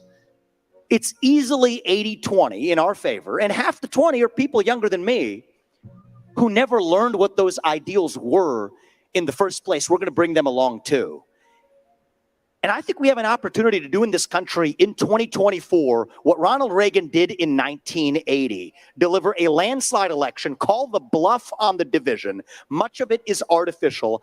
I fell for it. Right? Even when I started this campaign, I'm running for a Republican candidate for U.S. president, I don't even talk about Republicans that much anymore. I try not to use the word. Not because it's a bad word, but because it doesn't mean anything. Right? If half the Republican, 3/4 of the Republican Party's got the same policy as Biden on the most important policy matter of our time, and if much of the Democratic Party, or at least people on the south side of Chicago, believe in using the military on the southern border and putting the interests of Americans first, I'm not sure those labels are doing much for us now. And one of the things, I actually just got this stat yesterday from my campaign, 40% of the donors to our campaign are first-time ever donors to the Republican Party in any form ever. And the normal number is 2%. So I think this should actually give us hope for possibility if we're willing to take the shackles off a little bit, relax a little bit on identity can be confining. I'm back. Right? The left does this masterfully. You're black, therefore you can't achieve something. You're a woman. So that's the last one that I wanted to bring forward, and bringing it all the way back to the beginning of what I was saying, that the millennial generation we're supposed to be like a hero generation. I do believe that if he were to win, he will be the last bit to expose the rest of this crisis, to put us in play for the high. If you believe that is actually something that generation, there's some truth in it. And the way that he's talking, Can I I think, say something? Yeah, I want to speak too. I'll let the lady go first, but yeah, I'll speak. Yeah, Georgia Peach. I'm sorry, Shay. Hold on, sis. Let him land his plane real quick. Let him land his plane. Go ahead and land your plane, young man. I know, but that is so hard. You got, with all due respect, when I'm talking, I'm one of those people. If you cut me off, I'm gonna let you go. I don't want most. Hold up! I don't need you to chastise nobody. Finish your motherfucking point, nigga. But it's on. It happened yesterday. It happened earlier today. Hold up! Did I tell you to move on, nigga? Move on. I'm good. That was my plane landing. Okay. Yeah, we don't need no discipline. We're not used to, just kind of this. A lot of times we're not used to. I'm giving you a courtesy that is not of the norm. You know what I'm saying? So That's why it's triggering. So, hey, Cassandra, my elder, my sister, please, you have the floor. No, I just, it just behooves me that, y'all young people look for outsiders instead of looking into yourselves, because he's a foreigner just like Kamala Harris. Kamala ain't did shit for us. She don't even say she fucking black for real.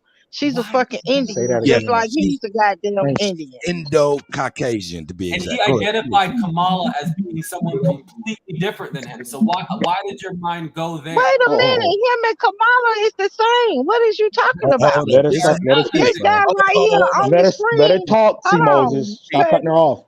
Hold on. He ain't cut me off. We having dialogue. Hold on, Kutty. He ain't cut me off. Cassandra, just pause. I understand.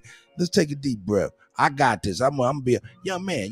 This ain't a debate, man. Let her speak on what she got to speak, and you can go ahead and rebut afterwards. Go ahead, sis. I'm so sorry. Please, you got the floor. No, he all right. He did that. He's speaking his opinion. And I understand it. But what I'm telling you is facts.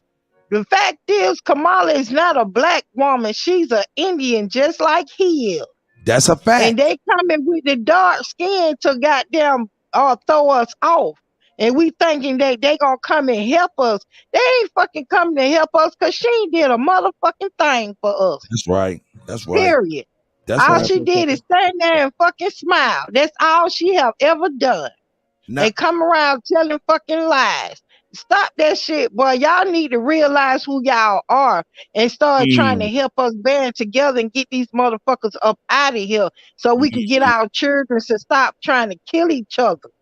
Instead of looking for a foreigner to help us, these people are invaders on our land, and we know this. And if you know this, why the hell is you looking for them to fucking help you? They ain't coming to help you.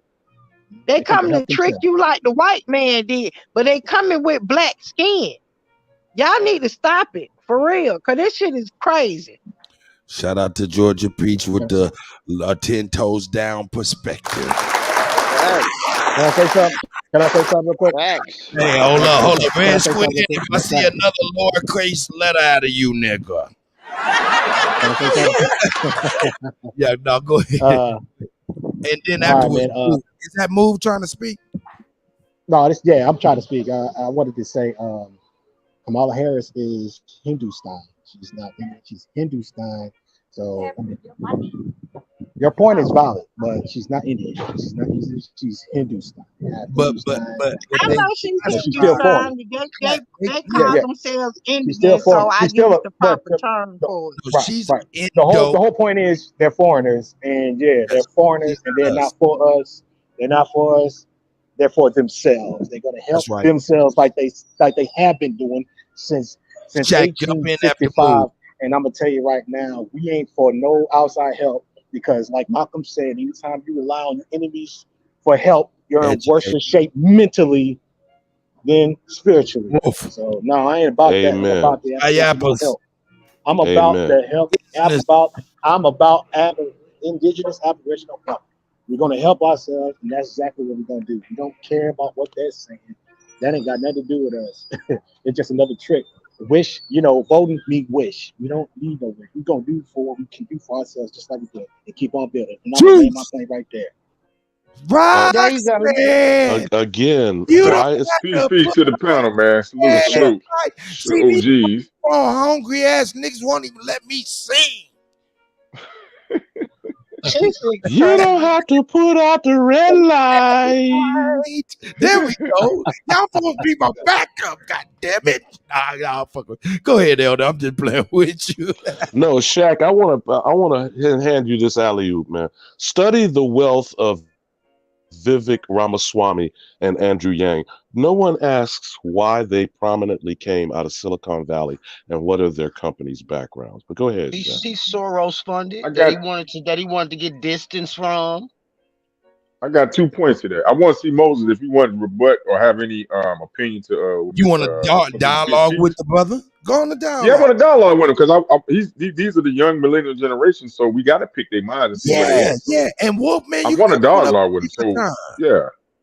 What was your? Did you have any opinion? What Miss Peter said? Yeah, so and not just her, but we keep. So I brought forth this video and hey, see Moses, I'm just gonna ask you if you don't mind, kind of keep your stuff kind of short and sweet, because when you go long, that's when people we want to jump in. That's when I noticed, not just you, just with everybody. Go ahead, buddy. Sure. All right, so here's the part that I'm having a hard time trying to wrap it in. What does Kamala Harris and Andrew Yang have to do with what we were talking about today? I'm literally trying to understand. All right, let me say it this way. Hold on. Let me say it this way. Number one, anyone from India and from China for the last 20 years, Indian government and the Chinese government has sent on average 100,000 both Indian and Chinese engineers and software makers for the last 2 decades. So for the entire 21st century, we have empowered over 2 million each from India and from China to become engineers, computer programmers, and that's where these people are now becoming wealthy and powerful. Do you get what I'm saying, Kutty? No doubt, but Elder, this is why it's important to understand why these people are in position or elevated to the vice presidency. And one ran for president, Andrew Yang, and Vivek Ramaswamy is actually the third one because Bobby Jindal ran against Trump. Nikki Haley is running currently. So when we don't understand how these people have come out of nowhere, it's not they've come out of nowhere. We have empowered them by sending them to schools off of our tax money. And they become wealthy and prominent at our expense. And I believe Navi pointed out yesterday about that exclusive community up there in Northern California. Right? They don't have a single non-Hindustani living amongst them in a very wealthy community in North California. This is why. Let me ask C. Moses. Let's check on and build with him, Elder. Elder, I understand you getting triggered. Stop jumping up off of your motherfucking wheelchair and shit, shouting niggas down. Go ahead, Shaq. Hey, C. Moses, what's good, man? Have you ever heard of Dr. Claude Anderson? Yes. Okay. Now, I want to see, did the Breakfast Club bring Dr. Claude Anderson on before or after they had Andrew Yang on there? Because some of the things he's talking about Andrew Yang had and this Swami guy, Dr. Claude Anderson detailed this perfectly in his multiple books and writings of Powernomics. And I think they stealing a little bit of some of that, which, hey, it is what it is. But are you familiar with Powernomics? Shaq, I noticed that they use a lot of people, not just them prominent ones, a lot of lower figures use Powernomics and mayoral shit like that, but they use it like they're gonna actually implement it, and then they don't even use that shit. Go ahead, Shaq, please. That's why they don't give Claude Anderson appropriate accommodation and acknowledgement, because they don't want niggas to think they smart at shit. But go ahead, Shaq. And the reason I brought it up, C. Moses, is because when you talked about the zero wealth, Claude Anderson had been talking about this way back.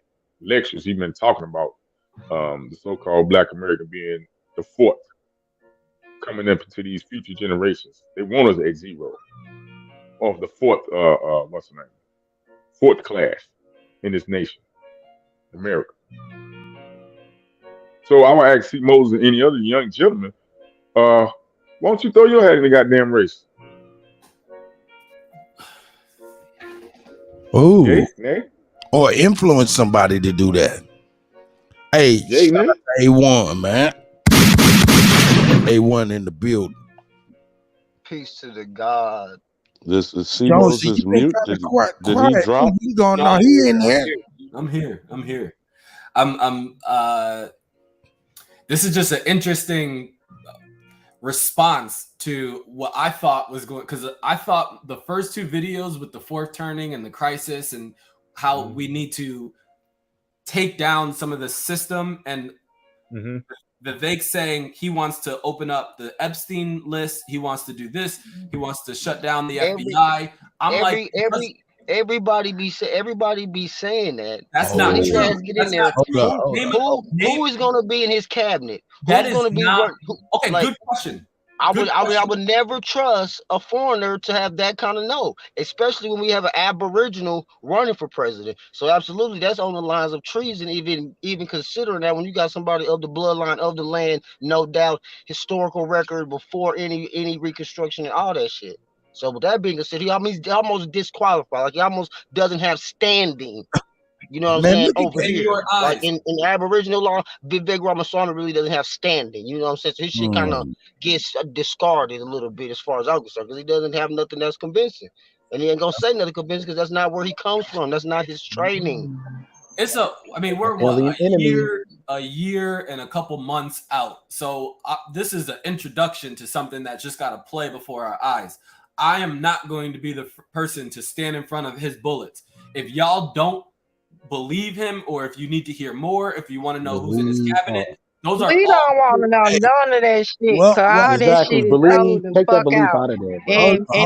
And the fact, hold on, let me say this.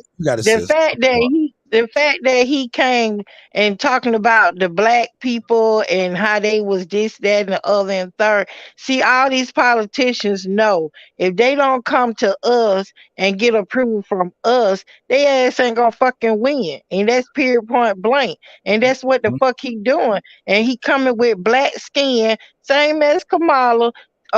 She was the first Indian to be a goddamn senator or whatever. Now she's a Hindu. Cut that shit out.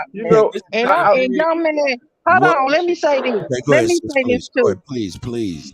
Young man, please go back in time and look at what we came from and where we at right now before you want to trust these foreigners. We are tired of foreigners because we're not getting anything from them. And for you to bring this and agreeing with it, that checks your mentality, because we looking at you like you crazy. Yeah, but and we see him coming and saying all of this, and the fact that you up on this panel and you hear what we're saying, and we bring in the history, and you brought this here to stand and try to, convince us to pay attention to this man. This shit is crazy. So y'all that's why we're saying the things we're saying. Yeah. Hold up. I'm gonna be honest with you. Now we speaking for ourselves. There's people that might be watching that never heard a dude before. So, and we might have planted a seed, you know what I'm saying, to them, that's their right. You know what I'm saying? That's what this is about, just to cause the dialogue. Plus, I wasn't aware of them. I'm sure a lot of people wasn't aware of them. And just like C. Moses is not aware that we've heard what Rami is saying a lot, especially over the last 4 years. From Trump. Trump never said that he was going to open up the Epstein list. Trump never said he was going to shut down the FBI. All he said was, I'm going to drain the swamp. And that's what that means. Hold up, man. Well, hold on. Can I get in here? Go ahead, please. And then C. Moses, man, moving silence, man. Get in with your muffled mic.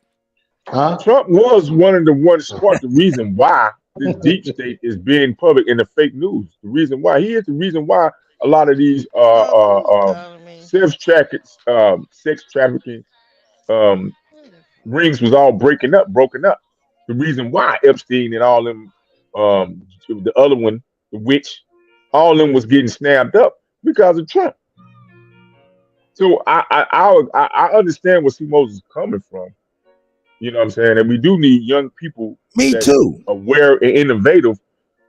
But it's still the trick, because I think it's really disrespectful for him to go to Southside Chicago with all the stuff that's going on there at the Republican when he know that's a Democratic stronghold. And he know he's not going to maybe do anything. No way, because the 5 years. Listen to what I'm saying. Can I finish? I never cut you off, bro. Let me finish. Everybody will argue, like, oh, the Republicans don't do this. They don't do that. Okay, but let me finish. Let me finish. I got to take a phone call right quick. I'm gonna come right back. Yeah, let me finish, Simone. Let me finish, Simone. I'm gonna come right back. I gotta take a phone call. Okay. Go ahead, Shaq. Y'all can go on the bill. No, I was just telling Simone, I think it's highly disrespectful. See, these people, they know strategies and they know the trigger points to get people involved. They use millennials. Anything with millennials in, the millennials gonna jump on it. That's a strategy. Anything with trying to come in and combat what the Democrats doing. He say he ain't combating with the Democrats, but he run as a Republican. Why he just don't run as an independent then? And whichever one of them supports him. Were you here? And I'm literally asking. Were you here when he said he doesn't believe in Republicans and Democrat like the? But why is he running as a Republican? See, Moses, he can run as an independent and then pick up that endorsement later. Man, you have. He is a Republican. There's by a nature. Strategy. It's called strategy. You got to have a strategy. All right. Listen, again, I brought forward. I think we moved the ball a little bit forward, even though you guys might not agree with everything. You didn't disagree with anything he said. You're attacking a lot of the tactics and some of the other stuff that he might look like Kamala Harris, so you're going to attack Kamala Harris. You might look like Yang, so you're going to attack Yang. But you actually never attacked anything that he said, which is cool with me. It's a step forward where we were yesterday. I'm not going to be the one to convince you in 24 hours that you should vote for him. I wouldn't want to do that. What state does he come out of, C. Moses? What state do he come out of? Man. Ohio. Ohio? He's from Cincinnati. Okay, what state are you out of? Or city? Connecticut. Okay. I'm just saying. I mean, I don't have no problem with him, but I think Alabama and all the people on the panel made some great points. A reason why to have our eyes open for the same talking points is what we call word salad that these people have. They have all the great talking points. They lay it out well. If you listen to some of the other people, they literally don't have the talking points. You know as a part of their job is to say what they're gonna do for you and get in there and then say, well, it's nothing I can do. They filibuster me. They filibuster me. I see through that. Which is why I didn't really vote early on, because I thought all politicians. Hey, can I talk to the so-called young brother? Yeah, let him get done first. Elected, not elected. Okay. Do you plan on voting for him? I mean, from what you see so far. Great question. I don't know. I don't know if I'll vote. Period, because I think a lot of it is fake. I'm not beating him up. I'm just we're not beating him up. We just see the certain tactics and strategies as you can see it, and it is appealing to the young millennials because y'all are tired of this stuff too, and y'all want to be active. So I think we need to get some young people that's Aboriginal American Indians active in these damn political things. Get their ass up there too. Then I wanna get to a point. I want to get to a point where we are talking to people where we disagree with them, but they don't feel alienated or ostracized. You know what I'm saying? So that's why this is why I really want to really kind of massage this topic, even though I don't give a fuck about it. Just yeah, cause I feel alienated and ostracized. You know oh, come on. That's why I brought up Dr. Claude Anderson. Let me give you a handkerchief, Wolf. I got the remedy. All right, we'll get it, Wolf. We're down to about 50%. There we go. Wolf, check your mic though, for real. Yeah, can you hear me? Yeah, we can hear you great. I done heard young man, that man ain't got nothing to do with his age, bro. He just it don't have nothing to do with his age. He just lost, y'all. Cause I'm 30 years old, man, and I used to be old. So maybe he ain't lost. Maybe he's just trying to find himself. Trying to find the direction. Loss is not the word. I'm not lost. What's the word then? What's the word? Let me build him, y'all. What's the word? Go ahead, build with him then, nigga. What's the word? Nigga, fuck it. You're not lost. What's the word, bro?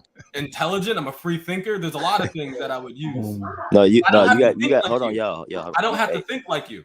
Hold on, you got it. Well, you used the term in response to what I was saying. So I was saying you're not lost, but maybe you're indoctrinated. Or Try not to chime in so they don't get triggered. Try not to chime in so he doesn't get triggered. Yeah, so we don't spiral out. Please, yeah, but see, Moses. So what aren't you getting about what we saying if you're not lost or indoctrinated? I'm not lost. I'm not indoctrinated. So what don't you get? I'm different than you. No, I'm different than Kutty. But listen, what don't you get about what we're telling you? What are you telling me?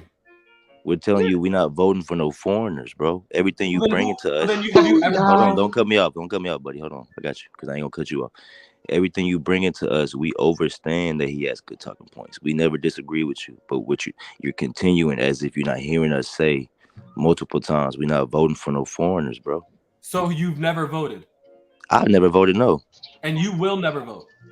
Probably not. Maybe if Rico Dukes and I feel the spirit.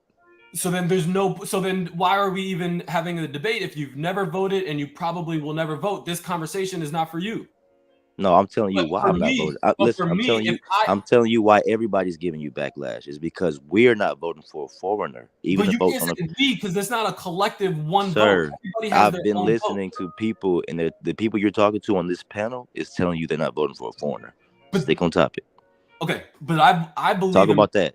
I will talk about that. If they have ever voted, and if they voted for Obama, if they voted for Clinton, we was tricked. Kenyan. It's all good. Go ahead. Let him go. Keep going. So in our lifetime, trying to close this casket, y'all. I'm sorry. In our lifetime, under you guys' definition of this foreigner, every single politician has been a foreigner. So that means no one on all 10 of these people have not voted ever. We ain't talking about if they voted or not. We talking about what we about to do, right? Moving forward. So now you're changing it. Now you're changing. No, we're not. You're changing. I ain't even talking about that. You brought up. You said we aren't voting for a foreigner. Right. I'm telling you what's happening, and you're going back in history saying you've always voted for it. I'm telling you right now where we are. We're not moving forward, proceeding with putting a foreigner in our office, bro, for no reason. You don't get that? Hey, Wolf, let me add something to that. Just quick. Yeah, okay. People have voted, and you don't have to vote for the candidate that's on the ballot. You can write in. You can vote for anybody. Yeah, you can vote for anybody. Exactly. You can write that person in. So people may have. I know some people have written in the candidate they wanted to vote for. So I mean, even Kanye. I voted for Kanye. Right. Yeah, but see Moses. Oh, you did? That's real. Hold on, let's not get out of control. Let's reel it back in. Yeah, so wrap so that see point. Moses, stay on point. I'm gonna say this though. Oh, go ahead. I'm an old man. I've never voted as well. You know what I'm saying? Yep. This being engaged with you guys and everything. This is a pivotal thing to me. It's very informative. So I mean, it's very important. That's why we're having a conversation. See, right. Moses. Go ahead, Will, please. May I say one thing about voting? One thing. Hold up, nigga. You say an hour long worth shit. I'll let Alabama get some of my time. You got it. Go ahead. I got it. Hey, Steve Moses, you good? I want to make sure y'all. The point is make sure Steve Moses stay on point because these be going side and side. That's why. And we're not going to gang up on C. Moses. We're not ganging up on C. Moses. That's right. What I'm saying about voting in and of itself, regardless of whether you vote or not, you are voting through taxation. Now, if you don't participate in the franchise, we're differentiating here now. Yeah. Whether one votes or not is irrelevant to this degree because taxes don't stop. Children can't vote. No one under 18. I already brought to you about the attempt he has as a political agenda to raise the voting age back to 24. So again, voting is not so much the issue if you're not addressing the system that's working in opposition to you and you're paying for it. That's first. That's right. Secondly, Indians not taxed is not addressed because those persons are not declaring themselves so. As I say very clearly, there is only one American. Until those are addressed, we're not dealing with what should be as opposed to what is. What is currently is a criminal enterprise, unchecked and unchallenged by the people who are victimized by it. Now, see, Moses, if you disagree, that's fine. But if there is a criminal enterprise taking place here through the voting process, what is your suggestion on addressing it effectively going forward? I said this a couple weeks ago. Big Chief Indian River, I see you. Go ahead. Topic too, see Moses with me. Stay on topic with me, bro. So I'll be on the shout outs. The fact that we got to this point in time in 2023 with this criminal enterprise, this system, this whatever you want to call it, foreign thing that's on our land, corporation, did not happen overnight. So the route to unravel it. Wolf, let Navi get in next, please. It's not going to be I'm gonna wrap it up. overnight thing. We got to think strategically. We have to work with what is on the table. Now, you hold on to your principles and hold on to your truth about you being the original American. But at the end of the day, we literally, in 2023, we have to work with what is on our plate. We do get taxes taken out every day or every paycheck. Like, we have to understand that this is where we're at. So how do we get out of it? And I'm thinking it's chess at the end of the day. It is. And so somebody mute up. Keep going, see Moses. So as we're playing this chess game, and I do believe we're getting towards the truth. See Moses, you said we playing chess. You said we voted for foreigners this whole time. What are you not? Let's get back to my point so we can stay on topic because I didn't forget where we were. What do you not get about us not proceeding with putting a foreigner in the forefront of office? If that foreigner wants to undo the system that we're saying is corrupt, right? So okay, go ahead. If a foreigner says this system is corrupt, I want to tell people the truth. I'm going to vote for that foreigner versus the other foreigner saying we're going to give Ukraine $200 billion. So okay, let me listen. Hold on. Yesterday, I asked you, does one person change the system? You said no. Okay, so you're gonna proceed with voting for another foreigner that you admit is not gonna help change that system. I believe our system is changing. Going back to don't hold on. See, when I say something, don't just say something different. Answer my question. Stay on topic, bro, so you can figure out why it sounds ludicrous. You just admitted that one person cannot change the system, and you also said, but you believe you're gonna vote for the foreigner that can go in there and change it. One person does not change the system. So why are you banking it on this one foreigner to go in there and change it? What do you mean I'm doing stuff every single day? Hold on. You just said you said I'm going to vote for the one foreigner that I believe is going to change the system. But that doesn't mean I sit on my hands. Sir, listen. You're contradicting yourself. Yesterday you saying one person can't change that system, and you just here said I'm going to vote for the foreigner that I do believe can change it. No. I'm going to vote for the foreigner that it wants to exploit and tell the truth. Yes, that's what I'm going to do. And every single day. Not change the system. You're going to vote for the guy that's either way. You're admitting that it's not going to change anything. It's a checkbox. Like it's literally you go somewhere and it takes 3 seconds. But see, Moses, just say yeah or no. Are you admitting that he's not going to change the system? He's not. I'm going to vote for him. Okay, all right. I mean, so this is what. Okay, so now we're going to vote. Right. I don't know if I'm going to vote. Everybody that he, vote for him. I got you. See, Moses. So now, do you understand why it sounds crazy to us that you're going to vote for somebody that is not going to change the system? The reason why I know is because you need the other part of how I believe the system can be changed. It's not one person. It's every single person on here doing things every single day to move our culture forward. So that's what. Hold on. Okay, so see, Moses, that's what we talk about. Listen, that you're right. That's what we talk about every day. What we're not talking about is voting for a foreigner. I didn't vote today. I'm not voting. No, I'm saying you're right. We all have to change things every day, but I don't think you understand. Like, why aren't you getting that we don't want to vote for this foreigner? So then don't vote for him. We're not at all. I'm asking you, why don't you understand why we don't want to? I'm confused why you say we. The people on this panel. The people that can hear me speaking. Why are you confused? Everybody should vote for who they want to vote for. Y'all. We don't vote. Hold on. What he's trying to let you know, we're pretty much in a consensus. But go ahead. Yeah, and see, Moses, why don't you get that? Think for yourselves. Don't just vote as a. We are. No, we are. Just making sure. See, Moses. You're talking over yourself.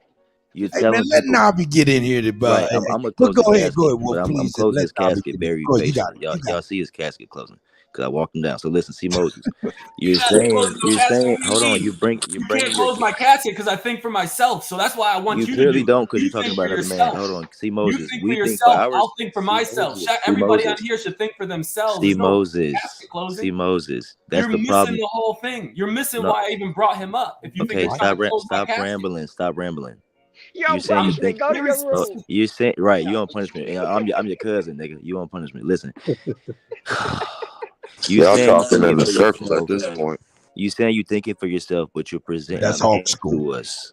Hold on. You saying you think for yourself while presenting a man to us to follow, sir. You present. No.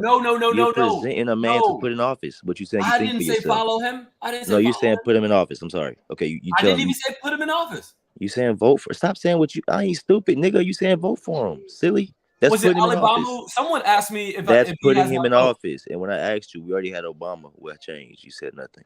So why? Listen. Think for yourself. Meaning, don't put some foreign man in office to think he's gonna change something. Did you vote for Kanye? I ain't vote for. I just told you I ain't vote for nobody ever in my life because I'm thinking for myself. You saying you think for yourself, but you presenting a man to us to vote for. Kanye is one of us.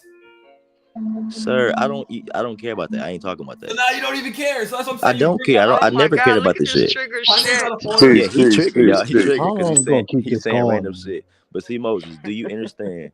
Oh yeah, we about to wrap this up. This ain't nothing but a do-si-do. Yeah, he done.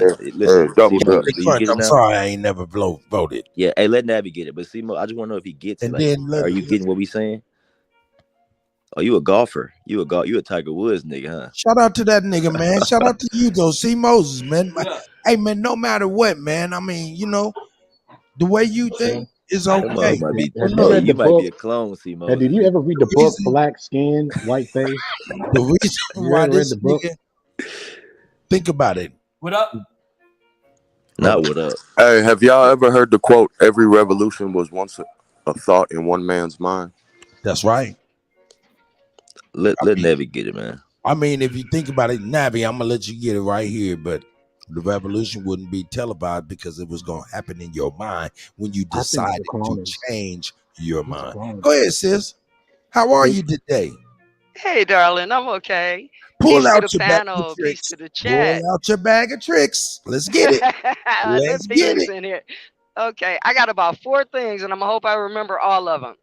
The first thing is, I voted before I turned 25. Actually, I voted for Dukakis, but we ended up with Reagan. Okay. Yeah, I remember the caucus. Yeah. Okay. Last time I voted for Obama, but guess what? My vote didn't count, so there was some shit going on in there. Secondly, they have a tendency to always target the youth, which is why most of the discussions are happening in the universities and the legislature, because we as young people don't have all the information. Thirdly. Yeah, nobody got all the information, Navi. Keep going on. Right. You know, but it's a difference. Yeah, okay.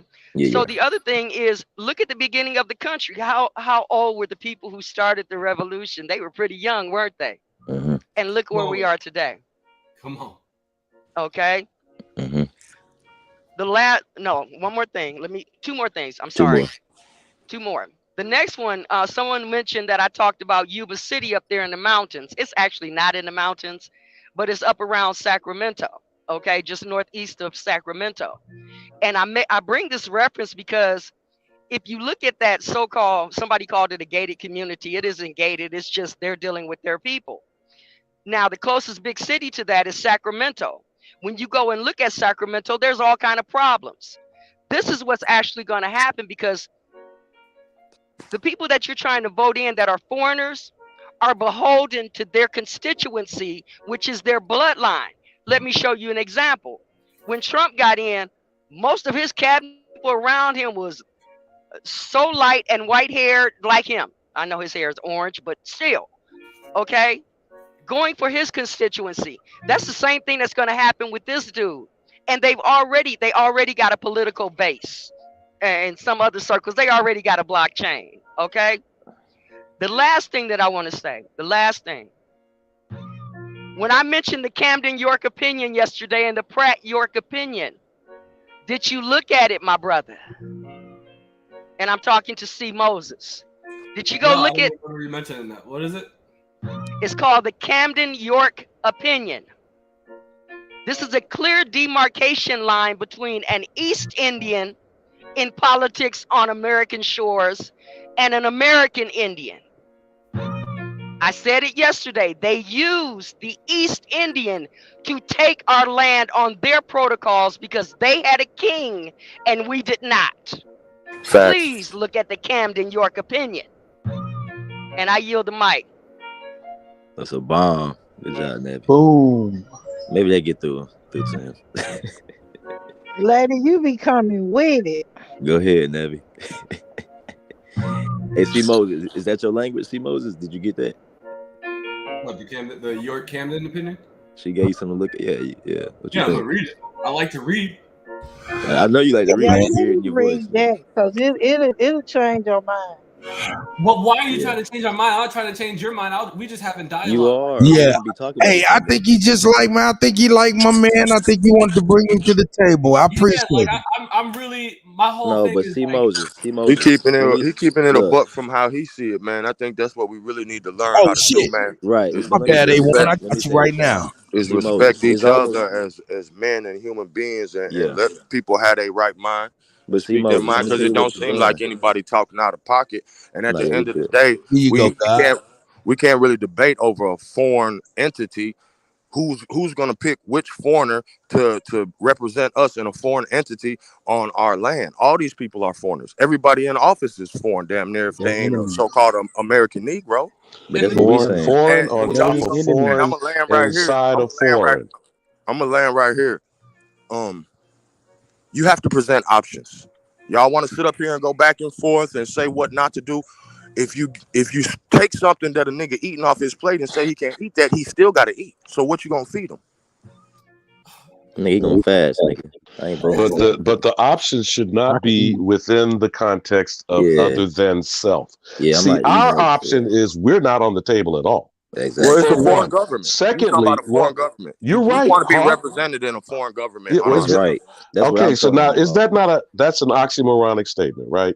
Huh? That's what I'm trying to say. Yes, exactly. Okay. So when we are discussing, like I said, again, the voting issue is somewhat irrelevant when, first of all, it shows that we are purposely removed and excluded. How is it that the so-called Negro in the civil rights movement was referred to as a second-class citizen?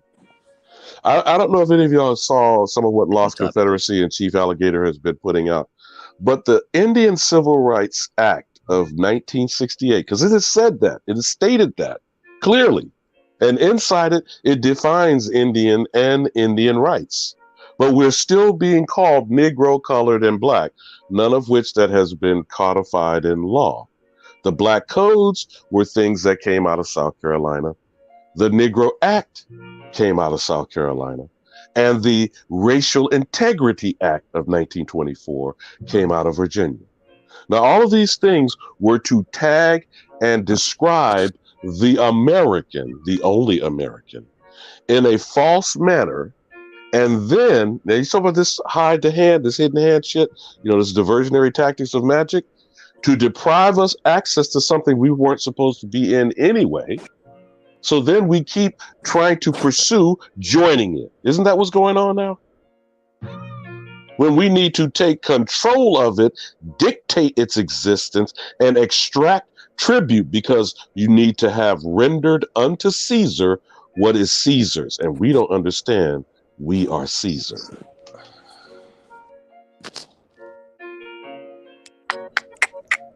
Anybody want to come? Well, we just yep. You're right, Alabama. That's right. I still don't know what C. Moses don't get about what we did this whole thing, He's talking about navigating the process, and if you're navigating the process, you are choosing whether you vote or not. That is what's called consent. Now, when it's uninformed consent or when it is misinformed, that's fraud. And since we're not describing how all of this is a criminal enterprise, I don't care how appealing and attractive it appears to be, it is criminal. That's right. And until it is addressed as such, until we declare that we have been defrauded, because we are the only actual victims of crime here, everyone else are the criminals benefiting off of it. And that's what we seem to have. I don't want us to keep going back and forth here like a dog chasing his tail. Yeah, I've said very clearly the eugenics agenda is get the nigga, kill the nigga. And all the other examples you are seeing are policies and choices made by everyone, literally everyone on this planet, who are coming here because it has been advertised and they have been recruited. Come here and get the nigga. I just want to add this too, Alabama. There's a reason why the school system never really teach you about real civics in school. There's a reason why. And you got to stumble through life and try to figure it out, and do your own independent research and follow up on some type of conversation. Say, what are you guys talking about? What are you older guys talking about? Sitting at the table playing dominoes, reading newspapers. What you older guys talking about? You know what I'm saying? Cherry picking some of their information. There's a reason why they don't give us real civics in school. They want us bobbing around here in life, get into student debt. You know what I'm saying? Taking the wrong college programs and shit. Excuse my language. Smoke. Didn't Trump tell you how he loves the poorly educated? And didn't he tell you how he turned them loose on January 6th? And how are those poorly educated still repeating and spouting every word that comes out? Do you know this nigga wears a letter Q on his lapel? You even know what that is? What is it? You not following the Q community? You talking about the QAnon? Yes. Yes. Yeah. Donald John The Trump wears hats, the letter Q on his lapel everywhere now. When in the debate in the town hall meeting, remember, when he just prior to getting COVID, he said he didn't know nothing about Q, had not heard anything. He also repeatedly says, I know nothing. You know the history of the Know Nothing Party and the Native Americans? Yeah. See, when we don't have these, like you just said about civics itself, or understand the effective reasoning for history, is to have context. So you understand why there's nothing new under the sun. Because you can refer back to different manners and tactics that have been used to do the same ultimate goal. Get the nigga. Take him off his land. Tell him he's something else or from somewhere else. And that's why these pan-boo-boos have to be shut down. Because they're not just dangerous, because they're actually literally in your house, your next door neighbor, your spouse, your child, or your parents. That's what makes them very dangerous, because we have been indoctrinated with this Kunta Kinte shit since the 60s. Did you say he was a Jewish? They worse than the KKK. They are the KKK. They are white supremacists. White supremacy is this guy was a offense, and Jewish. they are the legs of the white supremacy table. Somebody God damn, who the hell fell asleep? Who the hell fell asleep? Some of these niggas never woke up. That's right. It ain't me. I'm woke. I'm listening. So Navi, I don't know if Cut was going to bring that up. You gave clarity about that. What was that legal position against York? The Camden York opinion. And what was the date on that? What's the timeline on that? What's the timeline on it? I can't remember the timeline. I forget names and dates and stuff like that. I don't retain that stuff. But you can find it easily on Wikipedia or Gestor. Now, the position in that particular thing, this is a court ruling, I guess, what you're talking about? It's something that changed the way things were done, yes. So we're talking about who we refer to as Hindustan. We're calling East Indians today. They brought a monarchy-type culture here, and it got challenged on the American Indian status on this land. I would say more so that the powers that be, like I said before, used the East Indian, who the British had already been subjugating and puppeting.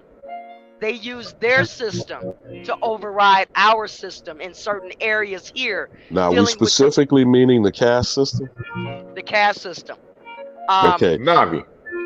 Hey Navi, how you doing? Are you specifically talking about the East Indian Company? No, I'm not.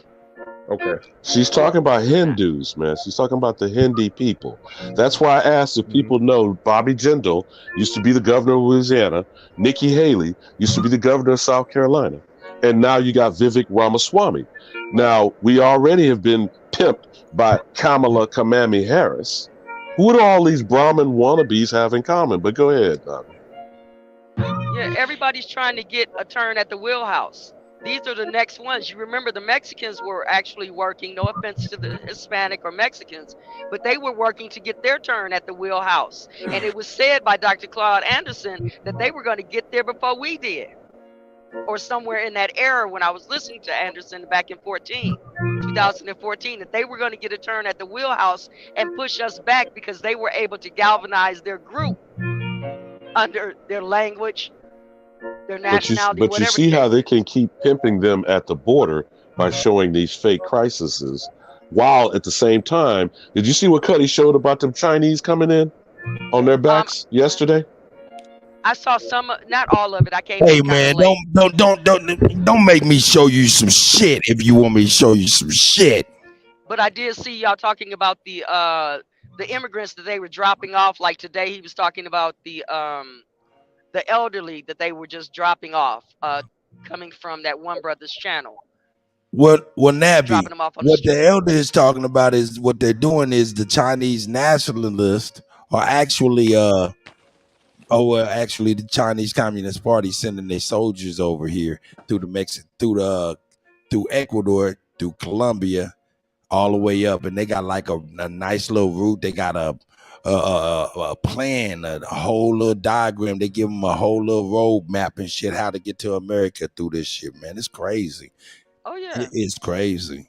But let me see if I can get myself together so I can bring y'all. But when we were talking about that yesterday, Kutty, how did they have an international organization of migration? And you don't know these organizations if you don't know stuff like the Council of Foreign Relations. There you go. Or the IMF, the International Monetary Fund. When you don't know how these people are being propped up through the United Nations, through these supposedly extraterritorial non-governmental organizations, these people are put in place to move these bodies over here to get the niggas. Let me throw you three. That's crazy. The Nationalization Act that we talk about. The I can't remember, the Act of 1862, I believe it was the same thing. Now I told them yesterday, starting in 1790, whether we go in and bring it up and analyze it, the 1790 Naturalization Act said that all of these people are aliens if they're putting in an application for citizenship. Please show me the tangible evidence that they are not enemies to the only American. And that's silence. The point right there. There's silence. That's it right there, Alabama. Yep. Look at that shit there. What the fuck is that? Look at your boy. That's y'all Chinese food at work. Get them they Chinese food. That shit I feed my dogs, cuz. Hey, my dog wants some. Look, that shit so disgusting you can't even show it. They misusing it. I got a question for how. But like you said, though, there are over 200 checkpoints, Kutty. Yes. 200 checkpoints. How much time, money, and resources does it take to operate those?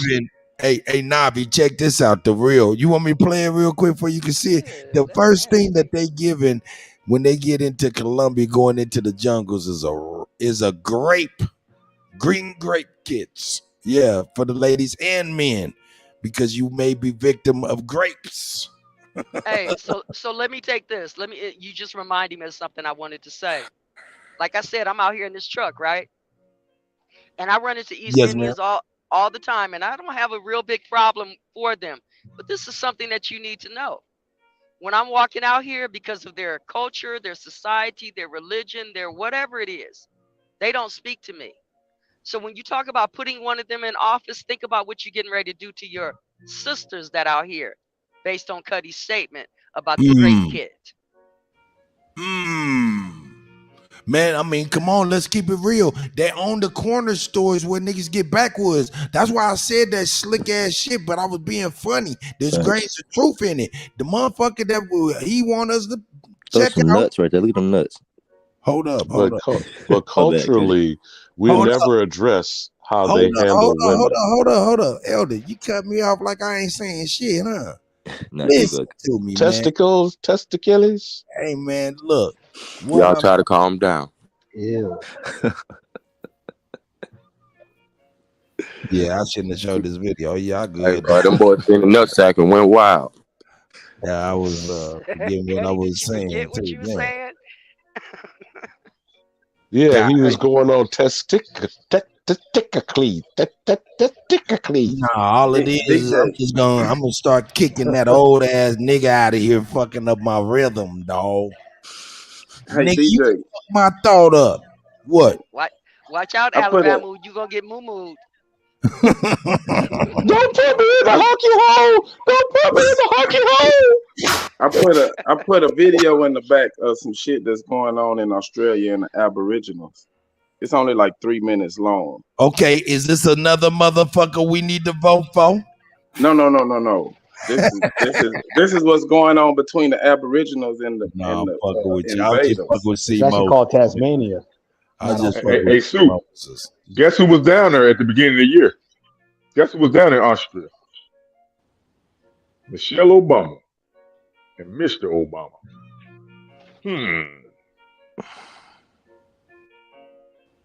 Ooh, y'all ready?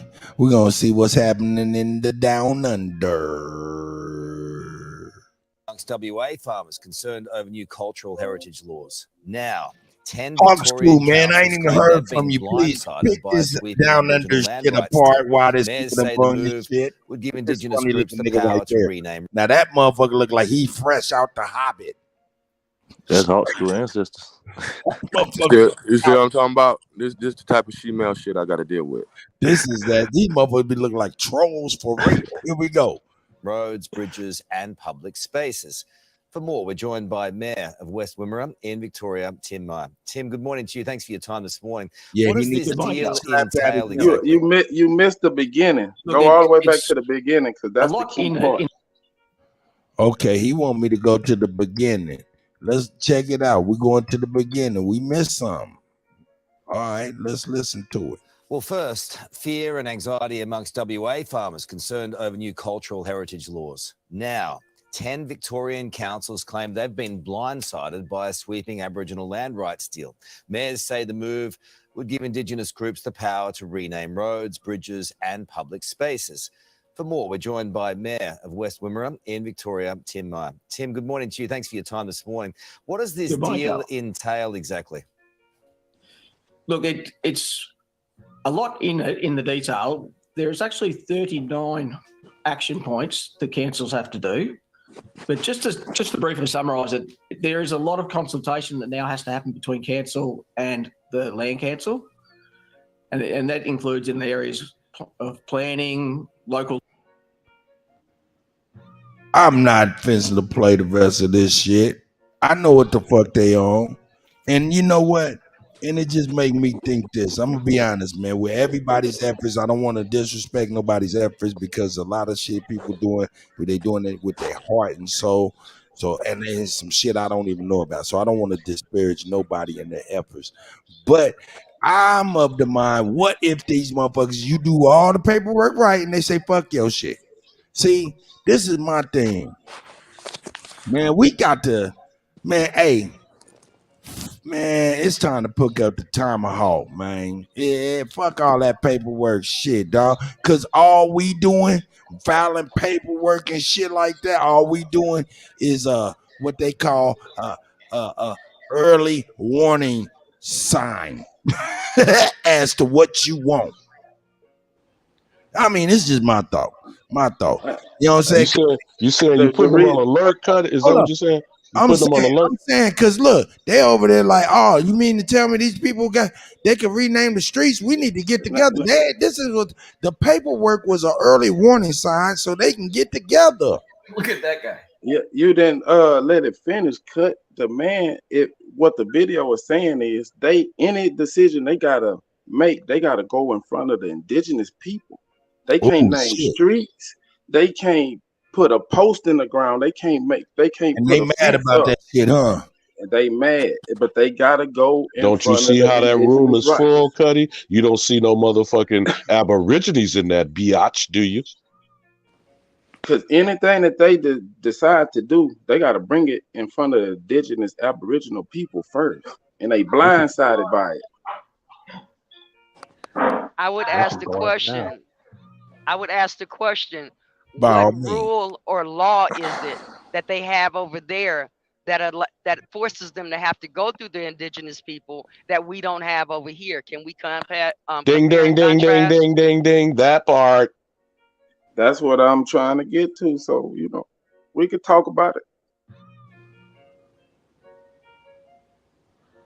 Do you know what the law? When did this happen, Super? What's the time on this particular video? Oh shit! I'm over here looking at my phone and here this nigga is. Shout out Bap in here.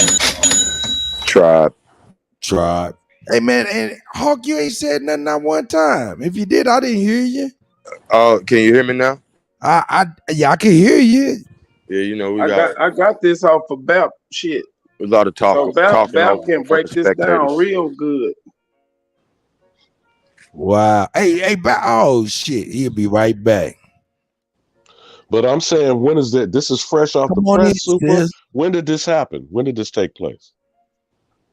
I just saw this shit today. I'll let it play. Power to rename roads, bridges, and public spaces. For more, we're joined by Mayor of West Wimmera in Victoria, Tim Meyer. Tim, good morning to you. Thanks for your time this morning. What does this deal entail exactly? Look, it's a lot in the detail. There's actually 39 action points that councils have to do. But just to briefly summarise it, there is a lot of consultation that now has to happen between council and the land council. And that includes in the areas of planning, local laws, budgets, all these types of things. We're no longer allowed to name roads. We have to be provided with a name. And a lot of this comes at a cost. We have to pay for the consultation. Yeah, but how does it wash with the community? We're bad. Look, a lot of people in the community aren't even really aware of it. It's a secret deal that was sort of done back in October. And they've only just released it on a website. Come on, sis. A week I'm ago. waiting on you right now. No public media statement or anything. No consultation? No consultation at all. There was no consultation with council, no consultation with the community or anyone. How's it happened then? Look, the state government has a right to do this under the Land Settlement Act. It's their prerogative, but it's put us in a tough position, and it's also put the Land Council in a tough position. And I don't think that's fair on them. See, I don't know why farmers in WA and why you'd be concerned about this. I mean, especially if you're a farmer. If you want to put a post in the ground, you'll need compliance. If you want to dig a hole for water, compliance. Work on a farm will absolutely grind to a halt while you wait 4 weeks for compliance. The water will dry up. The posting, the fencing won't get done. I mean, I don't know why anyone's concerned about this. No, well, a lot of this is actually he thinks it has that no shit's time funny. frames. It says, we have to go and consult with people, and until we hear back, we can't do anything. It could grind everything to a halt. It's bureaucracy gone just crazy, hasn't it? It is, and it's like I was saying though, it is unfair to land this on council. We are under resourced and underfunded as it is. Yeah, and so we have to find the money to do this. But similarly, the Land Council, we know they aren't funded either. So it's going to put a lot of pressure on them as well. So and I don't want to see people getting angry at the Land Council. What is it? What is the solution here? And is it going to matter? Well, the deal's done. So there's not much we can change. We've got to find a way to work with it. And the Kutty, this is called oversight. You see the problem they have with us having oversight? Well, I don't even know this. Yeah, that is over. Yeah, you're right. You see how it's a problem? You notice you saw no Aboriginals in that audience whatsoever. It's not an Aboriginal problem. It isn't. Go ahead, Hawk. Cook, man. Oh, well, I'm just saying, man, we fail to realize how much work our ancestors, better known as the colored citizens of America, have put in for hundreds of years. I'm reading documents back to 1700s where we the top dogs making the laws and making the power moves in this country, setting these things up, setting up these countries, I should say, because each state, as I have said before, and we will reiterate, each state has its own constitution because each state is a country. This is our land. This is our land. Damn it. Go ahead. I'm like, let Hawk School cook, man. God damn it, cook, please. Well, I'm just saying, bro, because it's like niggas, we sitting here arguing and talking about tearing down these systems. Ain't nobody talking about what kind of programs we could get to teach our kids jurisprudence or teach our kids legalese or any of these things that are used worldwide. Because when you get done overthrowing America, nigga, the rest of the world is still going on using the same shit that we gave them. I digress. The reason the point that I really want to make about this is if everybody go home and get their land and claim their shit, they gotta come talk to us. We the land council. If you think these young niggas ain't wising up, not to cut you off, forgive me, because I've really been striving to humble myself because I have way too much to offer to our people to allow any of these spectator-ass infiltrators to antagonize me on a regular basis in the hopes of disqualifying my intellect. So I'm saying that to say this. I just posted a video with NBA YoungBoy, rapper, gun-toting ass nigga from the hood. He got a $10 million real estate portfolio. What is you niggas arguing about? Who owning the land that you living on? You talking about all this revolution? How you gonna have a revolution in another nigga yard? That's right. Nigga, I'm employing our You people. niggas trespassing, cut. These niggas trespassing. You can't be out here. They gonna shoot the shit out you. You trespassing. That's the all-seeing, high-flying Hog School, man. Y'all better be on it if y'all ain't on Hog School. He worked very hard, been working very hard. And when he's also a brother out there on his shoulder, man. Shout out to you, Hog School, bro.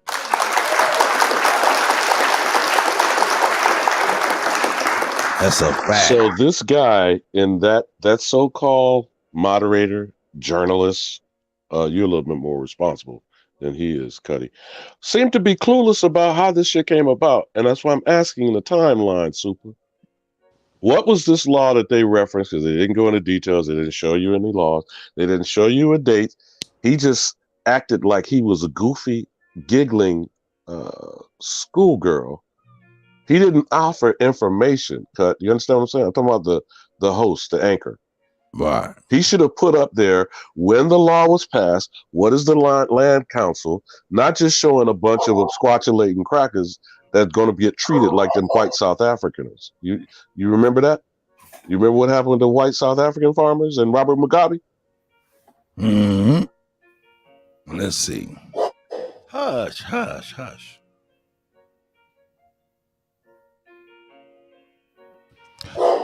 Man, I tell you though, man, we about to get ready to close out here in a minute, man. But hey, Georgia Peach, what you think about all of this now? You know what I'm saying? I like to hear from the ladies, man. I like the ladies to let's let the ladies speak for a second, if y'all don't mind. Georgia Peach, Nabby. Oh, the Nabby might be navigating too, though. I'm still here, Cut. I'm still here. Whipping the navigator. You know what I'm talking about? Okay. Georgia Peach, I yield to you. Okay, thank you, sis. My thing is we're starting to come into this understanding. I think we need to band together and try to get us a candidate to speak for us.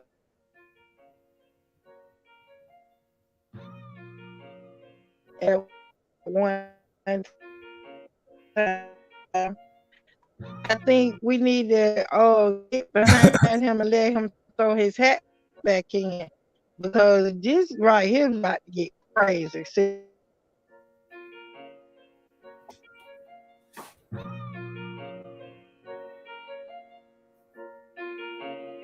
Me and the fact that this young man brought this to our attention, it says a lot. You know what I'm saying? And I think that's something we need to just really consider and really try to stand behind him this time. And you go ahead, sis. I'm done. But Georgia Peach, you were dropping out. Who were you saying we need to stand behind? Are you talking about Rico Dukes for president 2024, or who are you talking about? No, I'm talking about Ali Muhammad, because you know he ran last election. He wrote himself in last election.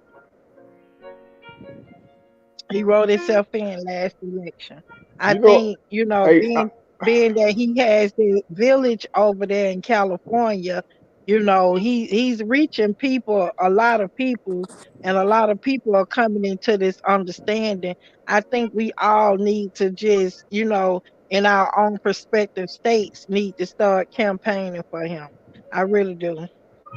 You know, sister, that's funny you brought him up because I was looking at his live last night. I caught his Instagram live, but I didn't catch his other live, like where he was bringing people on the panel asking questions about, you know, jurisdiction and how you can put yourself in the right jurisdiction and shit like that. So I think, you Yeah. know, we need to get to these people. Did you watch his live, Mel? Did you Yeah, catch it I last night? watched it. I'm on his YouTube, and when he on live on Instagram, he's live on YouTube too. What's his YouTube? Because So yeah, I could, I was on it. you know his YouTube? If you don't mind? Yeah, I was on his YouTube. Yeah, what's his YouTube handle? Global something. It's about the same as Global what's on Aboriginal his Media. yeah, Global global Aboriginal something Media? media. I think. Yeah, I think it's All right, Aboriginal thanks. Media. Okay. Yeah. Yeah, but he knows a lot and he understands what the problem is. I think we all need to just really get behind him, you know, and try to voice it state to state in our own perspective. I can't say that word. My mouth get tongue tied. Perspective state. Your perspective is absolutely correct, my sister. I was just only asking not to exclude him. That would be a double bang if Rico Dukes for president 2024, and we go and bring up whatever, I think it's Aboriginal Republic of North America, ARNA. Is that what you're talking about? With Dr. Ali Arnold, Muhammad. we need to get him because he does a lot. I see what he does here in Atlanta, you know what I'm saying? And he knows a lot. But if he's willing to throw his hat back in and we get him, you know what I'm saying, state to state and everybody understand what's going on and what's the agenda at hand, that our lives and our children's lives are at stake. You know what I'm saying? Because it's crazy that I understand where the young man is coming from, and you know, it comes from these universities when they go to school and they see all this white agenda shit and they don't understand it, that is not really for them, it's really for the foreigners. They don't understand That's right. And So then how would you is think? crazy. Well, for example, Big Mama that's babysitting and keeping a lot of these kids after school programs, etc. Do you think that's a touch point with doing what Shaq said about initiating civics and explaining how the system works? Yeah, we need that because last night, I think he had about 400 people in attendance on YouTube, and people are really starting to understand what is going on and what is at stake. And bringing foreigners to keep trying to run this land, we get pushed all the way down to we gonna be out in the sea floating around. We gonna turn into fucking mermaids. You know what I'm saying? Because they coming to us to get our vote, but when they get in there, they don't give a fuck about us. They don't try to help us can I do ask you a shit. question, please? Hey, yo, y'all, hey, don't even trip. Y'all want some buffalo poo soup? It's called buffalo poo. Yeah, go ahead. You want it in presidency? Yeah, you gonna be eating some buffalo poo soup. Y'all got fries? I'll just take the fries. Have some fries. Can I ask my Georgia Peach a question? Yeah, go ahead. Oh, Super, go ahead. If we all exercise our indigenous rights, because they already recognize them, and everybody go back to their land and claim their land, do you think we'll have more power than voting that way? There you go. Nigga, that's a funky job right there, boy. Well, Super, in my opinion, okay, we all go back and get our land, which is cool, but still, we got to have somebody to run this country, and I'd rather it be one of us, and then instead of one of them, because they're looking out for our best interest. Hold on, Georgia Peach. I'm trying to give you a lesson. This is how you get the smooth texture in your buffalo poo soup. You gotta sip the rain out of the poo. Dude, Stop that showing ain't this. even what's happening. We don't eat like that over here in America. What is the Hold on, hell man. wrong Stop with you, showing man? this stuff, Who man. don't Come eat on. chitlins? Nah, they don't. I No, eat I chitlins don't. now. no, Don't get me wrong. Now I eat I chitlins. mean, guts is guts. no, they threw the Now chitlins to the side. I'm Oh, all The the way wow. chitlins to from the Georgia. side. She I said grew up on chitlins. it. Respectfully, I eat chitlins. They Oh, threw man. respectfully, I'm the just chitlins to saying. the side. They don't Oh. need chitlins. They need the poo, the poo, the Y'all better poo. get a cleanse No, right Oh, now. it's I'm not not to be doing Get a all silky that. cleanse. smooth on your So Get that's a what the cleanse. chitlins look like pre-dookie. That's the pre-dookie chitlins right there. Let me slide up in here, Look, y'all. that man got well. That man, hey man, that shit Please, is Nabbit, Man, Come y'all on, about please, to, Navi. please, Come y'all on, about to eat my Navi. in the fuck, appetite. Please. man. Please stop Please, showing this. Navi. please, What please. Oh, y'all with stop. y'all with Y'all these about to lose my chitlins, okay? appetite, man. Chitlins you Please looking stop at. saying chitlins. Oh, stop hey it. man, these the people you want in charge. I'm gonna throw up in a minute. Y'all stop showing this. I'm gonna Navi. piggyback. That's how Navi. they make the dye. Navi. We That's the need red Felix dye. to pull out the bag. Come on out your bag, Yeah, they Navi. were squeezing the I'm gonna doodle out of I'm the gonna chitlin. feed. That's how they make the I'm red gonna dye for the fezzes. damn. Okay. I'm gonna piggyback off of Georgia. Okay, Georgia Peach. I think that instead of you know they have this thing about the fear of the black messiah, right? And so every time we go to put somebody up there, something happens where that person doesn't get up there. Whether or not Dick Gregory was a good candidate, I wasn't even aware that he had ran or knowledgeable that he had ran at his time. Regardless of what he did, he didn't run, he didn't make it. Okay, other people have put their hat in the ring over the years and possibly didn't make it. If we're talking about either breaking down a system or supporting a system, becoming authorities in that system, I would think that instead of just pushing one up there, if every state is a country, we need to push 50 people up there. Tribes. Okay. And then if one of ours just so happens to really make it, that we got to go with this one who really make it, then all the other ones should become their cabinet members, because it's not one person like the brother was talking about earlier that's going to take the system down, take it over, or change it. Trump was a good example of we're not letting you do shit. Okay. And if you don't like Trump, go back to Bill Clinton. And I did not sleep with that woman, but yeah, you got impeached. So, you know, I think that we should utilize the system in the way that it was formed, because I don't know what Ali Muhammad's platform and protocols are, but by the same token, there's more than one system in operation. There's a main system that has a lot of under systems to it, like economics, like technology, like education. Okay, these are all systems that need to be put in place and not put that mantle on just one person, because I think that's the way that we get screwed up in it. Okay, I don't know if that makes sense, but that's what I was thinking. Well, Can I you Yeah, know, sister, you Can back I right. in say the day, You something? right. Can I can I say I can add something? go something with to it. that? That's right. Can I add something That's to that? right. You right. We should have a group. Can I But add my something? Oh, thing go ahead. is, what the point that I really is trying to make is, the political system is for them to operate in. They have to come to us to get permission to do anything, and that's the point I keep trying to make. This is our land. They're operating on our land, so we need to approve anything that they do in politics concerning all foreigners, not us. Well, I don't feel like we need to approve anything anymore. I think we should just shut that shit down. We should just say no. Everybody just say fucking no. No, we don't want you. No, we don't want none of this no more. If we got the power to say yes or no, I think we all need to vote no. And I Check want this to out. add. And I Here, want Period. to y'all add talking this. about Can That's I what add the this? Can video I add was this? about. That was the check this. video was about, that the Aboriginal people is shut that motherfucker all the way down. Yeah, Now somehow or That's it another. over went to there. a That's grind. over there, brother. That's But over there. I What's the understand law that. that separates the two? This is what What's I'm the saying. difference? I got you now. But listen, if every one of the Aboriginals uh, exercise their individual rights as indigenous person, that shuts the whole system down. If everybody step up and that's an indigenous American, step up and say no, the whole system comes to a grinding halt.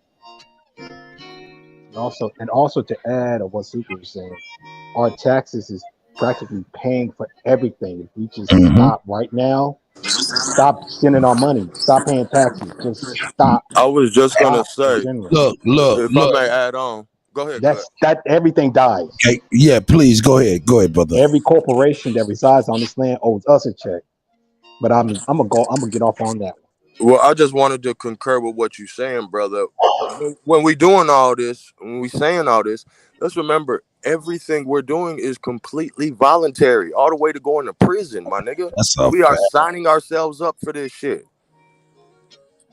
You have to remember, we were nobility in the land. These foreigners could become nobles by marrying us because we were sovereigns everywhere we stood. Can you hear me? Yeah, we can hear you. Everywhere we stood, we were sovereigns in the land. Everywhere we stood, we were sovereigns in the land. If a foreigner came and got with the tribe, you would be a noble now. Can't nobody do shit to you, say shit to you without a fight. That's right. You niggas are signing yourselves up for this. You sound like one of these old Illuminati ass niggas who done goddamn took the goddamn bait, and then you want to get out the goddamn Illuminati. You signed up. My nigga. Ain't nobody forcing nothing on you. Nobody signed up, man. We were born into this. We were born into this. Bro, we are volunteers, bro. Birth certificate, we are volunteers. Bro. No. What Kanye said pissed everybody off? Let Navi say something. Go ahead. I just want to end here. You know what Kanye said pissed everybody off? Slavery is a choice. Voluntary, right? Let me throw one for you. We talk about Indians not taxed, right? Yes. Do y'all remember when Trump debated and said that he don't pay taxes because he's intelligent? So was he an Indian? No. Taxes are voluntary. Taxes are voluntary. I get that, but understand what I'm saying, Hawk. But Navi, he said the same. He said the same thing that Nelson Rockefeller said. Well, Trump isn't moving with a social. When he knows that taxes put you under the jurisdiction. But go ahead, sister. Yeah, well, can I just add one thing that y'all is forgetting? Trump ain't moving with his social security number, people. No, he's working under EIN and under his business entities. Yeah, well, if you're doing business, shouldn't you be a business entity? Isn't that logical? Have y'all noticed that everybody came over here from day one came as a company? Yes. Now, let me throw this one for you. Shameless plug. I'm going to give you two. One is there's a movie that I think is on YouTube called The System.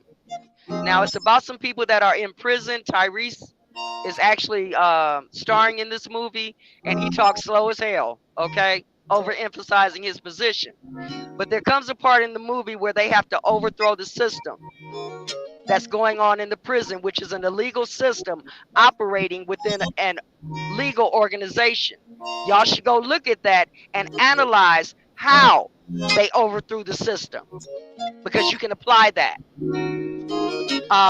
The second thing is shameless plug. Get the book called The Code Book, because while we're talking about philosophies, we're talking about music, and even to a certain extent talking about mathematics and polymaths and all this other stuff and religion, there is a code that they've been using, and we have not gotten on the educational level of what was going on worldwide, because we're still dealing with the emotions that have been put down for us. Again, it is diversity, equity, and inclusion versus the best of the best. Y'all better wake up.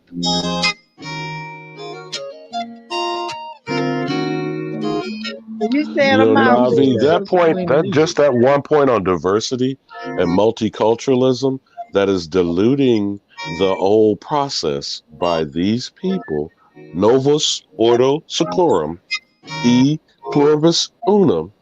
Out of many, they are all one to put down the nigga.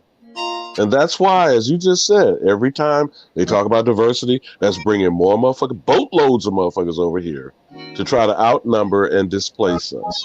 That should be something that we are clear of purpose and of one accord on. That ain't got nothing to do with your political position, your religious affiliation, or whether you are a Democrat or Republican, or you're homeless, or you're in a mansion. All of us are targeted.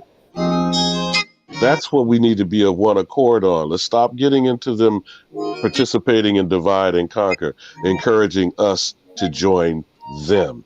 You feel me, sister? I do, but Alabama, can I ask you a question right quick?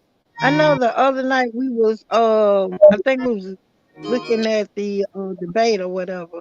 You told me about a movie that was on Netflix and I forgot about it because I was sipping. Can you tell me what that was? Which one was that? Well, you know we've been banging on They Clone Tyrone. But which one do you Yeah, I know. We was I'm about to watch it talking again. about it was some movie about a man in Georgia. Oh, you talking about Black Godfather, Clarence Avant. Yeah. Oh, girl, Godfather. you got, oh my God, you got, because I don't know who, and Kutty knows this, I'm sure, as a music man. Most people never heard of this man. And he's probably he's more important than Clive Davis. I'm right here. Yeah. Tell her about it, Cut. Tell her about the Black Godfather. Nothing about that nigga. I don't know him.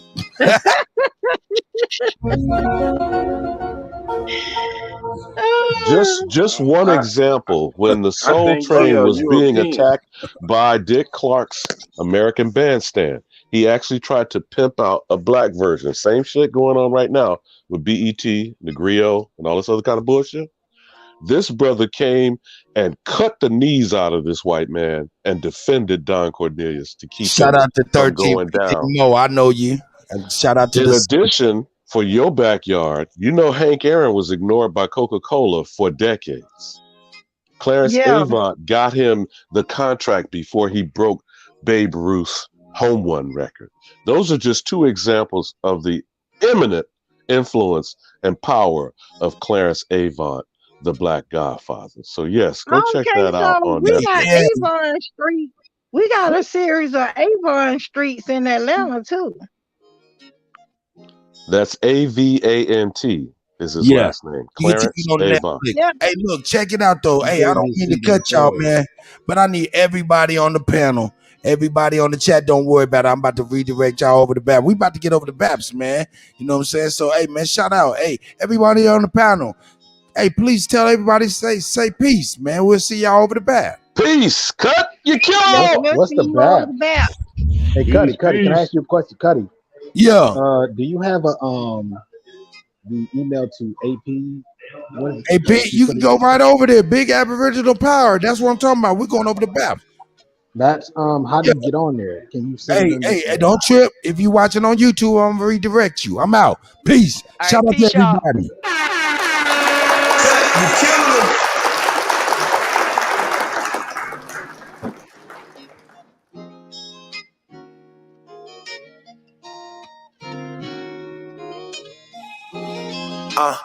Mama, you was right. Everything's for you tonight. Yeah. Told me ain't no sense in doing this shit. I ain't gonna do it right. Got it for us. Hey, man, y'all have a great Thursday, man. I'll see y'all tomorrow morning, and I'll be lay on later. Nigga wanna lose his life. There's nothing else to do tonight. If you gon' buy it, bust it down. Nigga, that's my new advice. Peace, that's the key to life. Niggas start eating right. I'm talking about a veggie plate. Cut, you killing them. Slicker than a sheet of ice. Crispy like a piece of ice. Sharper than a hunting knife. I must be doing something right. I bought myself another car. Guess I fell in love with life. I know she's a bitch cause she ain't shit if I don't fuck her right. Know I have my piece of the pie. I need another bite. Niggas probably wishing I die. I hope they come to life. Know I got a cold heart. Frozen one summer night. These niggas will go against their mamas for 100 life. Nah, he don't wanna fight. He ain't never threw it right. He'd rather just shoot you. He don't know if he gon' do it right. Belly used to stay the night. Now my nigga doing life. And all these little niggas ain't your friends. Mama, you was right. Yo, shout out. Like I said, have a great motherfucking Thursday. We out, man. I'll see y'all over the BAPs. Peace.